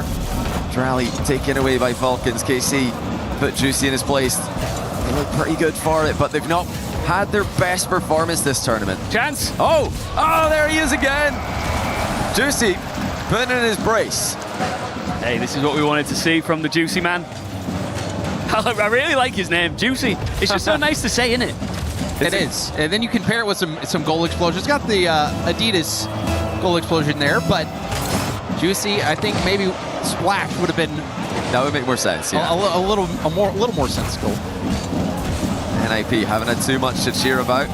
I just want to see a big CRR cheer while Jorias sits beside him doing absolutely nothing. I mean, He's so nonchalant, man. He could be going through... Oh, there it is! Explosion, goal, what did we just witness? CRR has been scoring, getting the job done, being a thorn in the side of everyone. He gets the double, gets out to the middle, jumps off the backboard to put it in himself. The amount of work that he has done. I mean, this guy is a workhorse. Oh, it's 2-2. This is how we wanted to start this. Look, you had to wait a little bit to get into the game, but it was worth the wait. We're seeing demos, we're seeing goals, we're seeing it all. Yeah, you wanted goals. You've got plenty early on here. I don't know if we're going to get up to the tallies we saw against, when Falcons played against Twisted Minds. Twisted Minds, maybe the best offense of the tournament, but also in the running for the worst defense. I think KC and NIP have had overall better performances in the defensive end. Even then, though, we're still seeing the goals come through. We've seen so many Game 7s, Game 5s. Off the bar! And I was wondering if you guys can tell me if is that a normality thing? You know, are we expecting such tight series coming into the Esports World Cup, or has this been a little bit different? It's been a bit of a surprise. I think SSG making the run that they did, NIP making the run that they did, that was the biggest surprise of the event for me. And the fact that we see in Paris one of the French teams not even in the grand final. You pretty much always see a European team in the grand final, at least one. So to see no teams and have an MENA final, that is something to behold. Yeah, it really is. And now with the all-EU third place match heating up, NIP starting to apply the pressure. Oli almost forcing Atto to put the ball in his own net there. Now here comes that same player the other way. It's gone high. Double tap in! Atto makes it 3. This is stunning stuff. Just puts the ball into a very dangerous area, forces his opposition to panic, and Atto puts his team in the lead, 3-2. It's a goal by Atto. You know, we can get these kind of peaking plays in the third place matches at EWC. And it's necessary because K-Corp, after coming off that sweep, you know they're hungry for that single game win, but Jorias and NIP making it hard for him. Right off kickoff, Oli up and over the first defender, tried to zone out Vatira, opens up a lane for the shot, and you can see the disappointment on Vatira's face. I think he did zone out Vatira. Vatira very low on that air dribble. There was a defensive play, so I think he was trying to dodge the bump, still make the save himself. He was alone in defense, so it's a tricky position for him. Hits the post at the other end now as NIP look to stabilize. Against SSG, NIP did have a lot of games where they would concede one and then concede a whole pile more goals, but that doesn't seem to be happening here. They're staying with Karmine Corp. Just a back and forth banger that we're witnessing here to start this off. It feels like both teams have woken up truly. Maybe Vatira napped a little bit, but now he's woken up once again. He thought, you know what, I might have made a slight error earlier, but I want to make up for it quick. Oh, great 50. Juicy there, just letting CRR win the 50 into the sidewall. It comes back quickly to the middle for Vatira to finish, just 16 seconds now for NIP. Might try some sneaky kickoff strategy. They're just going to go for standard. It somewhat works out, but they've got to get this into the middle. Juicy trying to get the ball out of the danger area. It looks like he does. Could we be going to overtime here in game one? Oh, now we won! And I'm looking at Jorius as he scores it, and he stays ice cold, doesn't move a muscle. And again, it's CRR, that man with no boost. I swear CRR with no boost has got to be top 5 best players in the world. He's probably better than CRR with boost. Overtime. That is shocking to be able to pull that off. But that was, like you mentioned, Johnny, not the first unreal zero boost play we've seen out of him. And now overtime. And that would be heartbreaking for K-Corp, who have yet to win a game today. God, what a game. Yeah, they've got a lot to prove to themselves here, K-Corp. We didn't think this would be a storyline coming out of EWC. We thought the one team we could be confident about would be these guys. They've really struggled. It's not been their tournament. NIP giving them even more to worry about. How do you guys handle this overtime anxiety? Because I've been watching so much of it, and it's just... Oh, no. That's game. Oh, my word! I think that's how you handle the overtime. Holy, holy. Yeah, look at CRR here, just chasing Vatira again, just trips him up out of the play. CRR has been a menace as he waves across the stage. And I think CRR is such a great example of the impact that you can have off the ball. That's what Rettles was talking about with the tweet you mentioned earlier. He doesn't have a lot of flaws, if any, in his game. He's able to do the first man plays off the ball, then he's able to come back into the play, facilitate with low boost, and I mean everybody could play Rocket League with 100 boost. All at this level, all the players can make mechanical plays. He's got that as well. And I just want to remind you guys that K-Corp scored the go-ahead goal with 16 seconds left in this game, and they still could not finish this one. This is... I think you double cursed to me and you said, are we gonna get a win in regulation? No. How do you deal with the overtime goal? Yeah. They make it look easy at the minute. Did he wave across at KC after the final goal? I thought I saw him doing that, but not sure. If not, please do it. I want more of that in Rocket League. You are seeing how cordial the players are. The thing is, it's not friendly. He was either waving at KC or he was just waving at the NIP super fans who are bringing the energy. And now that I've looked and seen the angle, I think it might be the latter, but we'll have to take a look later on and see. He's definitely not been toxic, CRR, has he? No, he hasn't. He's been dominant, and NIP has been dominant. They had 60% possession last game. They continue their trend. It seems like this NIP is the real deal. Even though they fell short against SSG, it was a thriller of a series. And, you know, they're bringing more of it now. And Ian, what's been the vibe? You've got to see these guys backstage. You've seen all the teams backstage. What have you seen from NIP behind the scenes? Have they been this calm and composed as they have been on stage? Every time I see CRR, like you see, right in front of the cameras, he's always got a smile on his face. I think what I've noticed about all of the teams is there's a real camaraderie. And it is a really unique position to be in, to witness it behind the scenes, because there's a lot of last-minute discussions with coaches. Right. You know, tactical decisions that are all made before they go out there. But ultimately, I'd say I'm seeing friends behind the scenes and only scoring on the pitch. Yeah, it's all going right for them here. And as for KC, on the other hand, you know, you've had a chance to see these guys. They're usually one of the teams that are pulling up the most serious vibes with the whole staff alongside them.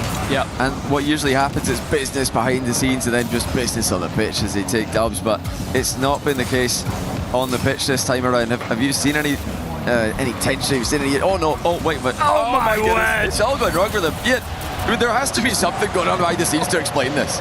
What's going on? Because early he plays the ball up there.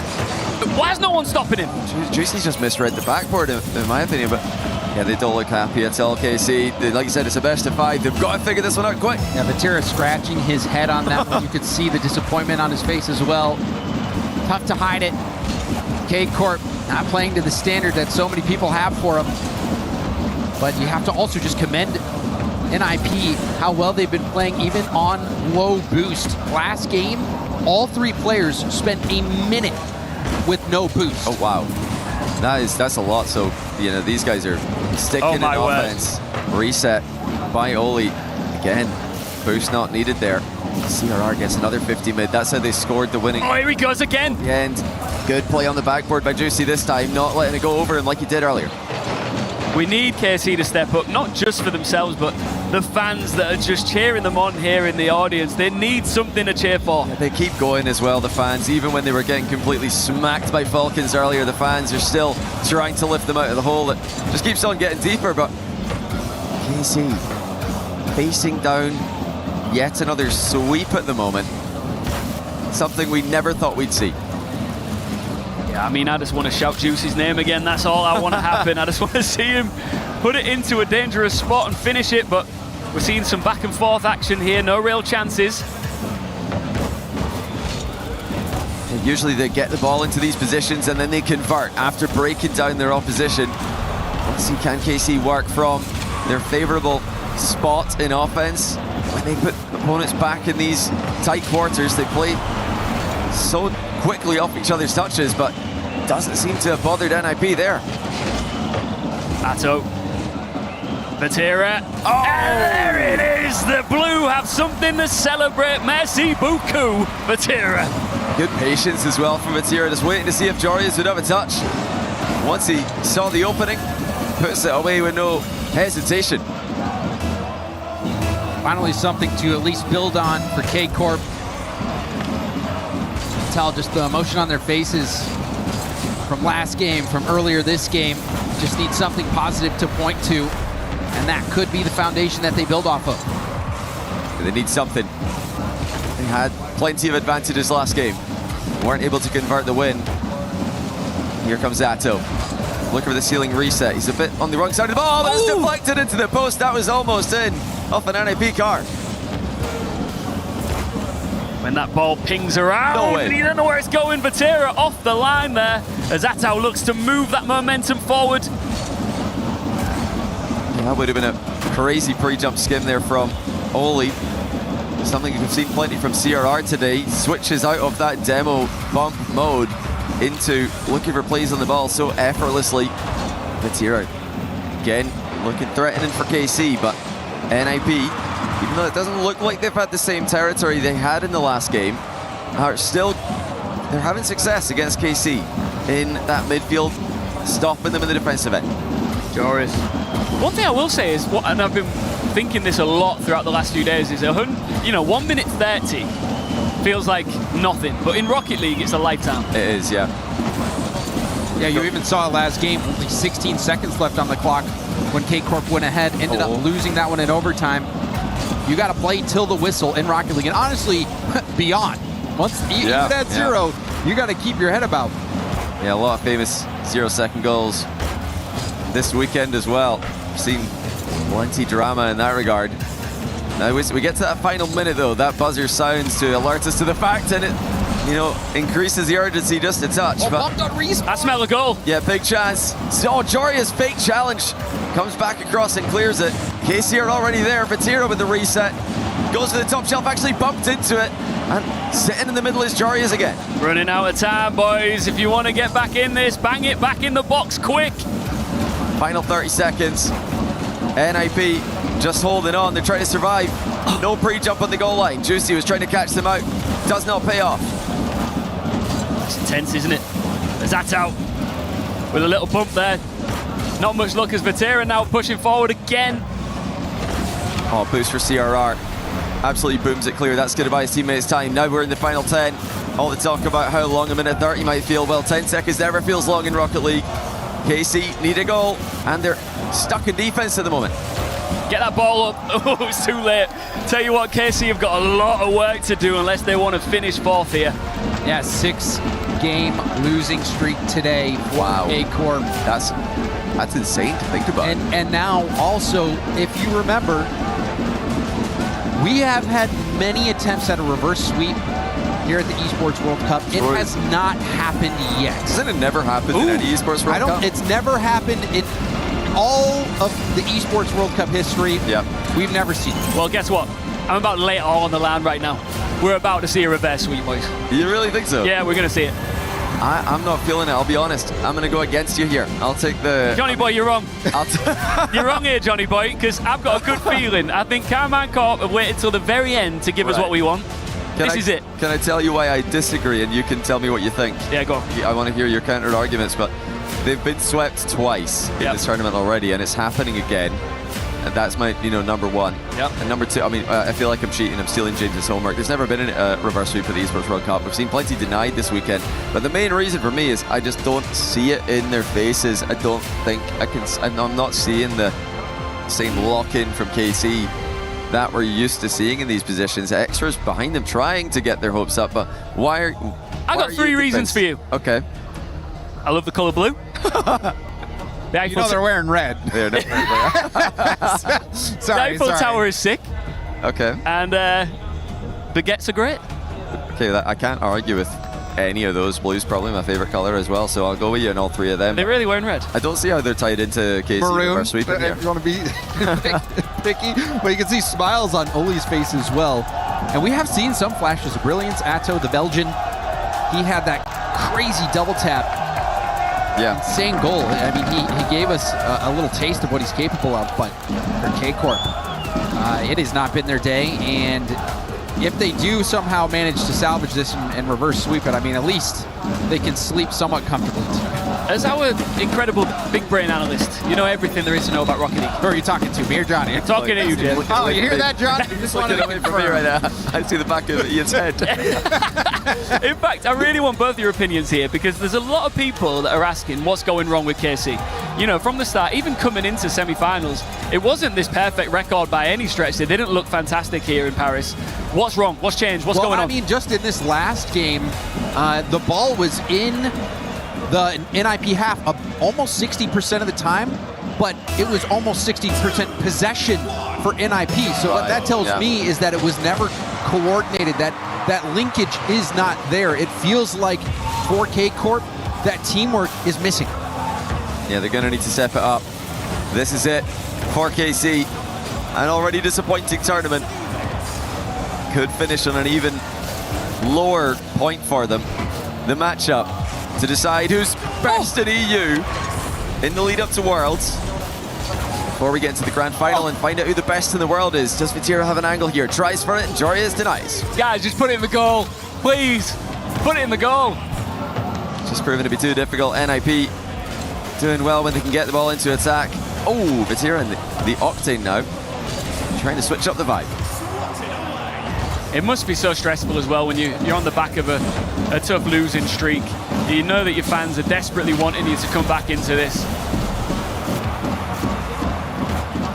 Oh, big dunk, Oli. Doing it long, but Juicy is able to catch. RKC going to try to patiently control the midfield in this game. Will we see all-out aggression? So far, I think it's been leaning towards the former. That's a big gap in the midfield there, though. Vatira does get back and close it before NIP could do something about it. Well, NIP look fairly relaxed at the minute. Not really in too much danger. I feel like they're probably believing as a team right now that they've got this in the bag. They've got that extra 40k coming into their bank account. They just got to close this last game out. Unless we can see finally some kind of a threat from the Blues. The Blues, who are usually so deadly, they're being dismantled. CRR from distance opens his case once again, and once more, James, it's off of physical play. That Rocket League IQ, CRR, he's been jumping lanes all weekend. He sees the play before anyone else, and that's why he seems so fast. But it is that Rocket League IQ that has set him apart, and really, I think, been a huge treat to witness here at the Esports World Cup. He's been phenomenal, hasn't he? Oh, is that going to make it all the way through? No, stops dead in the box again. Juicy's been tripped up. Is he going to get back in time? No, he's not. Jorius too for NIP. KC have completely overextended and Oli just walked in and took that one away from them. Just having fun with it now, aren't they? This is just playtime for NIP. There can't have been many worse days for Karmine Corp as an organization in esports, any esport than this. This is becoming hard to believe. 0-7. Relax, guys. Reverse sweep still incoming. The reverse sweep is coming. 2 minutes 50. We said it before. Long time in Rocket League. I mean, Go on! Oh, there's one! Atao! The reverse sweep is on. Goal number 1. The journey starts now, and it's a good goal. It is a good goal. They've had good plays here and there. Like James mentioned, that double tap from Atto in game 1 was one of the best goals in the tournament. But they're not scoring with sufficient regularity to take down an NIP today. Got to start chaining these goals together. And we see some momentum here now build, because that's definitely what they've been lacking. Doesn't look like it. Could that? Oh no, surely. It's good pass down though. And you're even still seeing how effective NIP can play on low boost. That was a 1-2 breakout with 0 in the tank. Yeah, putting a shot on net while clearing is ideal scenario. Oh, good dodge by CRR. Forced to jump early, no problem. He just stays in the way of the play. KC lost 1 goal to a long shot earlier. They lost another to a counter-attack. They're trying not to overextend here. Juicy! Backboard. Oh, the double's denied.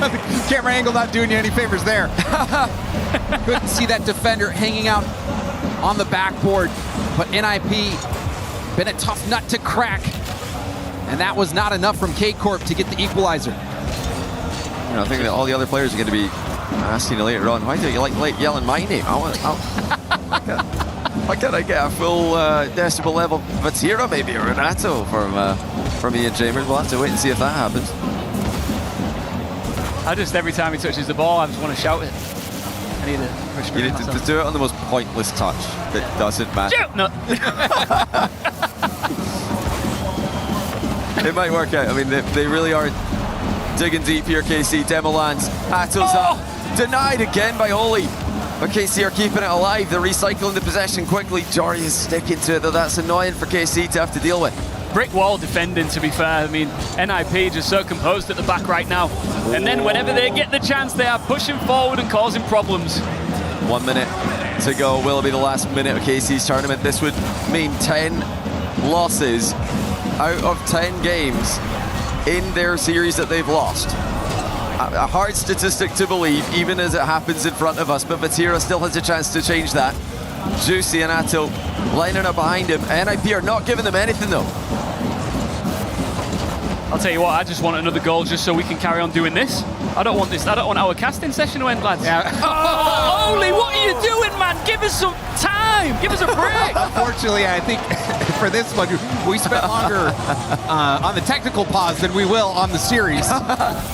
Rematch. NIP is making quick work of this. Rematch. Absolute shambles for KC. The major champions, the 1 seed, are being absolutely devastated at the Esports World Cup. Oh, but there's more drama. Atto walks in, their second goal. Did NIP whiff this in the backboard? It's CRR. He might have got tricked by Juicy there. And it was a bot kickoff from K-Corp. It's a good strat to pull out in the risky position, in the high volatility positions. They might need to go to another one here, James. See what they do. And over. Fast cheat. They do land a demo, but they didn't get possession. See what Juicy can do with a full tank. I think he could do a lot personally, as he's moving that ball forward with, I'm going to say, supreme confidence. It doesn't look like it's moving forward towards the NIP net anymore, though, Ian. They need to get him moving. Come on, Juicy, do something. Juicy! Come on, Juicy! Oh, no, this can't end now. I'm having too much fun. It might be over. And it's over. KC 0-10 in their losses over the weekend. NIP 3rd place. Top team in Europe, 3rd in the world. What a shame. What a shame for KC, but let's just give the flowers to NIP. What a tournament this has been for these guys. All 3 of them just phenomenal throughout. Putting on a show for their fans who travelled out, but also the ones who are watching from home right now. Stellar stuff, and they deserve some serious props, and they deserve the extra prize pool, that's for sure.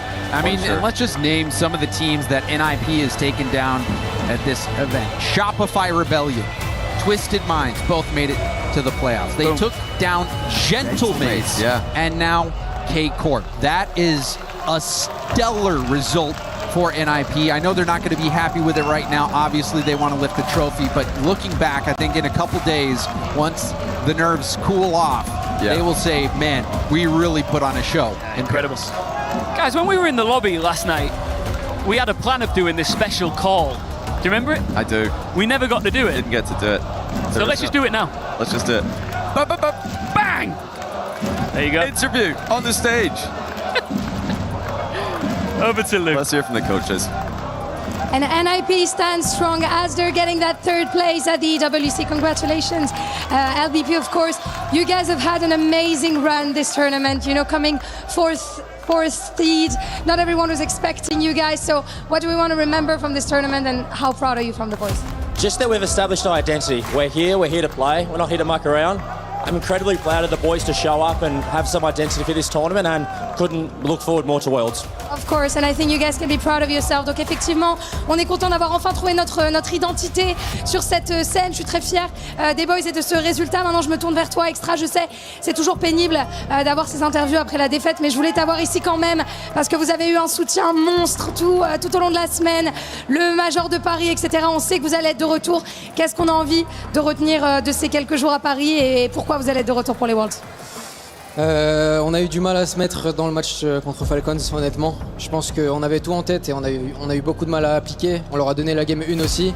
Et il y a plusieurs games, plusieurs erreurs, etc. qu'on fait qui ne doivent pas arriver, honnêtement. Mais que ça nous serve de leçon pour les Worlds. Et on va tout donner pour aller les chercher de toute façon. Évidemment. So yeah, we want to keep the lessons from our loss to Falcons. Of course, we had trouble entering the games, and maybe we gave some of the games as well. Last but not least, boys, I want to ask you your prediction for the grand finals as the KC fans are chanting for the coach Extra. Who do you see taking it? Who's bringing it home? SSG or Falcons? Give me Falcons. Falcons, of course. J'imagine que tu vas être d'accord. Falcons, la meilleure équipe du monde actuellement? La meilleure équipe du monde, non, mais la meilleure équipe du tournoi, oui. Ça, j'aime bien. The best team in the world. No, but the best team in the tournament. Probably. I'm gonna let you guys handshake. Thank you very much for being there, boys. Beautiful sportsmanship, mesdames et messieurs. Encore une fois, s'il vous plaît, on peut les applaudir. And make sure to stay with us as we're heading to our grand finals in Paris.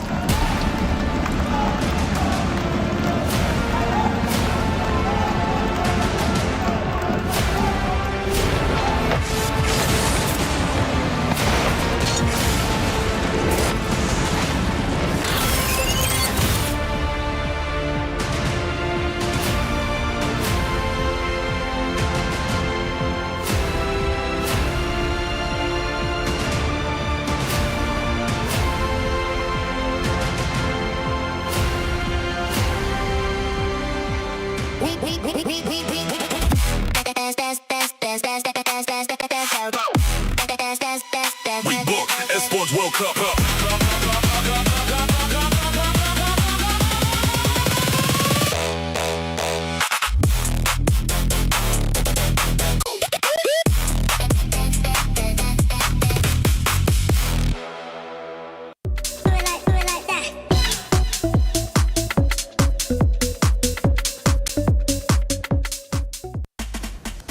Group stage here for CS2. So of course Senna is joining us to give us an update on what's going on, who's doing well. Because last time I checked, Vitality wasn't doing too hot.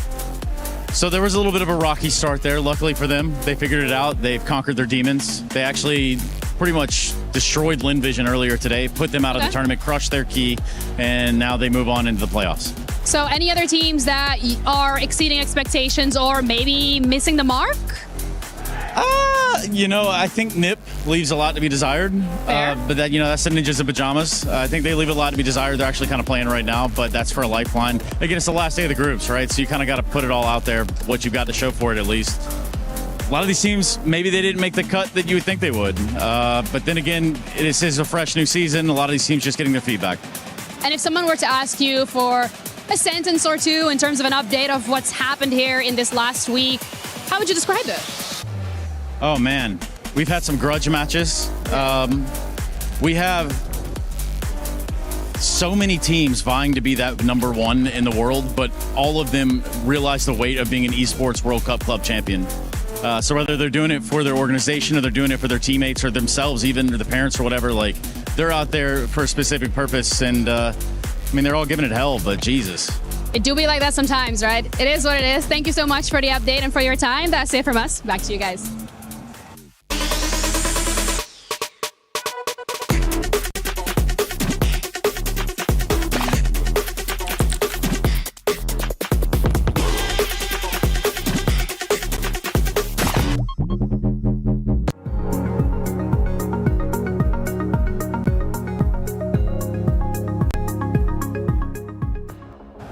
I'm here at the Allianz Courtyard with Mertzi at the Esports World Cup. We've got two remote control Rocket League cars. We're going to play some Rocket League. First of two, should I say. What do you got?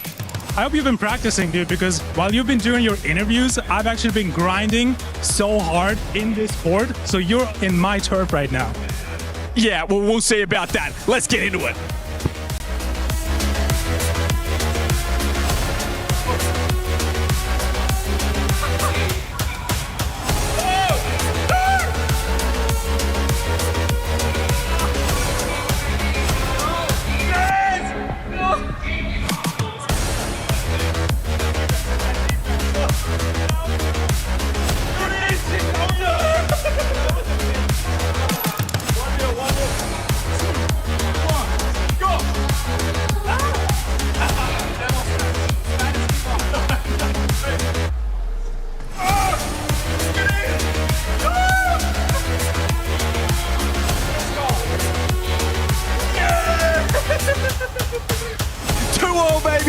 What do you have to say for yourself, Mertzi? Bro, have you been grinding? What's going on? I couldn't even leave my own half. Hey, Allianz Courtyard, we're having fun. Mertzi, if you want to come play him, get down here, because he ain't very good at Rocket League. We were there. For every click, every clutch, every respawn. We were there for the years of grind. And we're here. Now.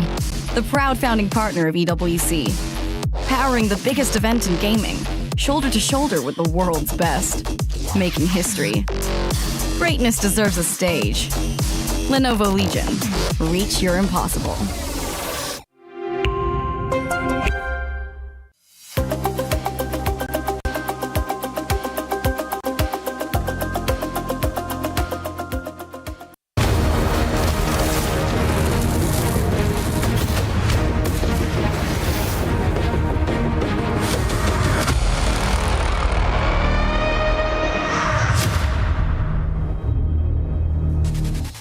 The time is now. Welcome back into Paris for the final fight on the Rocket League pitch. This will decide who is moving on as your champions of the Esports World Cup and who is going to have their key crushed in front of all the fans. Welcome in. It's Puckett alongside the Warlords. Excuse me. We got James Bot, Chiefs, a.k.a. Michael, and Johnny Boy at the end. And I want to start with you, son of Robert DeBruce. How do you feel about this finals matchup, and how surprised are you to see my American Space Station Gaming in it? I am very surprised to see Space Station Gaming in, but this, I tweeted about it. It feels like a coming-of-age tournament for them. I think this is what we've been waiting for. They've got the potential, and now they're really proving it. They're living up to the hype, especially Diaz with the 1v1 hype over the years, now showing that you could do it in threes as well. Chiefs, are we worried that Space Station is outnumbered 20 fans to 2,000 here in the arena? Terrified. Yeah. Petrified. Mortified. No, I don't think they care at all. I mean, Space Station... First final, you're living in it no matter what the environment is. I think they're glad to be here, and the environment is what it is. I don't think it's going to rock them too much. James, you and I are family men. We love money and supporting our families. Who is going to support a whole generation or multiple generations? It's looking like the Falcons are primed for another big paycheck. They have stolen the lead, and not by much. It is a 50-point difference over AGAL, who is done for the week. So the Falcons will close week 6 as our top team. The question is, Space Station Gaming, if they pull off the win, will they get the 250 points to jump them all the way up to 13th, or they will score significantly more than currently in 20th? Club championship is a big deal. It's huge. Ton of pressure on all these players. I'll just reiterate this. I said it before when we were talking about Team Falcons and Drawley and that move where he came in and replaced TRK on a legendary Team Falcons team. Lots of pressure on him. They brought him in for this moment. They brought him in to do one thing, and that was to win the Esports World Cup for a third time. And he might just do it. He is so close to doing something unbelievable. Let's take a look back at the origin This was year one, and he has done it again. Tell me a little bit about this man. Drawley from Morocco, a rock star here. Well, you know, this team didn't start off their season all that well either. So I'm looking back to that BDS. Yeah, they caught 2024. fire. Similar story to Falcons right now. BDS were very disappointing for the RLCS majors, and then they win Esports World Cup and Worlds. The Falcons weren't even at the last major. They could win Esports World Cup and Worlds with the form they're in. Just Space Station to beat. I think they're the favorites, but you can't underestimate SSG. Just how impressive is this, by the way, to win potentially 3 Esports World Cups with 3 different lineups, Michael? It's hard enough to win anything at all. I mean, the fact that Drawley's so good, everybody wants a piece of him, that should tell you how good that guy is. I mean, Drawley's just an absolute beast. Keep talking about him as we take a look at his highlights, because we got to run some beautiful bean footage. This is score after score from the Falcons taking control over KC. Yeah, Drawley consistently. I mean, for as long as people have seen him on the pitch, the guy goes as far as he can, as loudly as he can. He wants the ball all the time. He loves to put pressure on the opposition. He's had to learn a little bit about how to work with a team like Ross and Killers, but, you know, for this tournament, boy, does it look like they found their stride, James. James, for the rest of the Falcon squad, it's, of course, the twins. We love watching the duo dynamics. What have they shown you here, particularly in Paris? That they're still the best in the game. Like, these guys are unstoppable. And I think for many people,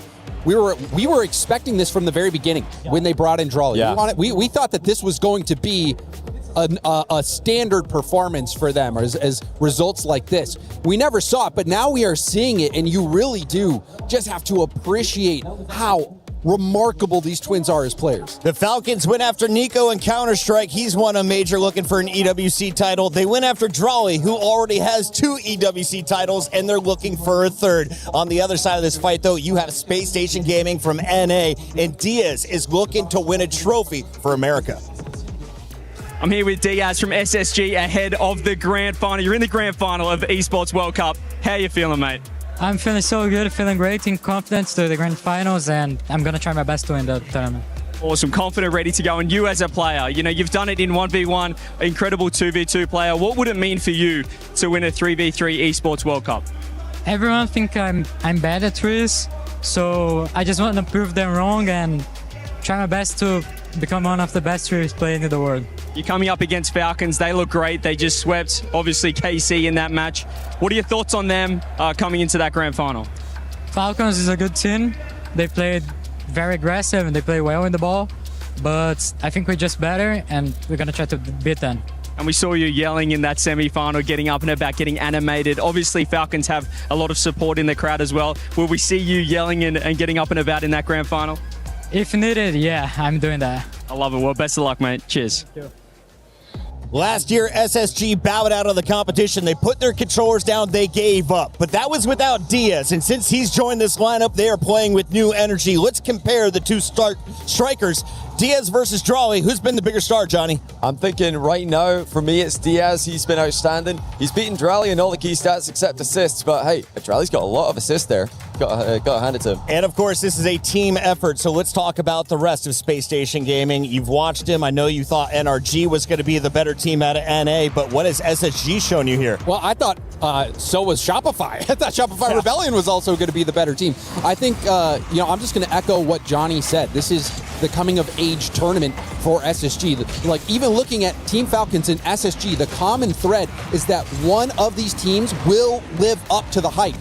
And for both fan groups, I mean, that is, it's just going to be so appreciated, valued, cherished. If Team Falcons can do it, Drawley's story is unbelievable. But if SSG can do it, then I think it's going to make people really wonder, is this going to be a new era of North American Rocket League where the best team that is competing for those titles is these young players on SSG? It has to be. I mean, if they win this one, sky's the limit as far as I'm concerned. I came in, I have to say, criminally underrated. Didn't think there was any chance for them to even make it out of groups. I thought they had a bracket that was way too tough, and they've kept running into top contender after top contender, and they keep winning. And they're doing it in Game 7. We should point out, this is now going a Game 9, potentially, Johnny Boy, in the grand final. Walk me through how we got here. So you're looking up there at Falcons KC 4-0. That's the standout result in this bracket for me. Every other series has been close. We'll pretend the third place match didn't happen for KC. But in the quarters and semis, Everything's close. Everything's, absolutely razor-thin margins. Falcons, so smashed Karmine Corp. Space Station were able to do that in the groups, but I think Falcons in the semis today, they look like they're on a different level. Correction. Thank you, production. I'm remembering Call of Duty from last week. It is a best of 7 still in the grand final, so you need 4 games to take this thing. Jeeves, are we looking for high-scoring games, low-scoring games? What is the true testament at peak Rocket League gameplay? What do you want to see as an analyst from these players? I think I would love to see that Falcons defense come back from their KC series. The fact they held KC to basically 0 was incredible. And if that's how they're playing defense with even low boost, I honestly don't know if Space Station has. Who's their best defenseman? Is there one, or is it the Twins? Great. I loved Ruas specifically on defense. Jolly did a great job catching things that the Twins couldn't, but I loved Ruas in and around the net. Thought he played great that series. And then, of course, if you're looking on the other side, Space Station Gaming, the huge underdog. Only 15% of the fans are cheering for them to take down the Falcons tonight. James, is it that man on your screen that we need to look at? Is it Diaz, or is it the blonde-headed reveal? Well, I think the thing that makes SSG so dangerous is that it is all of them. It really is. Diaz, I think, has helped the mental side of the game for the team, but all 3 of them have that ability. We even saw Reveal in the last series stepping up defensively, dodging bumps, and Falcons are going to be coming after him on the bumps and demos, and he was able to be a key player to make that stand and score on those counterattacks. Yeah, it's all about keeping up with the Falcons a lot of times, so we'll see if SSG can do that. I'm excited to see how this one goes. I have a feeling that since SSG is involved, we're going to another Game 7. All of the sweeps are under the rug. They are done for the day, so let's make it official. I need to know not only who is going to win this tournament, how many games does it take, and who is leading your MVP race right now? I'm going to say Falcons in 6 with Ruas as my pick for the MVP. Wow. They've never played. This is a completely uncharted territory. These never teams have never played together. I mean, this is the first time ever, so I have no idea what to expect. If I had to guess on history, I'll take Falcons. I got Ruas leading as well. It's a good pick, Jack. It's hard to go against this crowd, James. I predicted Falcons to win this whole thing from the very beginning. I'm going to predict it now. I think it's going to go the distance, and I'm going to go with the other twin. I think it's going to be Killers who will be the MVP. And why do you think Killers is going to be their player to watch? I mean, you just see the amount he's been able to contribute defensively, but also offensively. He is truly a dynamic player. He is a dynamic player to watch. Everyone on the stage is, and they are ready to put on a show. Ladies and gentlemen, lock in to the Esports World Cup Grand Final. Everything has led up to this. Let's run it. Watts going for the solo. Raleigh fakes it. His shot is on! A few seconds, but now Space Station Gaming coming in. This might be it. Reveal underneath! Just was even throughout. I expect it to be that way too, right? His shot on net though! We want the fans to blow the roof off this place. It's time we settle this.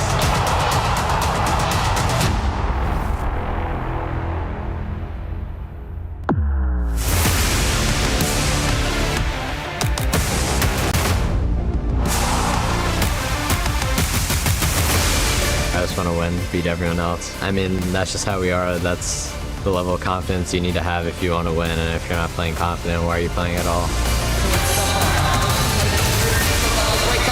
Diaz emerges with it. Goes for the snapshot. Goes back to get this save, and he can't. They're not convinced and they didn't read it. Bring it on.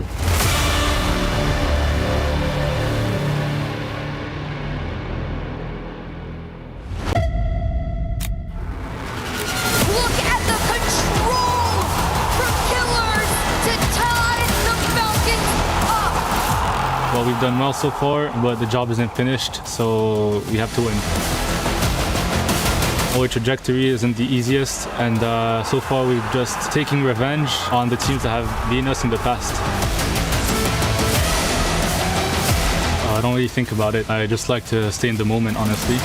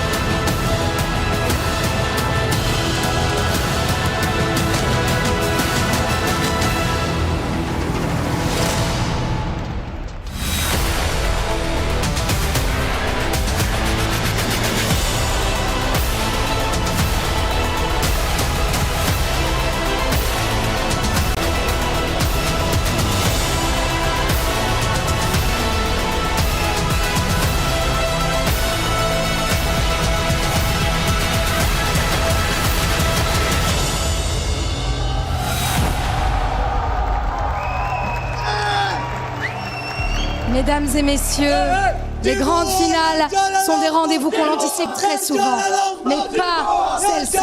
Grand finals are the moments that everybody anticipates and expects, but not this one. This one is absolutely different because it feels like a collision between two stars nobody could have predicted. And that's the beauty of Rocket League. It doesn't care about your representation, it doesn't care about your reputation, it doesn't care about expectation. It rewards those who step up and pop off when the moment arises. Absolutely, and here at the STC Arena, we're gonna have two continents, two worlds, deux histoires, deux trajectoires, une étoile vagabonde d'un côté et une planète, l'une des plus grandes planètes de Rocket League de l'autre. But here, today, at the STC Arena, those two teams are given the exact same opportunity here. Because great teams don't always arrive on schedule, sometimes they arrive all at once. And when opportunity knocks at the Esports World Cup, you don't just answer the door, Ian, don't you? You kick the door down. Lou, should we welcome our grand finalists? Mesdames et messieurs, tous ensemble pour nos grands finalistes. Faites du bruit!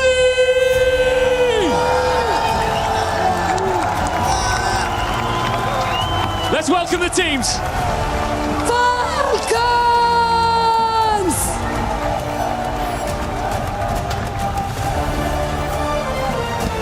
Falcons have spent 3 years chasing this trophy. Space Station Gaming! They have arrived before anyone thought they were ready. One team carries every heartbreak that came before. And the other plays like heartbreak hasn't even been invented yet. Falcons even recruited the man who stopped them twice in Drali. And SSG brought 3 fearless young guns who just keep refusing to bow down to the big dogs. One side has unfinished business. The other is writing history in real time. It's Space Station Gaming! It is Falcons! Paris, this is the grand final of Rocket League at the Esports World Cup.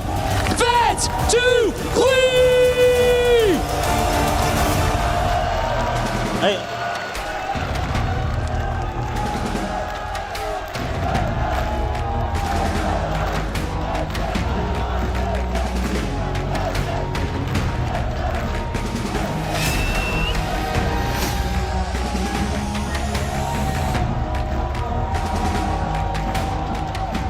Khawas, Diaz, you guys have not been giving bad words on this stage, and I know that you have respect for each other.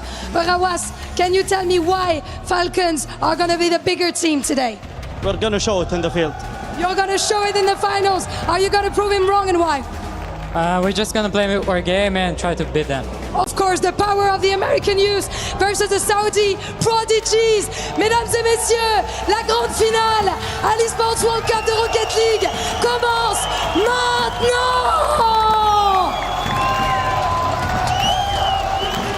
Well, I'm looking around me right now, an absolutely packed STC Arena, Stumpy. This is a matchup that a lot of us didn't really expect. Certainly one finalist, but SSG, what a run they've had. SSG have absolutely set themselves on top of North America, and now they're hoping to do the exact same thing when it comes to the international stage. Herc, their run so far has been nothing short of incredible. These two teams truly, if you've paid attention from day one, have steamrolled everybody that they have gone against. There has not been one team that they have fought on either end that is quite compared up until now. A final match between Space Station Gaming and the Falcons here at EWC 2026 is going to be one for the history books. You look towards how Falcons got here. They've had a fantastic couple of matches. They went 4-2 versus Twisted Minds in those quarterfinals and absolutely bodied Carmine Corp 4-0, sent them on their downward spiral ahead of the World Championships before they then lost to NIP in the third place match on the other side of things.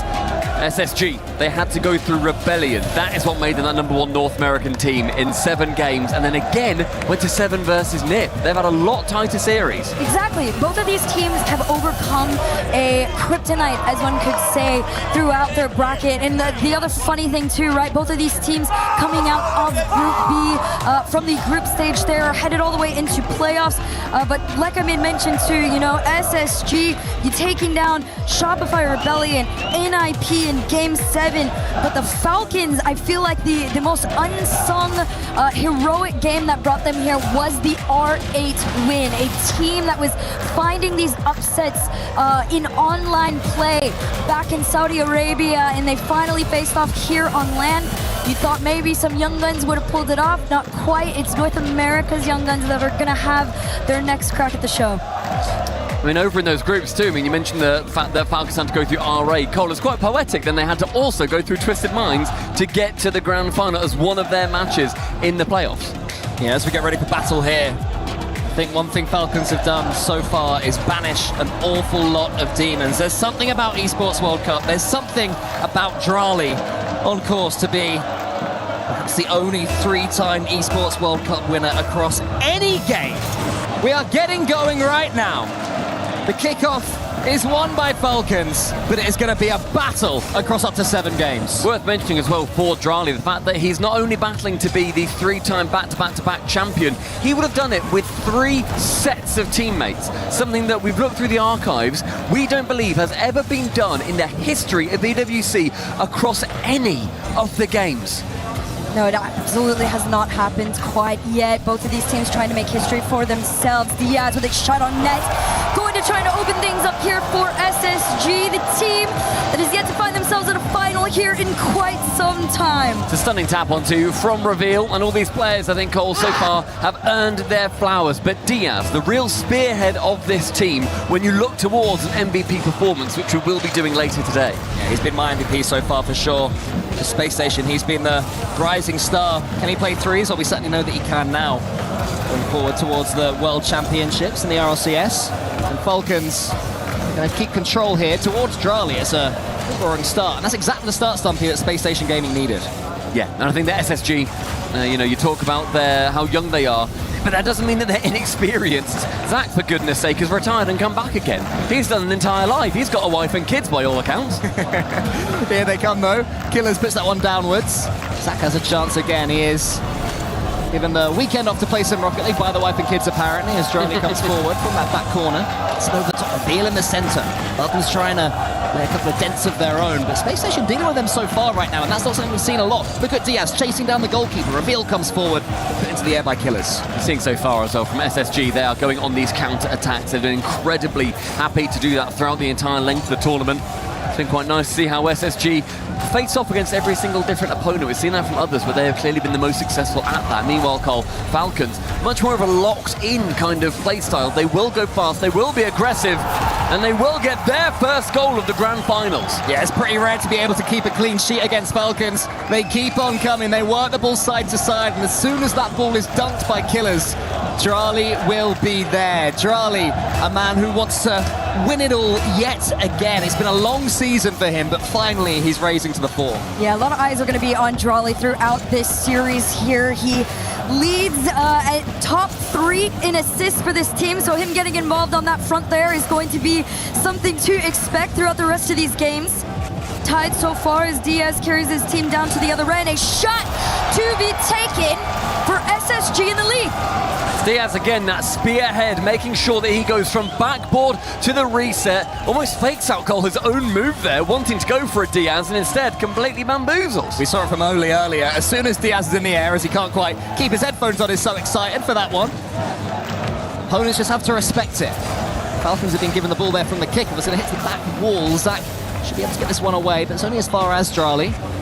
Falcons are very quickly realizing they're not going to have this one all their own way, and that is credit to the way that SSG have been playing this tournament. Yeah, I think the Falcons, normally they can look to, as they steamroll a lot of opponents, they did so literally about half an hour ago against Carmine Corp. They were an incredible offensive force, but then, Cole, you look as well defensively, the way that Killers in particular and Roas team up on defense is second to none. Diaz has this ball in this corner. This is where he does his best work. That's not the best touch. Reveal helps him out, actually. So Diaz can at least get that ball forwards. SSG happy to get the ball away. Don't need to rush anything just yet. How they'd love to win this opening game, to really make a statement, not just to Falcons, to their fans as well, who continue to beat their drums to the atmosphere as Diaz tries to get that one on target. He is so involved in this, and Falcons will not like that. It was a great attempt from him. Just manages to get found by his teammate. We talk about how many of these players get assists, and SSG there found each other so frequently. Reveal, obviously, he does find Zach on the left. Who will he find in the midfield? Diaz once more, but shut down by Killers. And I was mentioning his defense, the way in which he is involved in every single play, it feels like, on his own goal line. I've been so impressed with. I mean, you talk about Killers trying to make that lead there, right? He's been all around for this Falcons squad. He still continues to lead here in the EWC with almost 1 goal per game here. But on the flip side of things, Diaz matching him nearly toe for toe, 0.95. So SSG statistically should be a fairly even matchup. A couple of serious sharpshooters in this lobby. Here's one of them, Reveal. As Charlie puts it into the corner, Roas gets it right into the middle. It's so dangerous right now for Falcons. SSG look dangerous every time they do come forwards. So we've seen that the break and the tech pause and everything with the third place playoff hasn't affected them and their momentum too much. Killers to the ceiling, met by Diaz. Diaz wasn't falling for that one at all. It was fantastic speed, and Zach follows it up as well. SSG have the edge on pace right now, which I would not expect coming into this on Falcons. I've got to be one of the quickest teams in this competition. Diaz now trying to work out their own back half and shut down quickly that halfway line defense. Final 50, tipped right above the crossbar. And Falcons, they need something. There is a goal that needs to be found, and in the midfield, Roas is the one to collect. Roas wants to get the flip reset, instead leaves it for Charlie. Charlie gets the double! That's so fast! An incredible turn from the Falcons. It took a little while, but it did not come too late. Look at this, between Roas and Drolly, the same old between the two, finding each other in the end to be able to tie things here in the final 38. It's going to be quick. We've got a kickoff. Falcons have come back twice. Now can they complete the job and take the lead for the first time this series? Zach prods it to Reveal. Won't quite be enough, and Charlie's getting more involved. Something that's the last thing that SSG want. It's going to be frustrating as well. As Falcons, of course, they had that incredible comeback against Twisted Minds, but Twisted Minds, that was more on them. A long shot does go on target, but shut down quickly by Roas. Roas tries to take out a couple of players, only get one of them, and Charlie's a little bit awkward right now for Falcons, trying to get it out of their own corner, but should be safe. Zach tries to change that. It's SSG pushing all the way to the end of game number 1. Diaz tries to get it in the center. Charlie clears his shot. Reveal, saved by Killers. Brilliant opportunity. Does end up still being a threat to the ceiling. Wonderful pass, but no one's going to be there. Instead cleared long, and I tell you what, ladies and gentlemen, what else but overtime? Had to come this far. SSG have played really well in game number 1, but that could be snatched away in a second, especially if they lose the kickoff. Who's coming in? It's Charlie. His shooting's been fantastic so far today. Not quite that time. Does keep the attack going, though. Popped a little bit too far wide, but Roas now there to receive. Reset round 1. Will it be the second? Does pip it on a little bit further. But you see the boost totals now low for SSG. Yeah, they'll have to deal with this threat from Falcons. Been doing this all day long, sweeping that ball, playing it laterally. But that's a huge clearance there from Zach. This game starts to find its real footing. Popped up high from Killers. One chance to reset. Instead goes to the second. Touches in the bottom corner is the one. Drolly, a dagger through SSG's plot armor. This is the player to watch here in the finals. The one in contention for GOAT conversation. 3 different teams, 3 different rosters, and well on his way to attempting a 3rd title here at EWC. 6 different teammates as well. He has been the guy. 618 points, a hat trick, everything going through Drolly there. Yeah, Drolly truly for me is the one that I've been excited to see. He's just as consistent here in this game number 1 for the Falcons. Like I said, number 3 in assists per game, sitting at about 0.89 overall at EWC so far. It continues on here in this game number 1. I will say, a close game between the two, not unexpected for those of you watching from home. Both of these teams have had fairly close games throughout their entire brackets to get here. The difference being that the Falcons have had a fairly aggressive game to get to this point, but SSG's found a way to slow them down. And you talk about the aggression in the end that the Falcons ended up really pushing for. It's got to be frustrating mentally for SSG, thinking, we've done it, we've done all the work. You get down to the brass tacks of it all, and Falcons will just continue pushing. And as I said, everything going through Drali. An amazing performance just as we head towards Forbidden Temple. Game 2 loads up, and SSG will be well aware that they've lost a big opportunity to at least dent that Falcons said it was plot armor, and it's turning into exactly that, unbeaten so far today in the semi-finals against Karmine Corp. Now I can tell you exactly what that plot armor is. Game number 1, Drali shooting 75% on everything he put towards the net, so we'll see if that continues here in game 2. Drali looking like an MVP yet again at the Esports World Cup, just to keep doing what he's been doing. Achievement that could be if he could win 3 times in a row, but SSG again have got decent control of the ball from the kickoff here in game 2 on Forbidden Temple. Zach pushes this one to the back wall. Remember, SSG will keep on fighting all the way. The games go all the way, so many. As Drali pushes that one forward, as Diaz again takes control of it. And SSG are really reading the pace of Falcons well so far this game. I think it's remarkable how well they've really adapted to this kind of level of opponent too. They couldn't take that first game, but it felt like they should have done. Shot on target, Drali again, but had to go through the final defender. And Zach historically has been the player on SSG that I think has really impressed me a lot when you look to the earlier series in this tournament. He is going to need to show up here in the grand finals, but the inexperience could maybe be a killer. Unfortunately for SSG, he plays on the other side.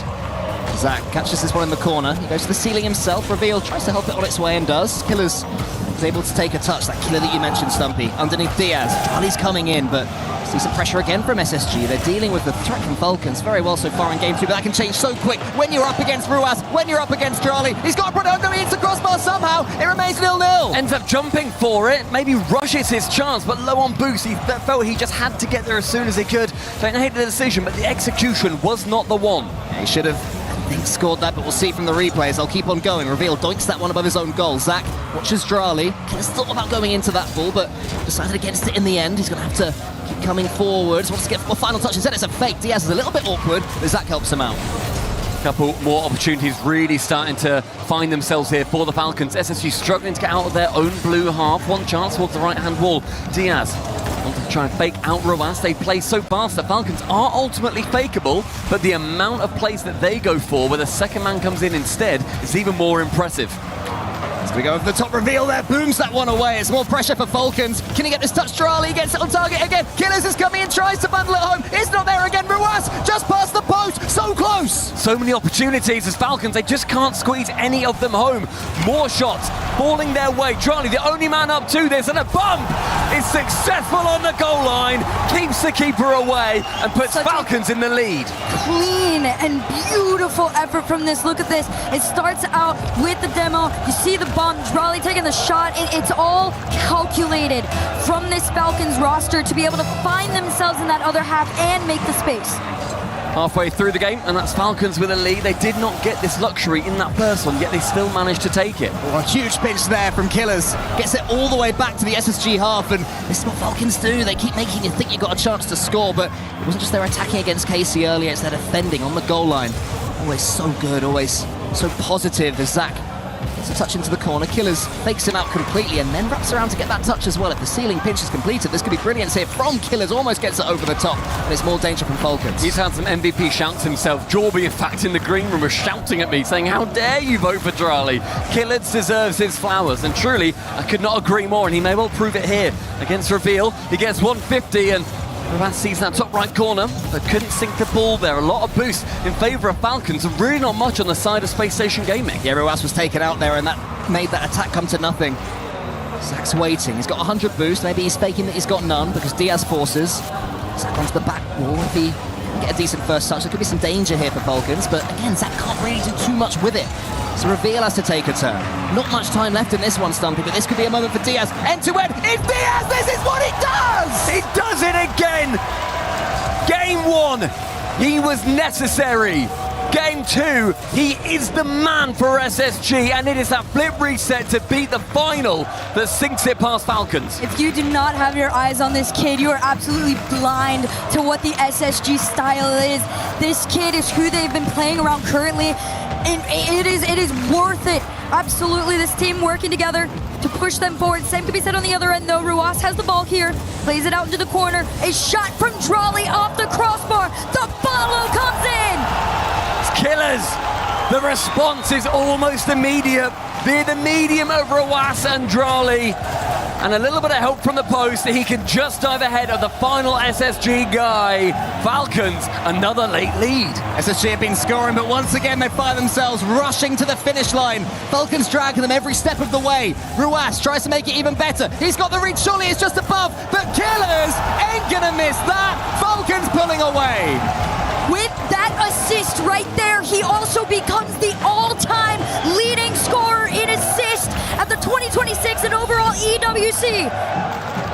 It's looking really good for Falcons right about now. Their fans are continuing this party atmosphere. SSG have to get something going. Diaz looks their most likely, but Drawley's meeting him in the air and will steal that boost as well. And it really has been an incredible performance from the Falcons. Nothing can shake them. They sit on their perch, their claws wrapped around the trunk, and they make sure that they are the team that everybody aspires to be. Zach whips around this one. He has to get something going soon for SSG. Tries to get it over the top. It's almost a bump on the goal line. 40 seconds left. Diaz, he waits. Ruas onto that back wall. Great catch by Reveal. SSG, they're taking their time, Stumpy, too much. They have to get things going immediately. However, Falcons, they've got different ideas, want to make sure that they can secure, and the next goal, Reveal up for the double, but Ruas with just about enough boost, and what a catch, and then flick to the backboard, caught by his twin, and then the counter-attack is almost immediate, and as we get to the final 15 seconds, they are still doing skybound acrobatics. It's just enough for Falcons right now to send that ball high, to keep it away from SSG like a ball on a string, and that is exactly what they are doing. Space Station attempt one more attack, but it is not gonna happen. The plot armor is growing. It is becoming too powerful for anything to pierce. 2-0 in the series to Falcons and playing supremely well. And truly unshakable. With SSG taking their time out, they will need a couple of minutes just to think about this one. Expert has got a little bit of work to do. Yeah, there's a lot to think about in this series for SSG. Falcons, I mean, most eyes were drawn to the fact that Drawley has done such an incredible job, not only throughout the group stage and the playoff bracket, but now eyes return back onto the Twins. This game alone, Ruas and Kaliers both move themselves up on the leaderboard here at EWC. Ruas now sitting with 56 overall on assists. Kaliers with his goals, the 2 goals to his name in this series, Stumpy, he moves on to the all-time leading scorer. Crazy. So you guys talk about plot armor. Yeah. All 3 members of this team look like they have an all-star aura on themselves. And they just keep climbing up those rankings. They find themselves more skyward. Drawley knows what that feeling is to lift the EWC trophy. He wants to share that with the Twins on his team. And taking the boys out of Saudi Arabia does not mean that they are going to be any less supported. The amount of noise directly behind us from the Falcon fans is immense. I truly hope there's a microphone in the middle of that cacophony, because it's making it hard for us to hear. If you think we're shouting everybody, all of this sound is bleeding into your ears. I promise this is us attempting a normal talking voice. But yeah, this is a very loud and exciting matchup on both ends of the field. I do want to hand some flowers, though, to this SSG squad. Just being here in this final is such a big deal, not only for these players, but for the organization themselves. The last time they found themselves in a final was way back in 21-22 at the Winter Major in LA. I don't know if you can even remember back then, but back when Arsenal, Reynolds, and Daniel were on the team at this point. Oh, dream team. The dream team. At this point in time, by the way, 2 of them are retired. Daniel, nowhere to be seen. And right now, SSG gives North America all the hope that they can find here at EWC. And you'd think that the Space Station can fly higher than the Falcons, and yet 2-0. Only 2 games into this series, and it has been an incredible turnaround Falcons, they are well on their way to the Twins' first EWC championship. Falcons have been playing Rocket League for another stratosphere so far this tournament. After that tough season, Zach, he gets a pinch straight away into the ceiling. Ruas follows suit, gets to the ceiling himself, turns it into a flip reset that was met quickly. And one thing I was saying at the start of this series, Stumpy, was that Space Station were dealing with the Falcons' speed. Would you say that's still the case a couple of games in? Yeah, I think that to an extent we're seeing the Falcons just sort of overwhelm SSG every now and then. Normally when you look at North America, they are a slower region compared to Falcons. And SSG, it must be just a few Unreal units between them because they play exceptionally fast. A rare error between Drali and Killers. But we see SSG be able to capitalize on that. Great pop out from Diaz, and yet a diving return. Another block there from Diaz. Or on Diaz, should I say. He's got 100 boost in the tank again. Reveal leaves it for him. Lovely idea, but Killers reads it. Falcons have read these sorts of plays over and over again so far. Diaz tries to bump out Ruas. Reveal there, wants to get the pass in the centre. Zach's trying to get something going, but again, Falcons able to suppress any attack. 50-50 is perfect. It's been quite an extended period of pressure here for SSG as well. Somewhat rare, all three of them sitting briefly on 100 boost. They have otherwise been starved in this series. So will this be the difference maker? Diaz again going for a triple tap in the air. And the air dribble has been successful, this time just lacking that flip reset that has been the killer moment. Drali waits in his own corner. Zach reads it. Killers slows down. Falcons never afraid to slow the ball down just for a split second before striking. There's a fake there again from SSG, which Ruas reads. He won't be falling for that trick. Killers wants to get his catch as that one goes around the world. Drali has no one to pass to in the centre, but it looks like he'll get some boost for his troubles. No, instead he puts the ball into the corner, so Diaz can get that one. Killers onto the back wall, wants to follow this one up, should be able to follow this one up, does exactly that!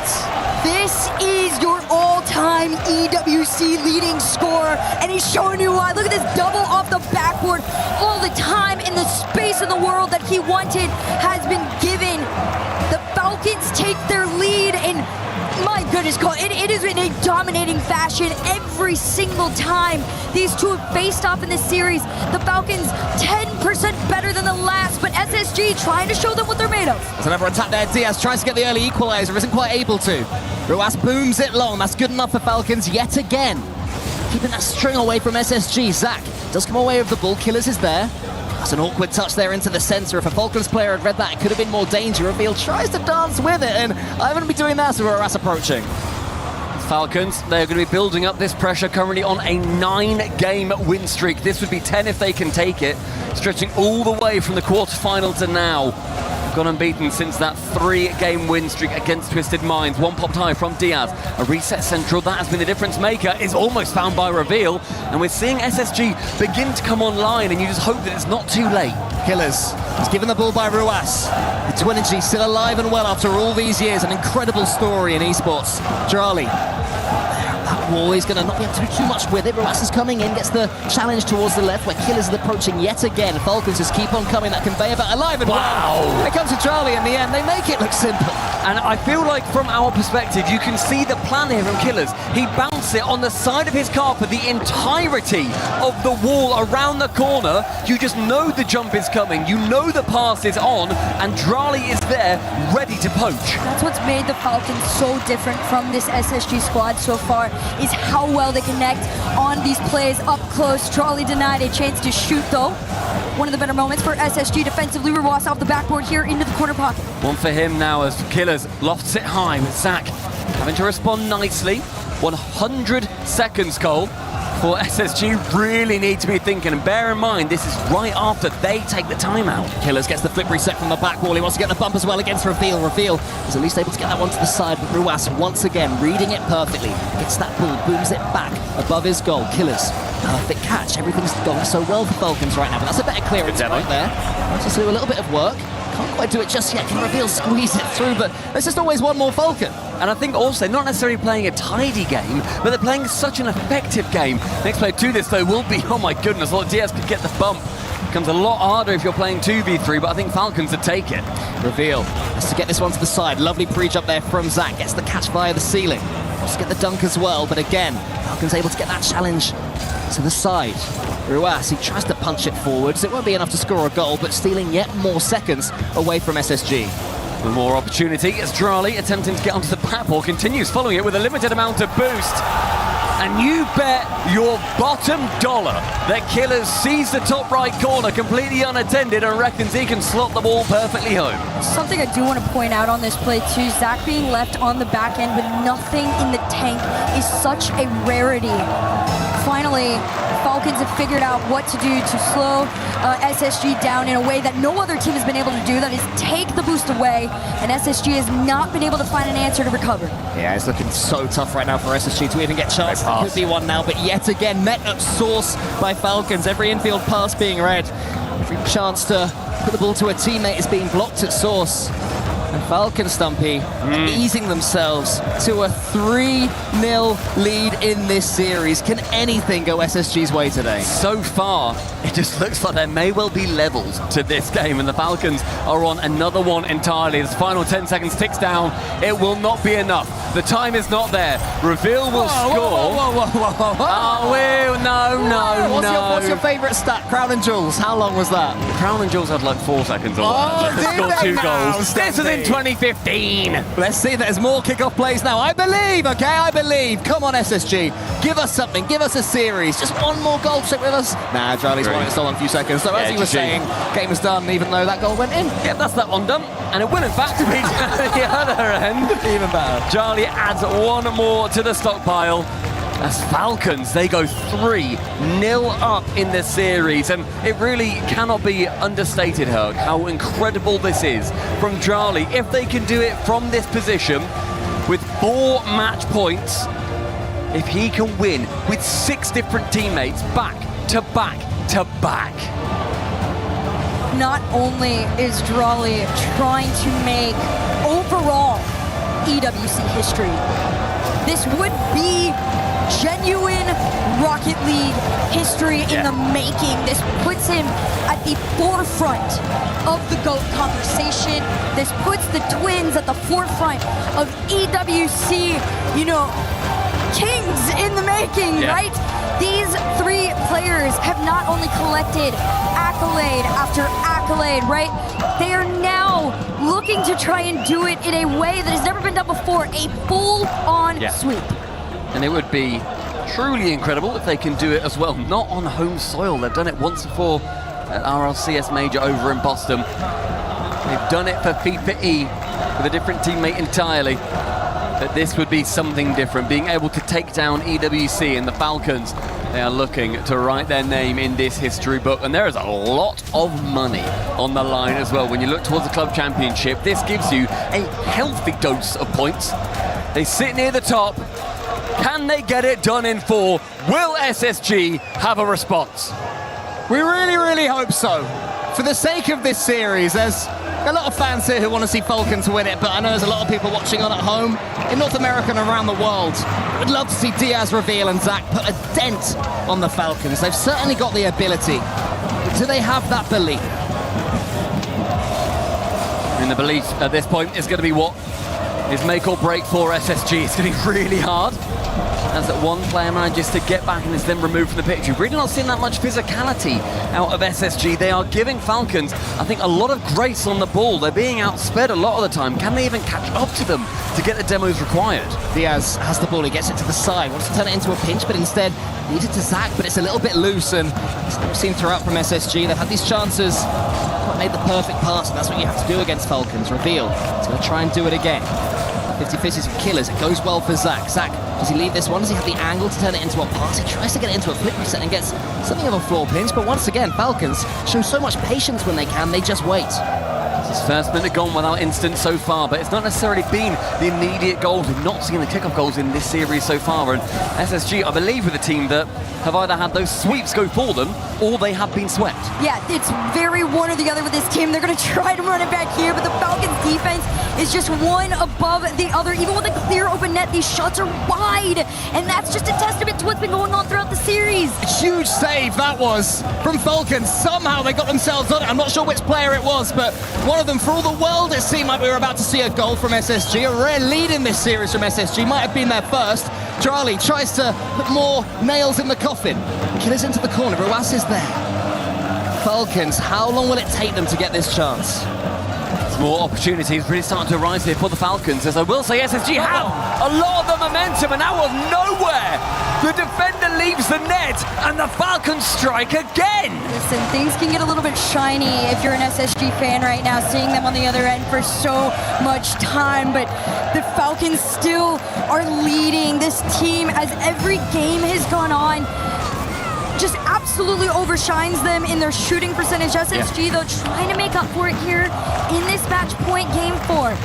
Reveal, lovely attempt there to the flip reset. Killers to as far as he can. Diaz waiting for it. Nice play there from Diaz. This is good from SSG. This is what we need to see from them. Reveal waits. Reveal actually uses slight hesitation from Falcons for once, and it was almost there. Again, this pressure from SSG, it's led to naught so far. Zach dives in for the blind spot, but in the end, the Falcons defense don't really care too much. Roas, who does he spot central? Killers lurks behind him as his close shadow. Charlie, one up high and a little bit of space. That is not what SSG need to be giving Falcons at the moment. They earn a little bit of their own. One chance for a ground pinch, instead just sort of limps towards the orange side. Roas gets it as far as Reveal. Every time SSG come forward, it always seems there's 3 Falcons there in front of them with full boost. Able to block with comfort, with ease. Charlie, he's got full boost on the other end. It's going to hit the post. And Diaz can doink it to safety. Reveal's already up against Killers. Killers with the touch to the ceiling. Diaz there. It's just not quite happening for SSG. That's so far. In the end, suddenly they get one chance and they score. That so far has been their story as well. Nothing quite going their way. And again, that bounce landing so perfectly. And if there's one play you don't want to be seeing coming your way with the ball on their hood, it is Drali. 2-0 for Falcons after 3-0 in the series.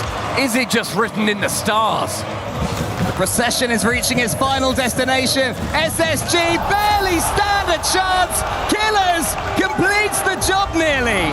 That's 3, and it is becoming a dark, dark night for Space Station Gaming. Another chance where their net was left empty. It was vacant and vacuous, like the space their station has been found in. And as the Falcons have 2 more minutes, there will be opportunities. That has not been Space Station's issue. They just have to break through the defense. It's looking like an impossible job right now. Diaz wants to get a dunk. Here comes Reveal, and even now, there was no boost left for Falcons. They counter. Ruiz gets it forward. Charlie's in his way. And there is still chance here for Space Station to make something from this one. But again, the final ball isn't there. The belief completely sapped. It's just a shame in the end for SSG that Killers was in the way. Reveal goes high, almost finds Diaz, but Rice in the way again. Charlie dives in front of Reveal. One chance for a save. Killers does end up taking it. An opportunity. Roas backboard. Killers, another devastating clear. Reveal's going to have to wait here. The bounce is awkward. Just one more little moment going against Space Station Gaming. It goes to the side. Zach, Diaz waiting for it. He has to make it happen. He has to make it happen. Now does Reveal. He shoots. But again, the backboard defending. There's no boost for Falcons. It doesn't matter. Is there anything that can go SSG's way? Only 60 seconds left to count down. Any of these chances have to be taken, and Falcons will not let them go easily. Reveal booms it. It has to be so much more because Drali's going to boom it right back at you. Killer's waiting for Zach's clearance, so instead he has to passively play it into his own corner where Killers is waiting to gobble it up. Ruiz, does he get the spice on it? Nearly, but Reveal saves. Tell you what, the defense from SSG has not been bad in this series necessarily. It's just the offense from Falcons has been absolutely something else.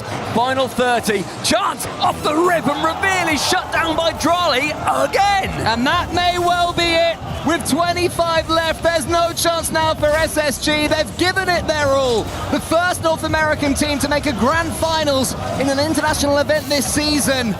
But it looks like it was never going to be enough. There's something about the Falcons today that they just seem different. This was the team that was put together to win events like this. This was the squad that was designed to dominate all of the Rocket League world.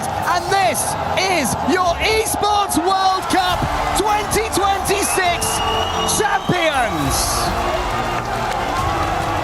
3 separate EWCs on 3 different teams, but once again, the Falcons have managed to do it. Champions here in 2026. It took bringing on the player that had defeated them so many times before to figure out what it takes to be on top. 3 different teams, 3 different chances. Drali has taken them all and has elevated Rawas and Kaliz to a different level entirely. The Falcons fly high, and it is remarkable to see. You can see their fans there absolutely swamping the stage. This is what they've flown out here from Saudi Arabia to see. They fully believed in their Falcons hero, and they've been rewarded. Falcons are your winners. Congratulations to the Falcons flying over Paris with your wings wide open. Congratulations, guys. Before the trophy, I'm going to welcome you to the key crush all together with that massive win. Who is going to do it? Is it going to be the back to back, or is it going to be the coach? Breaking the last key in Paris, the SSG key. Falcons are just too good. Club championship points bounded. And another trophy. It is the moment, you guys. Mabruk to all of you. Congratulations. You're gonna go and lift the trophy. Make sure to put your key inside. Put your key inside the trophy before lifting it. It's your moment.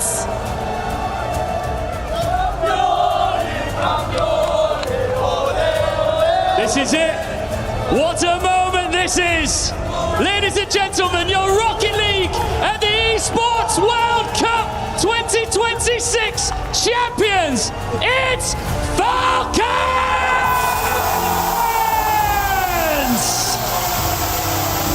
Mesdames et messieurs, vos champions Rocket League à l'EWC sont Falcons!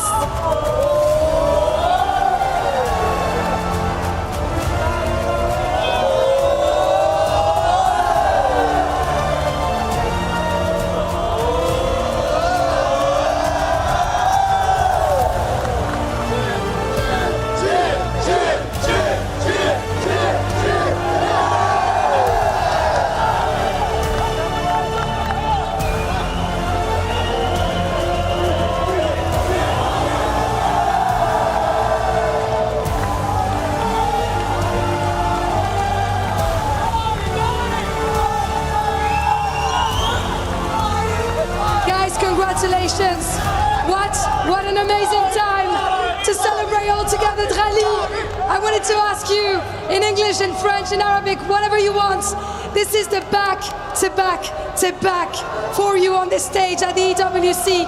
So can you tell me what it means to you to win this trophy 3 times in a row with 3 different teams and especially with Falcons? Pourquoi c'est spécial pour toi de gagner ce trophée 3 fois d'affilée avec 3 équipes différentes et cette fois-ci avec Falcons? It means a lot to me to have done such a thing in such a legendary tournament. Honestly, I couldn't be happier about it, not just for myself, but also for my teammates and Falcons. And yeah, words can't explain how happy I am about this. And I think you can be very proud of yourself, mesdames et messieurs. Est-ce qu'on peut applaudir Drali, s'il vous plaît? One of Rocket League's legends. Donc ouais, je suis extrêmement fière. Ça représente énormément pour moi d'avoir gagné ce trophée. En plus, avec mes coéquipiers ici, j'ai du mal à décrire ce que c'est évidemment comme feeling, mais c'est amazing. Ian, you have some news. What an achievement. I'm standing by Ruawas right now.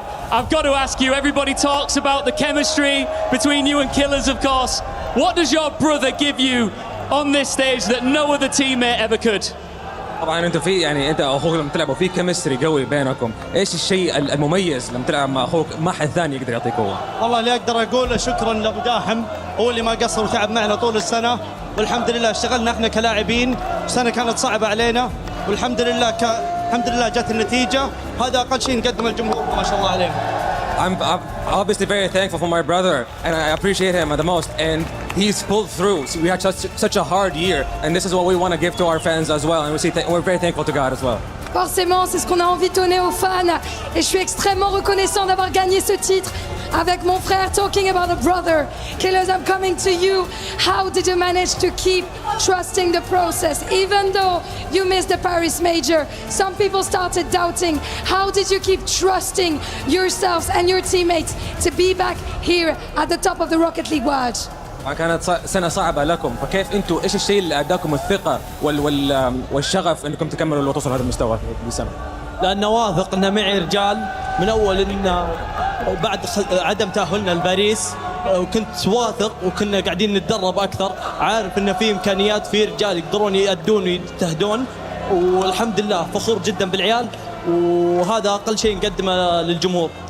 Because I had confidence. These are basically soldiers. When we didn't qualify to Paris, we practiced more and more. And it is through the hands of these soldiers that we came here, and I appreciate them. Of course, the grind never stops, and the grind paid, of course, Killers. Once again, Mabrok, congratulations for this big achievement. Donc ouais, comment est-ce que vous êtes revenu après avoir raté le Major de Paris? Comment t'as continué de trust le process? Et bien tout simplement, c'est mes gars, c'est mes soldats avec moi. Quand on n'a pas réussi à se qualifier à Paris, on est retourné dans la salle du temps, on a continué de travailler, et c'est comme ça qu'on est de retour.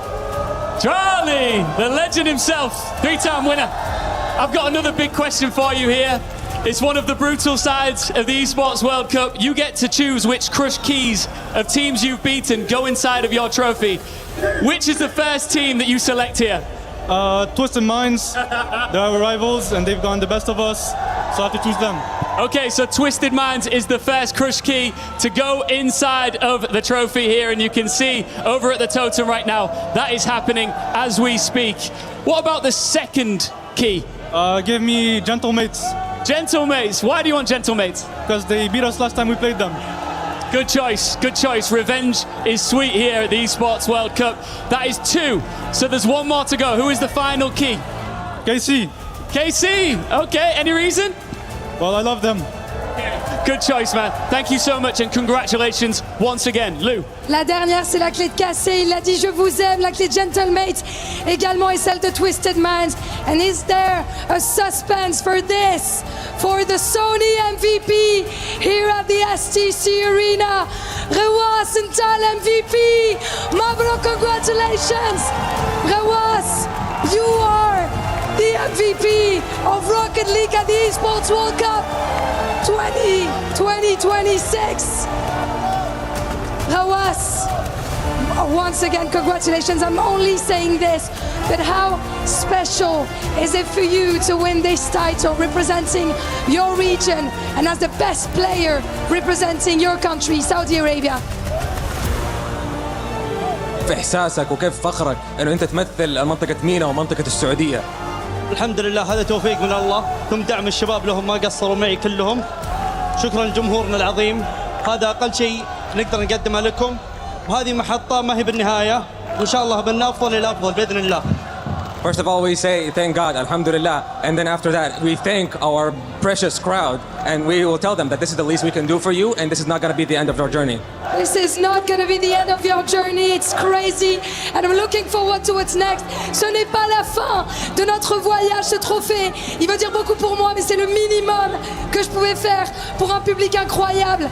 Rawas, amazing job by the Falcons. Yeah, and it's not your end of the journey here yet either. Falcons, you need to make your way to the totem for one last part of the ceremony. And Falcons fans, follow your team to the totem. Your time has come, gentlemen. Make your way off stage here and begin your journey to the totem. And I want everyone here in Paris, one more time, because what a tournament. Unstoppable. Lou, let's make some noise one more time for our Rocket League at the Esports World Cup 2026 champions. It's Falcons!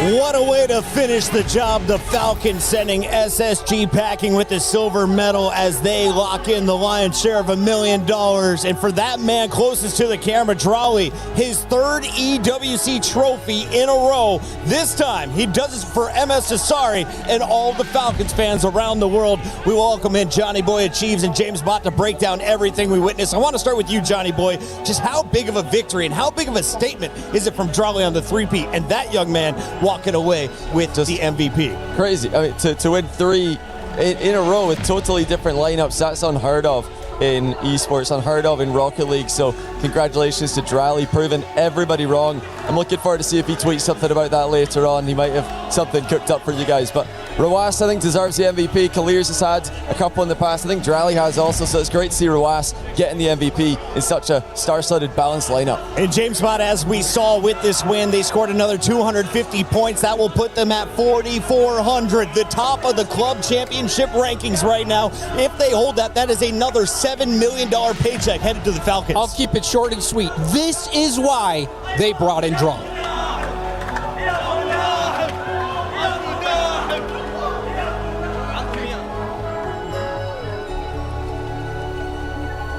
Ladies and gentlemen, please give a warm welcome to your champions of Rocket League at the Esports World Cup 2026, Team Falcons!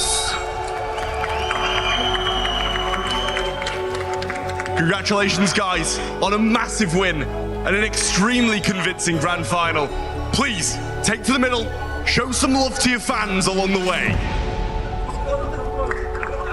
What a performance from Team Falcons. Back to back.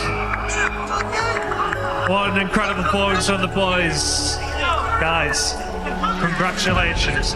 Congratulations. Bring it in, bring it in, bring it in. Keep it here, boys. Once again, you do it. Now, please, take your frame, ascend the totem, insert it into the totem for the second time. Back-to-back champions here at the Esports World Cup.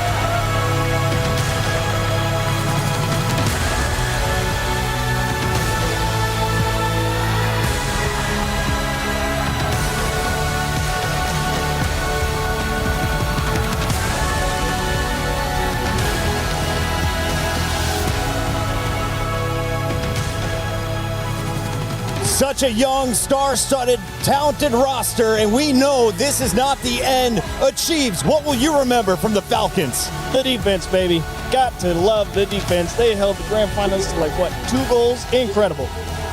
Incredible run at EWC for Drawley, his third, for the Twins, their first, for the super team. Just beginning, and everyone knows there's another Worlds in front of them.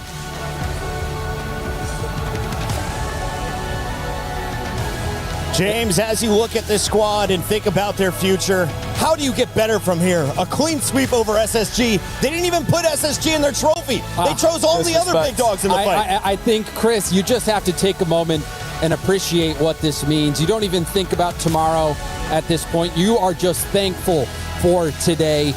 Team Falcons, they've fallen at the hands of Drawley every Esports World Cup before this, but this time they joined forces with Drawley and finally claim that title. And you can see what it means to the players. And this is a legacy match, a legacy tournament for Drawley, and Team Falcons have been given something that they will cherish forever. Yeah, 8-0 on the day as well. I mean, just dominant on Champ Sunday against KC. The seed 1 coming in from EU, SSG, NA's number 1 seed. Falcons on a different level today. Mina on top, and like you said, but is that disrespectful not putting SSG in the trophy? Maybe I think SSG might take that personally. Maybe a little. Well, I think maybe the choices were a bit personal.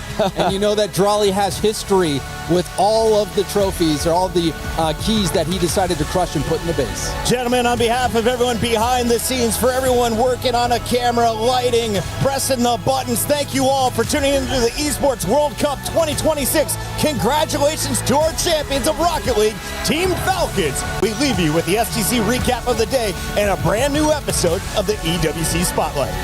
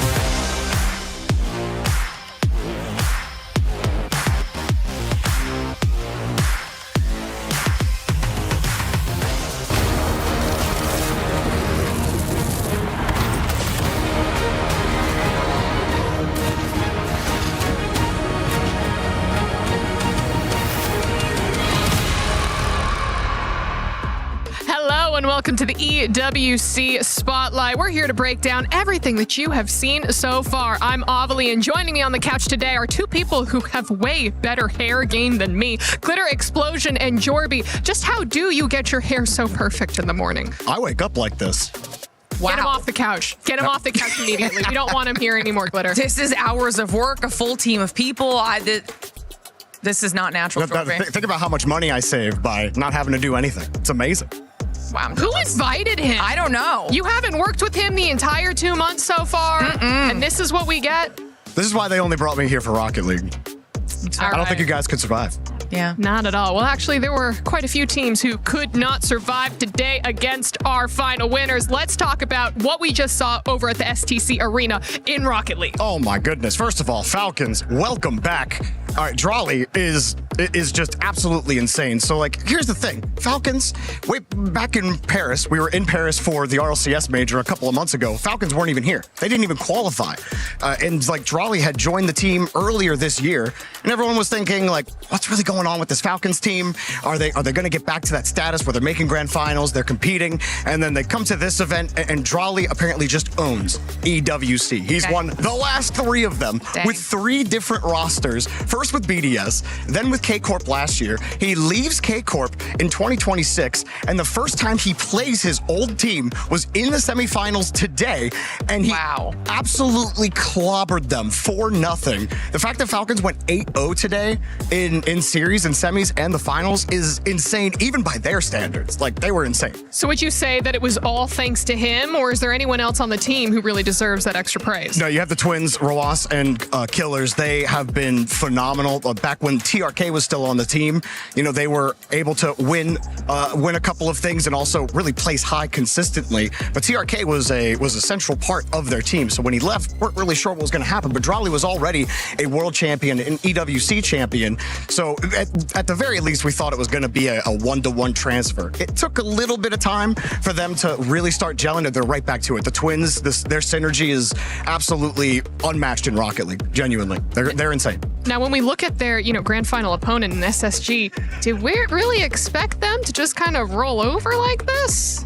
They had a more competitive game one than I thought that they would have. But hey, Space Station, all 3 players make it to their first LAN grand final, and they looked really good on the whole way here. They ended up sweeping KC in groups, and then they had a very tight series versus Ninjas in Pajamas today. Went 7 games. They ended up winning that. They had really good defense. Diaz, Brazilian, joined the roster this year and has looked very good. And I was very impressed by them. I thought they could give Falcons a little bit of a fight and take a game. I was familiar with Falcons' game. I just wasn't giving them enough respect. Fair. Yeah, hey, definitely a deserved win for that entire squad. But Glitter, we gotta go winner, winner, chicken dinner, all right? Over at the Kadia City Grid, PUBG Mobile has crowned their winner. We have, and honestly, it was kind of a crazy day. At the end of it all, it was S2G who won, but the path they took to get there was a little bit longer than I think what they maybe would have liked. So this is what happened, okay? Obviously, when it comes to PUBG Mobile, the teams need to hit the Smash point threshold, and then they need to win after they've hit that point threshold, according to the Smash rule, in order to get the entire championship, right? Well, after match 1, we already had teams hitting the threshold. We go to match 2, we're like, it could end in 2. Is this gonna happen? That would be insane because we had E Arena and Nongshim Red Force poised to do that. It didn't happen in match 2. Didn't happen in match 3. Didn't happen in match 4. Oh no. It went the full 6. No one was able to actually convert according to the Smash rule. So at the end of it, because S2G was just so consistent the entire series, they had the most points, they take it home. It was a really, really strong lobby. It was back and forth with a lot of these teams. We even had Aurora up there. By the end of it, quite a few teams had qualified and were eligible per the Smash rule. It was just, the lobby, I feel like, was almost too strong at the top. Was the community going crazy over trying to see if we could end in 2 games and yet go in the full 6? Absolute panic. For even in the green room, for the talent, if everyone was like, this has got to be a trillion, and then it wasn't. And then this has got to be you couldn't keep track. It's impossible at that point. It's like, surely this is where they take the win. There's always a little bit of drama somehow, isn't there? Yeah. Of course, but hey, all of that drama is important because at the end of the day, it translates into those very important club championship points. And Glitter, we've been going back and forth the entire time. We're like, AGAL, they're at the top of the leaderboard. Ooh, this is so nice. But take a look at the club championship rankings as they are right now, and look who's back on top. We knew Falcons were going to be a threat when it came to Rocket League, and that this was going to be the opportunity for them to leapfrog in reverse to AGL after AGL had jumped to the top. Now 300 points behind Falcons, AGALR, and they've got 3 more titles left in the upcoming week. Falcons have 4, so it's not going to get any easier from here. And then, the discussion starts. Are we getting a 3-time club championship winner? It's kind of crazy to me that it's ending up this way, because leading up to this, you had Vitality and Twisted Minds were kind of in position to jump. Both of them have really strong Rocket League teams. So you thought maybe that could actually put them in position, and Falcons would have a lot of competition for that number 1 spot. Yeah, here we are. Falcons, they just have so many good teams. I was so sad about Vitality. I thought maybe they could do it. Yeah, I thought so too, but they're cursed against Carmine Corp, so they were doomed in the quarterfinals. RIP, but as you said it, we still have 1 final week to go for the EWC. In the week 7 games that we've got, we have Crossfire, Fortnite, Trackmania, and Counter-Strike. I know that so many people are excited to see that Counter-Strike grand final matchup essentially go for all of the people who are participating. But what game are you most excited for? I too am excited for some CS, but I'm looking forward to Fortnite. Yes, girl. I think it's going to be really fun. And honestly, that is one of the titles where AGAL could actually win the whole thing, which would be a massive point win for them.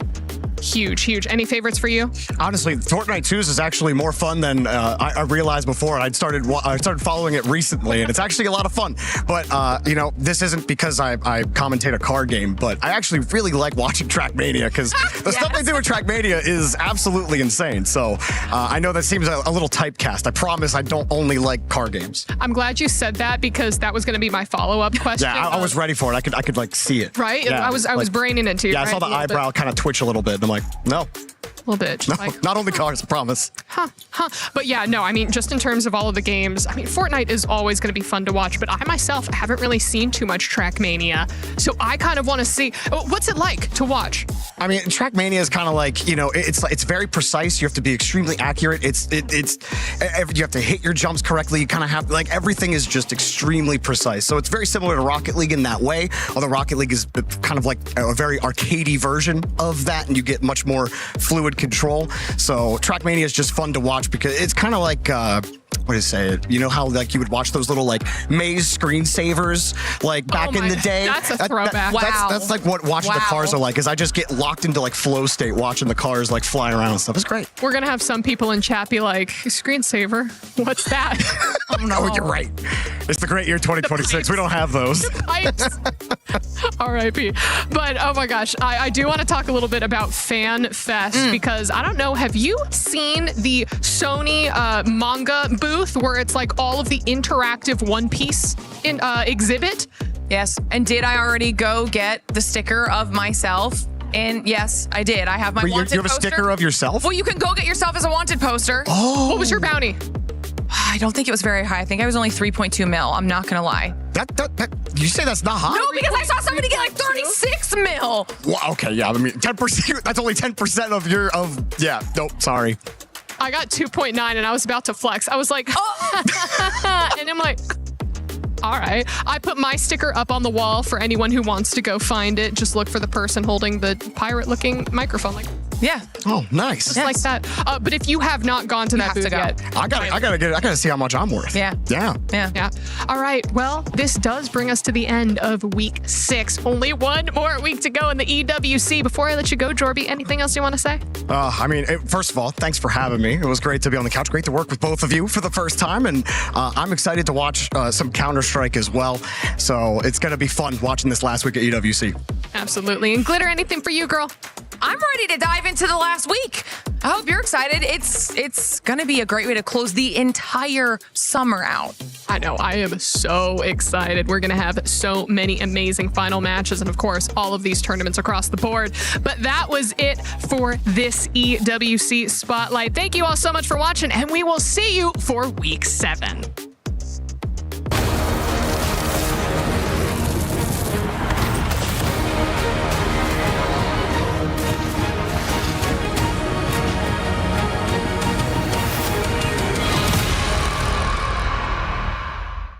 The human body was built to move, not trapped at a desk in one singular posture for 12 hours a day. It's time your chair evolved. This is Secret Lab Titan Evo. Ergonomically engineered for you, gamers, hybrid workers, artists, backing your every move. Play is in our DNA. Whenever we let it out, it becomes our superpower. Now imagine an entire city being built to supercharge it. Kadir City, powered by Play.